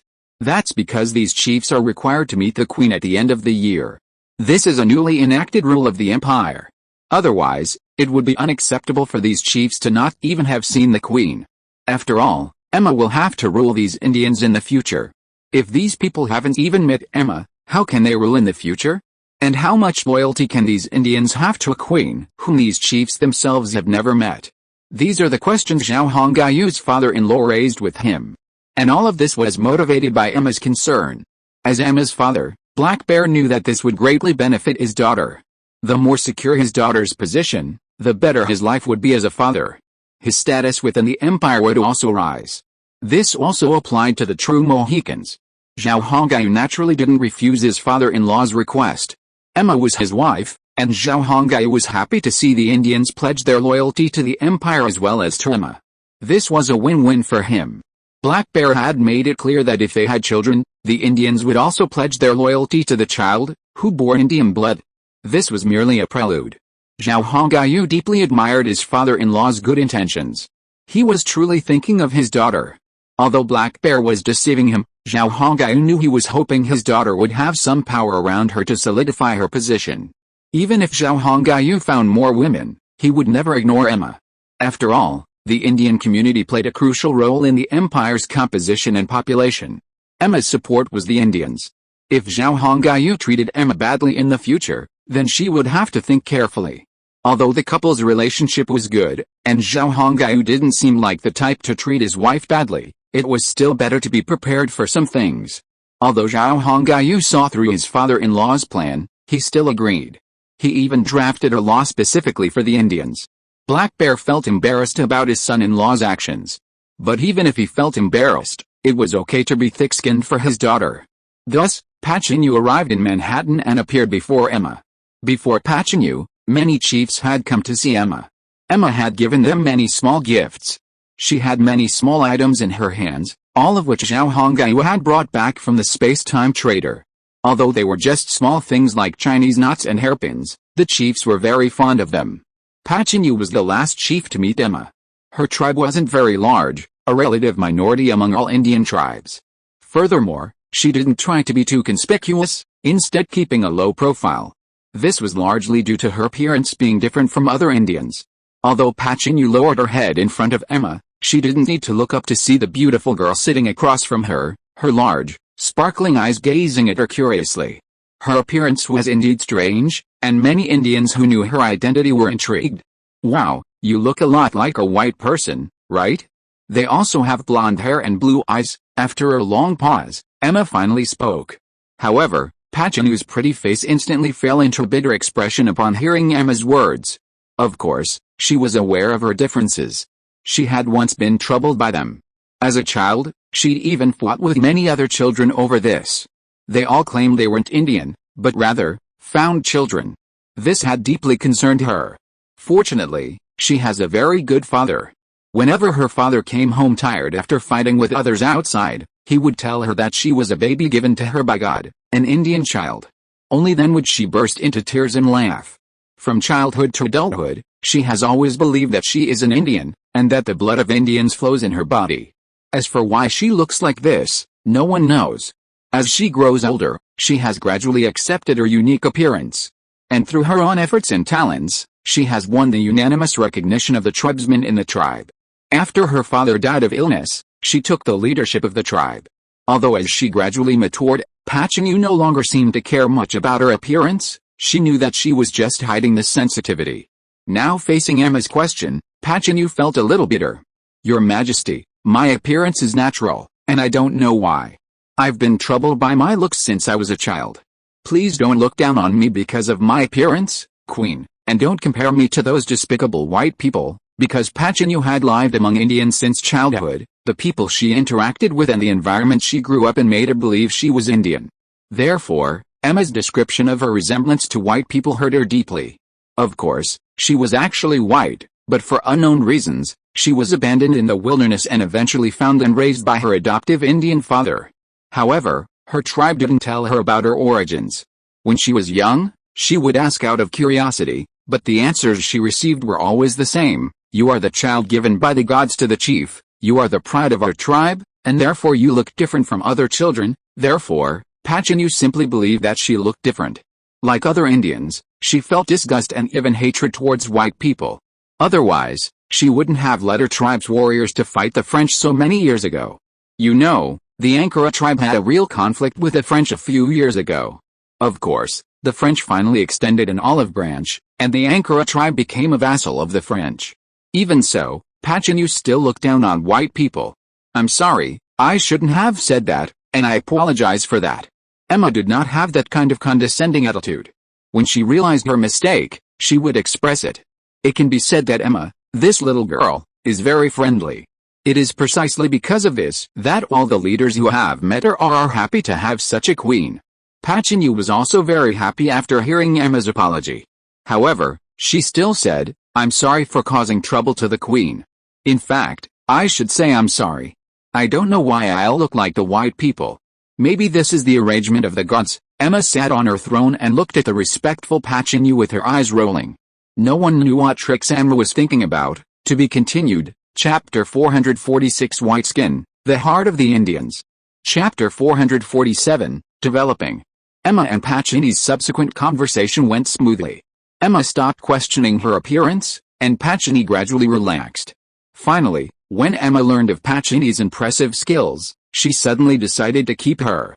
After having Pachinu demonstrate her archery prowess and sparring with her maids and guards, Emma realized she was truly formidable. Especially since she held the title of chieftain. So, Emma decided to keep her as captain of her guard. Pachinu was, of course, delighted by Emma's invitation. Serving as captain of the Queen's Guard was a truly excellent opportunity, and it would elevate her status. Not only would it enhance her personal status, but it would also greatly benefit her people. Pachinu was no fool, she understood the implications. Therefore, she accepted Emma's invitation without hesitation. After all, By staying with Emma, she would have access to high-ranking Chinese officials, making it much easier to discuss matters. As the saying goes, having someone in the court makes things easier. Emma was delighted to see that Pak Nhu had accepted her invitation. She quickly had a chair brought over, sat her down, and the two of them began chatting. Honestly, what could girls talk about? Even the Indian girls' conversations revolved around family and personal matters. Fortunately, Pak Nhu was the last chief to meet Emma. No one else would come after her, so they had plenty of time. While Emma met with the Indian chief, Zhao Hongyu chatted happily with Song Hu and Professor Liu. In the days leading up to the Lunar New Year, both Zhao Hongyu and Emma were enjoying their lives. Pennsylvania, all 25,000 Chinese-descended individuals have arrived. They will settle down here, work, start families, and raise children. Mongolian yurts stretched endlessly. Looking out across the snow-capped plains, the yurts seemed endless. Because Manhattan had made thorough preparations before the immigration, the 25,000 immigrants had sufficient food and clothing to last them through the winter. According to Zhao Hongyu's plan, 5,000 of them would remain near the former British fort. In the spring, they would build a city with the fort as the center. This would later become the capital of Pennsylvania. The remaining 20,000 would be divided into 20 groups of 1,000 each scattered around the area to form small towns. This would completely control Pennsylvania's underworld. Zhao Hongyu and his team had learned from their earlier mistakes. Many territories within the empire were now deserted. While the empire nominally possessed vast territories, most were not actually occupied. To avoid this situation, Zhao Hongyu began with Pennsylvania, simultaneously developing cities and towns.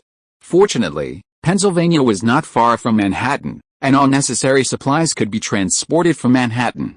However, since it was still winter, these efforts would have to wait until spring. The same was true for Virginia, the former British territory. 5,000 people occupied the former British cities, while 20,000 were divided into 20 groups and moved elsewhere. As soon as spring arrived, 21 settlements would appear in Virginia and Pennsylvania respectively, greatly strengthening the empire's control over the regions. Whether the genetic people objected to this arrangement or not, they were all genetic people bred through a mass production model, and their minds were inherently dull. Therefore, they had no choice but to obey Zhao Hongyu's arrangements. There was absolutely no way they would object. At this stage, it seemed that the populations under the rule of Pennsylvania and Virginia were entirely of Chinese descent. This was completely different from Manhattan, Quebec, and Ontario City. Zhao Hongyu had no intention of admitting outsiders to these two states. He envisioned establishing them as pure Chinese settlements. This way, if any instability arose in the future, he would have a predominantly Chinese territories to support him. However, he still needed to carefully consider how to prevent Europeans and Indians from entering these two states. After all, their feet were under their bodies, so if they wanted to go, he couldn't stop them. Besides, what excuse could he use to stop them? By the spring, both states would begin development and construction, which would undoubtedly create numerous jobs. This would attract many Europeans and Indians to work there. Wouldn't it be a cause for resentment if he stopped them? Zhao Hongyu was a bit troubled by this. Song Hu offered Zhao Hongyu a suggestion that finally resolved his dilemma. Song Hu was right. After all, this is an imperial state. Your Highness has the final say on any decrees. You don't need to make excuses. Just say no, and no one can go. If someone keeps giving orders, then punish them harshly. That way, there's no trouble. As for what those Europeans think, there's no need to worry about it. They're just jerkish people. If you're nice to them, they'll just flatter you. Only if you're a little tough with them will they work honestly. As the saying goes, these people are cheapskates. So, why should Zhao Hongyu care about their opinions? There are plenty of job opportunities and good salaries here in the empire. If they cause trouble, the empire won't need them anymore. You can't imagine they can handle that. And we'll have to drive them back, forcing them to continue their hardship in Europe. Accustomed to the comfortable life here, I don't think they'll be used to life in Europe. The stinking cities of Europe alone can't compare to the beautiful surroundings here. As for the Indians, Your Highness, there's even less to worry about. As long as there are rules, they'll obey them. Their discipline is much stronger than that of the Europeans. So, we don't need to worry about the Indians. Your Highness can simply announce that Pennsylvania and Virginia will remain as settlements for all Huaxia citizens. That way, The Europeans won't have any concerns, will they? Song Hu's words suddenly made Zhao Hongyu understand. Yes, he cared too much about the Europeans' thoughts and feelings. As Song Hu had said, it was completely unnecessary. What status and identity did these Europeans hold in the empire? They were simply people who couldn't make it in Europe and had come to America in search of a living. The empire offered many job opportunities, high salaries, and low prices. Living and working here was 100 times better than in Europe, and the sense of well-being was dozens of times higher. Taxes were also low, and the officials weren't overbearing. It was better than Europe, anyway. Besides, the empire didn't beg them to come here. They were the ones crying and begging to work here, and even beating them wouldn't drive them away. Therefore, there was no need to consider their opinions. He simply issued a decree. If anyone dared to disobey his decree, he wouldn't be polite. The empire didn't need these troublemakers. The Indians were easy to deal with. With Emma and his father-in-law, Black Bear, around, they were easy to manage. Indians, in particular, held the law in high esteem and would obey any regulations they encountered. They would never cross them. In this regard, they far surpassed the Europeans. For the Indians, the laws promulgated by Zhao Hongyu and Emma were sacred. They held such sacred laws in high regard and would consciously uphold them. If anyone violated their sacred rules, they would take extreme measures. Zhao Hongyu could certainly capitalize on this. Song Hu strongly supported his plan to turn Pennsylvania and Virginia into gathering places for the Chinese. Just as Zhao Hongyu had considered, Song Hu also felt that having these two states was a good option. If any problems arose, the empire would have two staunchly loyal states to lean on and secure their support. Regarding the labor issue, Song Hu's proposal was simple: bring in people from the east. This would completely fill the labor shortage. Song Hu's intention was clear: to bring in people from the Ming dynasty. Zhao Hongyu had already decided to explore the east, and with the prospect of Pennsylvania and Virginia, his resolve was even stronger.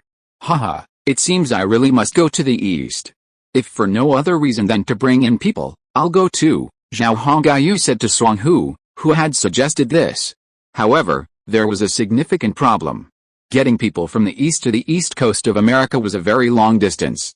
Originally, they had agreed to relocate the Ming population to the west coast, but now that there were two British colonies, was that really necessary? Your Highness, going to the east to bring in people isn't something you can do overnight. It won't take some time, Song Hu said to Zhao Hongyu. By then, our new warships will be launched, and with propellers installed, they'll be much faster than European ships. With Song Hu's words, Zhao Hongyu finally understood his intention. It turned out that Song Hu had no intention of using foreign merchant ships to transport the people. He had always intended to use imperial ships for the task. After all, imperial ships were faster. To be continued. Chapter 448 New Year. Time passed quickly, and in the blink of an eye, it was New Year's Eve. Manhattan was bustling with activity on this day. Driven by the Chinese, residents of both European and Native American descent excitedly embraced the festive atmosphere. Following the example of the Chinese, Native Americans and Europeans began visiting relatives and friends, preparing numerous red envelopes with cash as lucky money. The streets were festooned with lights and the sound of firecrackers was endless. In those days, there were no laws prohibiting the use of firecrackers. However, Zhao Hongyu still sternly warned the Indians to be fire safe. After all, there were numerous forests near Manhattan. Furthermore, most of Manhattan's buildings were made of wood. A fire caused by carelessness would be disastrous. The city had a 10-day holiday, and people took advantage of it, pouring themselves into the streets. Because everyone's wallets were full that year, they tended to spend lavishly, much to the delight of the merchants. Chinese bosses raked in profits during the Lunar New Year holiday, and even European merchants made a killing. Even the empire's slaves fared much better during the holiday. Zhao Hongyu's father-in-law, Black Bear, broke new ground by feeding his slaves pork dumplings daily, leaving them in disbelief. In reality, working under Black Bear was a good life, provided you worked hard and didn't slack off. Although slaves, they were content with meat 3 times a day and once every 3 days. Compared to the European convict laborers, the lives of these slaves were akin to paradise. Of course, their status was low, but that was unavoidable. Black Bear's black butler, however, was somewhat critical of his master's kindness to the slaves. He felt that such kindness towards his fellow slaves was completely unnecessary. These slaves deserved harsh treatment and torture to stay in line. And the master should have saved some money. Although this steward was also black, he was absolutely ruthless in his treatment of his compatriots. Of course, all he did was to protect the interests of his master, Black Bear. Demonstrating his unwavering loyalty, Black Bear didn't take the steward's complaints seriously. However, he still praised this loyal steward and rewarded him generously. He even bought a beautiful black slave girl and a young white woman from Ontario, giving her to the loyal steward as his wife. This moved Black Bear to tears. He had never imagined that he would ever be able to ride a white woman. You know, on the African continent, white people are very powerful. But in the empire, white people have a very low status. This, in turn, proves the empire's strength. Regarding Black Bear's reward, the black steward secretly vowed to remain loyal to his master for the rest of his life and to defend his master's interests to the bitter end.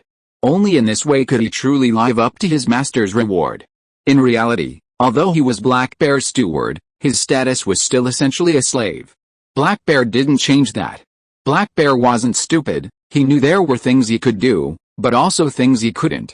However, Black Bear promised the black steward that if he worked diligently for him, he would, based on his performance, secure him a position as a citizen within the empire. It was precisely because of this that the steward remained so loyal to Black Bear. Black people existed within the empire. The slaves envied the Somali blacks. For their fellow slaves, trafficked from Africa, those Somali blacks were the very thing they strived for. Unfortunately, the Somali blacks simply ignored their compatriots and treated them with contempt. Occasionally, though, some slaves would try to get close to the Somali blacks, who had Somali genes. But with one exception, they all returned disappointed, as the Somali slaves simply ignored them. The reason was that these slaves came from West Africa, a region of tribal enemies of the Somali slaves. Although the Somali slaves came from a virtual world, they had no affection for their blood-feuding ancestors in this world. Even in modern Africa, tribal conflict is rampant, so the reaction of these Somali-born slaves is unsurprising. Zhao Hongyu simply ignored this. For him, this was actually a good thing, as he could continue buying slaves without worrying about the Somali-born slaves' feelings. Fortunately, there weren't many Somali-born slaves in Manhattan, most of the slaves were in Quebec. The Gurkhas also joined the slaves in Quebec. However, compared to the Somali slaves, the Gurkhas pleased Zhao Hongyu greatly. As long as he paid the geneticists a monthly salary, the Gurkhas would continue to work for him without asking for any conditions. They were typical money grubbers. On New Year's Eve, Zhao Hongyu invited his father-in-law and his wife to his castle, along with the widows of Samuel's family.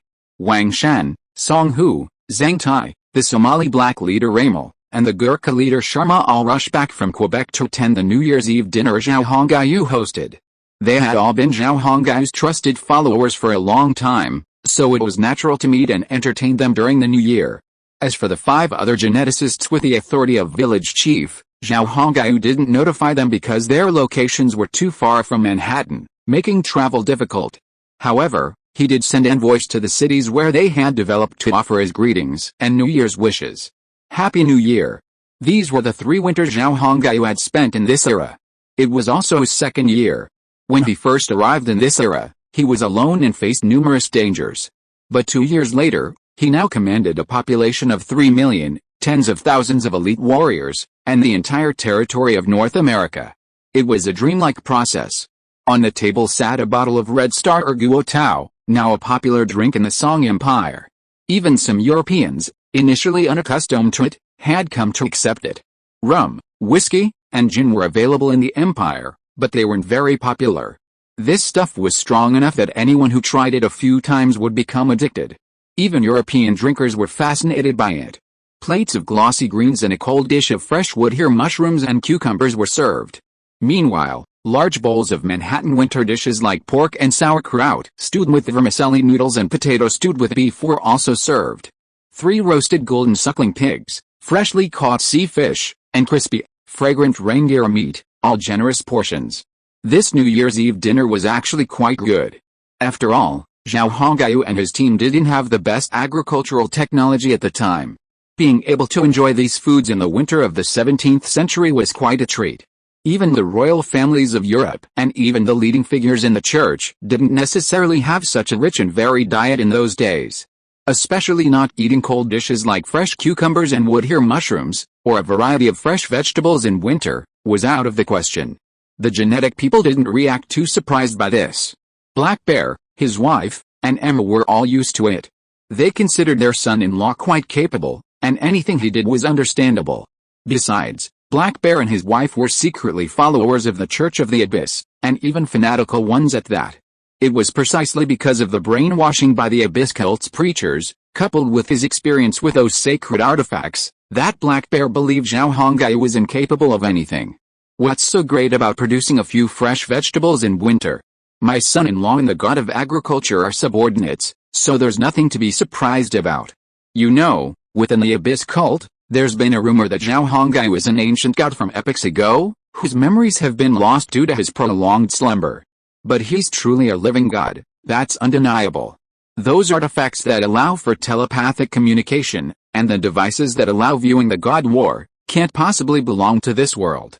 Zhao Hongai's father-in-law became a fanatic after watching the revised trailer for War of the Gods. It goes without saying that these members of the Abyss cult are despicable. First, Wang Shan, the cult's servant god, used his authority to find Chen Xianbang and then used him to hire a tea company to remove the subtitles from the War of the Gods trailer, replacing them with his own Chinese dialogue, and inserting Zhao Hongai's likeness onto the protagonist's head. In this way, a fragment of the Divine War, spanning several epochs, literally, many years ago, was recorded. The effect was remarkable. All the Indians and Europeans who witnessed it were astonished, becoming incredibly fervent believers in the Abyss cult. They readily accepted the Abyss cult's rhetoric and its slanderous statements against the European Church. After all, one side merely boasted about God's countless miracles, yet no one had witnessed them. The other side could vividly demonstrate the divine wars, displaying some astonishing artifacts. Therefore, it was clear who would believe and who wouldn't. Black Bear watched his son-in-law, smiling and chatting with his men, and he too smiled foolishly. His son-in-law was a god, so wouldn't he be able to reach the divine realm someday? He recalled what the cult's preachers had said, that after the Lord God regained his memory, those who served him would become divine warriors, possessing lower-level godhood, and return to the divine realm with the Lord God. To be continued. Chapter 449, Prepare for Battle. All the subjects of the Song Empire were immersed in a joyous festive atmosphere. Although a howling north wind blew outside, everyone felt cozy in their homes. Zhao Hongaiyu hosted a New Year's Eve dinner, complete with various side events, such as raffles, which made the atmosphere lively. Meanwhile, the Spanish and Dutch, far away in the Caribbean, were facing a more difficult time. First, the Imperial Army had captured the Spanish's last stronghold in the Caribbean. This declared the complete annihilation of Spanish influence in the Caribbean. Initially, the Spanish had planned to hold out for a while. After all, they could still recruit some indigenous people from their remaining colonies to fight. However, the Spanish were surprised to learn that the empire had also recruited numerous indigenous people from its occupied colonies to fight alongside them. Because the empire was well funded, the number of indigenous people it recruited was several times greater than it recruited by the Spanish. It was precisely because of these indigenous peoples that the empire suffered less hardship in the Caribbean rainforest. Furthermore, thanks to these indigenous people, all Spanish ambushes were thwarted. Finally, when the Imperial Army reached the city, the Spanish were forced to raise the white flag and surrender. The indigenous people who had accompanied the Spanish in attacking the Imperial Army were left to the Imperial Army's supporters. The indigenous people were delighted with the Imperial approach. After all, the two sides were at odds with each other, and the Spanish had consistently exploited them. Therefore, the empire couldn't be so kind as to resolve this conflict. Those indigenous people who had fought to the end with the Spanish were brutally massacred. A small number, seeing the situation was dire, fled into the rainforest, thus escaping the slaughter. The majority of the indigenous people fell at the hands of their compatriots. Imperial soldiers would not tolerate such a situation. Only by eliminating this security threat could the empire strengthen its control over the Caribbean. The indigenous people who had slaughtered their sworn enemies were in high spirits. Furthermore, the empire's generous payment of money instantly inflated their confidence. For them, it didn't matter who ruled them. The main concern was that the Spanish primarily oppressed them, and when they assisted the Spanish in battle or did anything, The Spanish were completely stingy. But the empire was different. If they assisted the empire in battle, the empire would even allow them to seek revenge and even pay them in the form of heads. This was something they had never imagined. But the difference became clear when the names were compared. Therefore, these indigenous peoples immediately accepted the empire's rule. Many tribal leaders even hoped that the empire would continue to fight, so they could continue to fight alongside the army and repay their debts with heads. Some even approached the army commander and explained that a certain area was a no-man's land, a place the Spanish had never been able to conquer. If the empire was willing to pay, they would send troops to help the empire conquer it. Of course, the army commander wouldn't miss such an opportunity. The empire's ruler, Zhao, had a famous motto: "We're not short of money, any problem that can be solved with money is not a problem." So these genetic peoples learned this lesson. Asking for money? Easy. Help me conquer territory, and I'll pay you. You're allowed 3 days to plunder the conquered territory. All the looted gold, silver, women, and slaves belong to the tribe. The empire only wants land. And when conquering territory, you can even exchange heads for silver.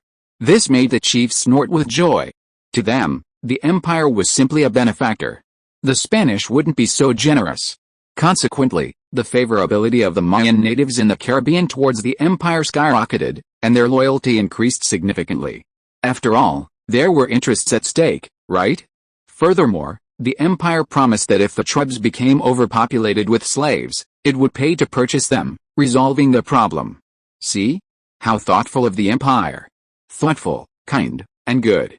Consequently, the natives of the former Spanish colonies in the northern Caribbean banded together, assembled a legion of over 4,000 men, and marched towards what would become Mexico, the final stronghold of the Mayan Empire. The empire only sent observers along with the troops, carrying large sums of silver and gold coins. The empire was highly trustworthy, immediately issuing promises after every battle. As a result, the morale of this legion of warriors from numerous tribes was high, and their fighting power was formidable. In a short period of time, they overran several strongholds of the Mayan rebels. These indigenous people, descendants of the Mayan dynasty, had been fighting the Spanish for a long time. However, they could never have imagined the sudden defeat of the Spanish, and the arrival of a new ruler in their territory. This ruler miraculously united all the tribes to unite against them. It's worth noting that the Spanish had never been able to unite these tribes, as they were entangled in historical grievances, fueled by the Spanish's instigation. It was precisely because of this relationship that these Mayan rebels continued to fight the Spanish even after the fall of the Mayan dynasty, remaining unconquered for over 100 years. The reason, in fact, was that the indigenous people who had surrendered to the Spanish were not putting in any effort. The reason was simple: the Spanish were too stingy. They offered no benefits, only forced them to fight for nothing. How could they possibly do that? Anyone who faced this situation would be deeply unhappy. The indigenous people were still human beings, no matter how simple-minded they were not idiots. Therefore, they knew who was good and who was bad. In short, the indigenous people were truly subservient to the empire. And thanks to their submission, the northern Caribbean remained largely untroubled. The Spanish hoped they could allow the indigenous people to cause some trouble for the empire. This proved to be a bitter disappointment. The pacification of the north was not good news for the Dutch in the south. With no further worries, the empire could focus all its efforts on dealing with the Dutch. Commander Chelsea, however, swiftly responded to any Dutch offer of surrender. The empire was now in a favorable position, with the upper hand. Why would he agree to their terms? In his view, the Dutch had no other option but to surrender. There was no need to accede to their demands. He would let them keep their wealth. It all belonged to the empire and to His Highness Zhao. As for the Dutch, he would simply let them leave the Caribbean in disgrace. If they were stubborn, he certainly wouldn't mind sparing their lives, as that wouldn't be a problem for the imperial fleet. The Dutch no longer had the strength to fight. Faced with this situation, the Dutch began to panic.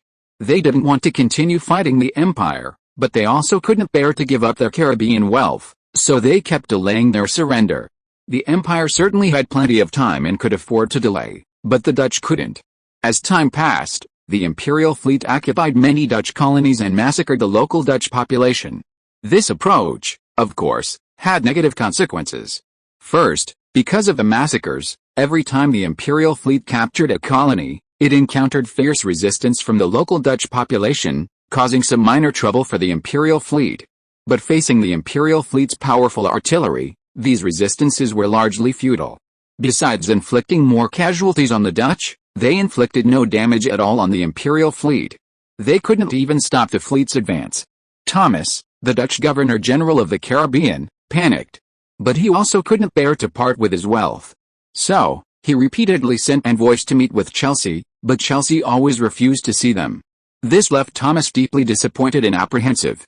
Consequently, Thomas began preparing a retreat. He first had his trusted associates gather all his wealth and load it onto a merchant ship. He then ordered the ship to depart Cayenne for Egypt. He didn't even consider returning to the Netherlands, fearing the accusations he would face upon his return. Moreover, with so much wealth, he was bound to be watched by others. So, why not hide his identity, go to Egypt, and then make a fortune in other countries? The wealth he amassed as Governor-General of the Caribbean would be enough for him to live comfortably for the rest of his life. He hadn't told his wife, perhaps unwilling to take her with him. These details were hidden from many, including his wife. Like Thomas, the administrators of the remaining colonies began pooling their wealth and gathering their remaining ships under their command, preparing to flee. Some captains followed suit.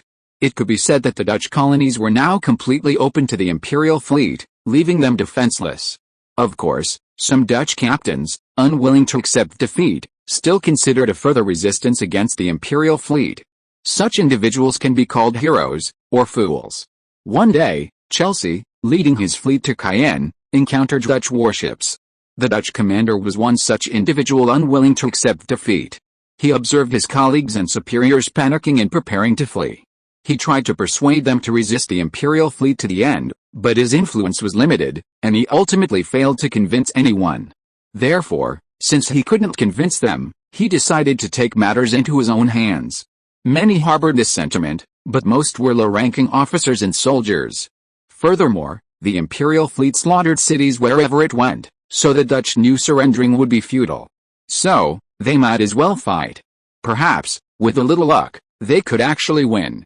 God willing, if such a miracle happened, they would all be heroes. Thus, the captain, through various tactics, mobilized the lower-ranking sailors and officers to bring out the few remaining warships in the Caribbean. He even brought the ships of the governor and other administrative officials, as well as those of the captains who had refused to resist, and assembled them, marching towards Chelsea in a mighty force. The fleet totaled 63 ships, all double-decker Dutch vessels for both commercial and military use. The fact that he had brought all these warships out prevented Thomas and his men from leaving their base and carrying out their escape plan. Chelsea, on the other hand, only brought 37 of his ships to Cayenne. Although outnumbered, their warships were vastly superior to the Dutch in terms of range, speed, and other attributes. Therefore, the outcome of this naval encounter wasn't necessarily decided for the Dutch. 300 miles off the coast of Cayenne, a sailor on a lookout spotted Dutch warships array ahead and immediately reported the news. 63 ships flying the Dutch flag have been spotted heading in the direction of our fleet. We expect to encounter them in an hour. This news quickly reached Chelsea. What? The Dutch actually have the nerve to engage us in a naval battle now? After hearing the report, Chelsea was stunned, then his face filled with disbelief. It's worth noting that during their occupation of the Spanish colonies in the northern Caribbean, the Spanish and Dutch jointly engaged the Imperial fleet in more than a dozen battles, each ending in defeat. In each of these engagements, the Dutch suffered heavy losses, either captured or sunk. The Spanish, in contrast, lost almost all of their warships. It was precisely because of this relationship that the Imperial fleet firmly established its dominance in the Caribbean. From that time on, the Spanish warships vanished, and the Dutch warships vanished altogether. Even when Chelsea, with his fleet of only 37 ships, invaded the Dutch colonies and launched a siege, the Dutch never again deployed a warship. Now, as if the sun had risen from the north, the Dutch warships had reappeared, and now, 63 of them, at once. It's no wonder Chelsea was in disbelief. The Dutch, their nerve broken, still had the nerve to engage the Imperial fleet? If that were the case, he wouldn't mind showing them a bit of his strength.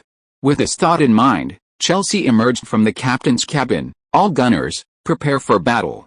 Also, notify the other ships. The sailors on deck began to bustle, and the gunners below also took up their positions. Meanwhile, the sailors on the watchtower unfurled two flags and began signaling to the surrounding warships. Chapter 450 The Caribbean War begins. Galliford, originally a lieutenant in the Dutch Caribbean garrison fleet, now commanded 63 warships and assumed command. As the saying goes, heroes are made by the times, but whether he truly was a hero was still unclear. His current goal was to ambush a Song Empire fleet en route to Cayenne. If he could defeat it, he would undoubtedly be hailed as a hero who turned the tide. While the Song Empire had numerous fleets in the Caribbean, most were stationed in the Spanish colonies to maintain stability. Therefore, if the Song Empire's fleet were to launch an all-out invasion of the Dutch colonies, 63 warships would be impossible to resist. Galliford was well aware of this.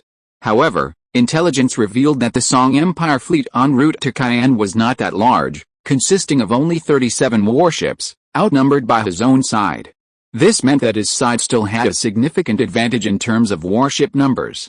While the Song Empire's warships had long-range artillery and advanced weaponry, a battle with them was not impossible. The colonial officials were terrified by the Song Empire and dared not confront it. But Galliford had a different view. He was determined to fight the Song Empire to the bitter end, for his fallen family, wife, and children, for his own military honor, and for the good of his country. Many others like him banded together, seized warships, and marched to the sea 300 miles north of Cayenne, ready for a decisive battle with the Song Empire's fleet. This was the last Dutch naval power in the Caribbean. If they failed, the Caribbean would become Song territory, forcing the Dutch to withdraw completely from the region. Even if they had the chance to return, they would likely face significant resistance. 5-star red flags ahead. This is the Song Empire fleet heading for Cayenne. Just as Chelsea spotted their fleet, Galliford's fleet also spotted the Song Empire fleet. Charge. The Song Empire warships have numerous artillery pieces and a long range. We can only stand a chance if we engage in boarding. Galliford gave the order immediately. At this point, the distance above was still an hour's sail, but the tension pre-battle had already settled over both sides. The Song Empire's fleet comprised 37 warships, including 36 repurposed Dutch-style warships. Each ship was armed with 72 guns, with a range of 6 nautical miles and equipped with powerful blasting and armor-piercing missiles. The sailors also had flintlock rifles and repurposed shoulder-fired rocket launchers. The heavy battleship, armed with 108 guns and featuring formidable iron plating, was Chelsea's flagship. Most importantly, while the heavy battleships featured propellers and engines under their hulls, significantly increasing their speed and maneuverability, the repurposed Dutch frigates were equipped with rollers and other cutting-edge technology, significantly improving their landing speeds and maneuverability. At the very least, the Dutch warships were completely unmatched. Judging solely by their warships, aside from their numerical disadvantage, the Song Empire wasn't necessarily a formidable opponent. On the other hand, the Dutch fleet consisted entirely of Dutch dual-purpose warships, double-decked and three-masted. However, these warships lacked the speed or maneuverability of the Song Empire's warships. Their guns had a range of 3 nautical miles, only half that of the Song Empire's artillery. Furthermore, each ship had a maximum of 36 guns, with a minimum being only 18. The number of guns alone was far less than that of the Song Empire. Naval warfare at this time essentially relied on artillery, and whoever possessed more guns generally seized the initiative. Although the Galliford fleet had nearly 30 more ships than the Song Empire, the combined number of their guns was still less than that of the Song Empire's fleet. Coupled with their shorter range, this made the Galliford fleet appear somewhat weaker. As time progressed, both sides unfurled their sails and advanced at maximum speed, and soon the Song Empire's Chelsea fleet opened fire. Chelsea's fleet swung its entire hull, facing the incoming Galliford fleet with its sides. Hundreds of guns blazed, their cannons blazing with deafening roars as they unleashed shell after shell. The previously calm sea was now blasted with columns of water. The battle had begun. "Sir, the enemy is charging at full speed toward our fleet, seemingly intending to engage us in boarding combat." At this moment, the adjutant, who had been observing the situation from the opposite side, lowered his telescope and spoke to Chelsea. Chelsea knew all this without the adjutant's words, for he, too, had been observing through his telescope. Hearing this, Chelsea curled his lips and sneered, "HMPH. You've learned your lesson, but that's not enough. Do they think a boarding engagement means they were bound to meet us? Besides, At this distance, they can't necessarily charge, the adjutant nodded in silence, for Chelsea's words were true. The Song Empire had numerous artillery pieces, and their gunners were incredibly accurate. The sea was a bit choppy, but that didn't bother the genetically engineered gunners. While the Song Empire's fleet had been sideways, slowing considerably in the face of the oncoming Galliford fleet, it was still constantly moving. Therefore, even if the Galliford fleet could reach them, it would take a considerable amount of time. Unlike land warfare, naval battles often lasted for days or even half a month. In a situation where one side was chasing the other, the battle could often last for a month. At this point, the Galliford fleet was still 5 nautical miles from the Song Empire's Chelsea fleet. Chelsea and the others were still out of range, but the enemy was within range of their own artillery. This was the advantage of having a long range. As the saying goes, every inch of length brings an inch of danger. This principle was particularly evident in naval warfare. Under a barrage of artillery fire, every warship in the Galliford fleet charged towards the Chelsea fleet at top speed. Each of them knew that only by charging the enemy and engaging them in boarding combat could they stand a chance. Unfortunately, the enemy was too cunning. Although their speed had slowed, they were still on the move. They had turned their ships sideways, their artillery fire incessantly causing significant damage to the charge. Boom! Boom! A warship near Galliford's flagship erupted in flames, then quickly exploded from the center. Within seconds, the entire ship, ablaze with flames, broke in two and sank to the bottom of the sea. This ship had the misfortune of being hit by a cannonball in its powder magazine, causing an explosion and fire. The blast originated internally, breaking the keel. This warship was simply unlucky. Galliford paid no attention to this matter. He didn't even order a rescue for the sailors who had jumped into the sea. He knew that if he ordered a rescue, at least one of the warships would have to halt its charge and slow down amidst the barrage of artillery fire. This was a very dangerous situation. Therefore, the best thing to do at this moment was to keep charging. Sir, the enemy hasn't entered our artillery range yet. How many miles are we to the enemy? 4 miles, sir. Keep charging. Bang. At this moment, Galliford's warship shook, and he stumbled. Fortunately, he grabbed a nearby wooden pole and kept himself steady. What's going on? Galliford shouted. Sir, we've been hit. Galliford's eyelids twitched at the words. Ignore it. Keep moving. It turned out that Galliford's warship had just been hit by a solid bullet on the deck. The bullet had pierced the deck, creating a large dent. Fortunately, it lost its power when it landed on the second deck, preventing it from penetrating the bottom of the ship. Otherwise, there would have been a lot of trouble and fun. Even so, Galliford was frightened and broke into cold sweat. However, the more he thought about it, the more he understood that he had to remain calm and not panic. His flagship was now a bellwether for the other warships. He was sure the men on the other ships were watching him. They were undoubtedly stunned by the Song Empire's overwhelming firepower. Any action he took would undoubtedly trigger a chain reaction. In other words, if he was brave, the others would surely follow. But if he fled, the others would immediately follow suit. In that case, he would be defeated without a fight. Of course, if he was sunk, they would also immediately turn and flee. The sailors on the flagship were pale, some even trembling, evidently terrified. Every time an enemy cannonball struck the sea, creating a column of water, the sailors shuddered. Many stared blankly, some muttering to themselves. Galliford knew the sailors were nearing collapse. They had never seen such a powerful bombardment before. It was terrifying. Furthermore, the enemy's artillery fire was incredibly rapid, more than twice the rate of reloading and firing he had ever known. He wondered how the Song Empire's artillerymen were trained. How could they possibly reload their guns so quickly? He certainly didn't know that this was because the Song Empire's artillerymen were different from his own, and their guns were also manufactured differently. Sir, the enemy is within range. At this moment, the adjutant, his face sullen, rushed to Galliford and shouted at the top of his lungs, "To be continued." End of this chapter. Thank you so much for reading until the end. Don't forget to give it a like. Looking for more exclusive content and immediate access? Subscribe to our Patreon. Remember, every like, subscription or donation encourages us to continue. Thank you all. See you in the next video.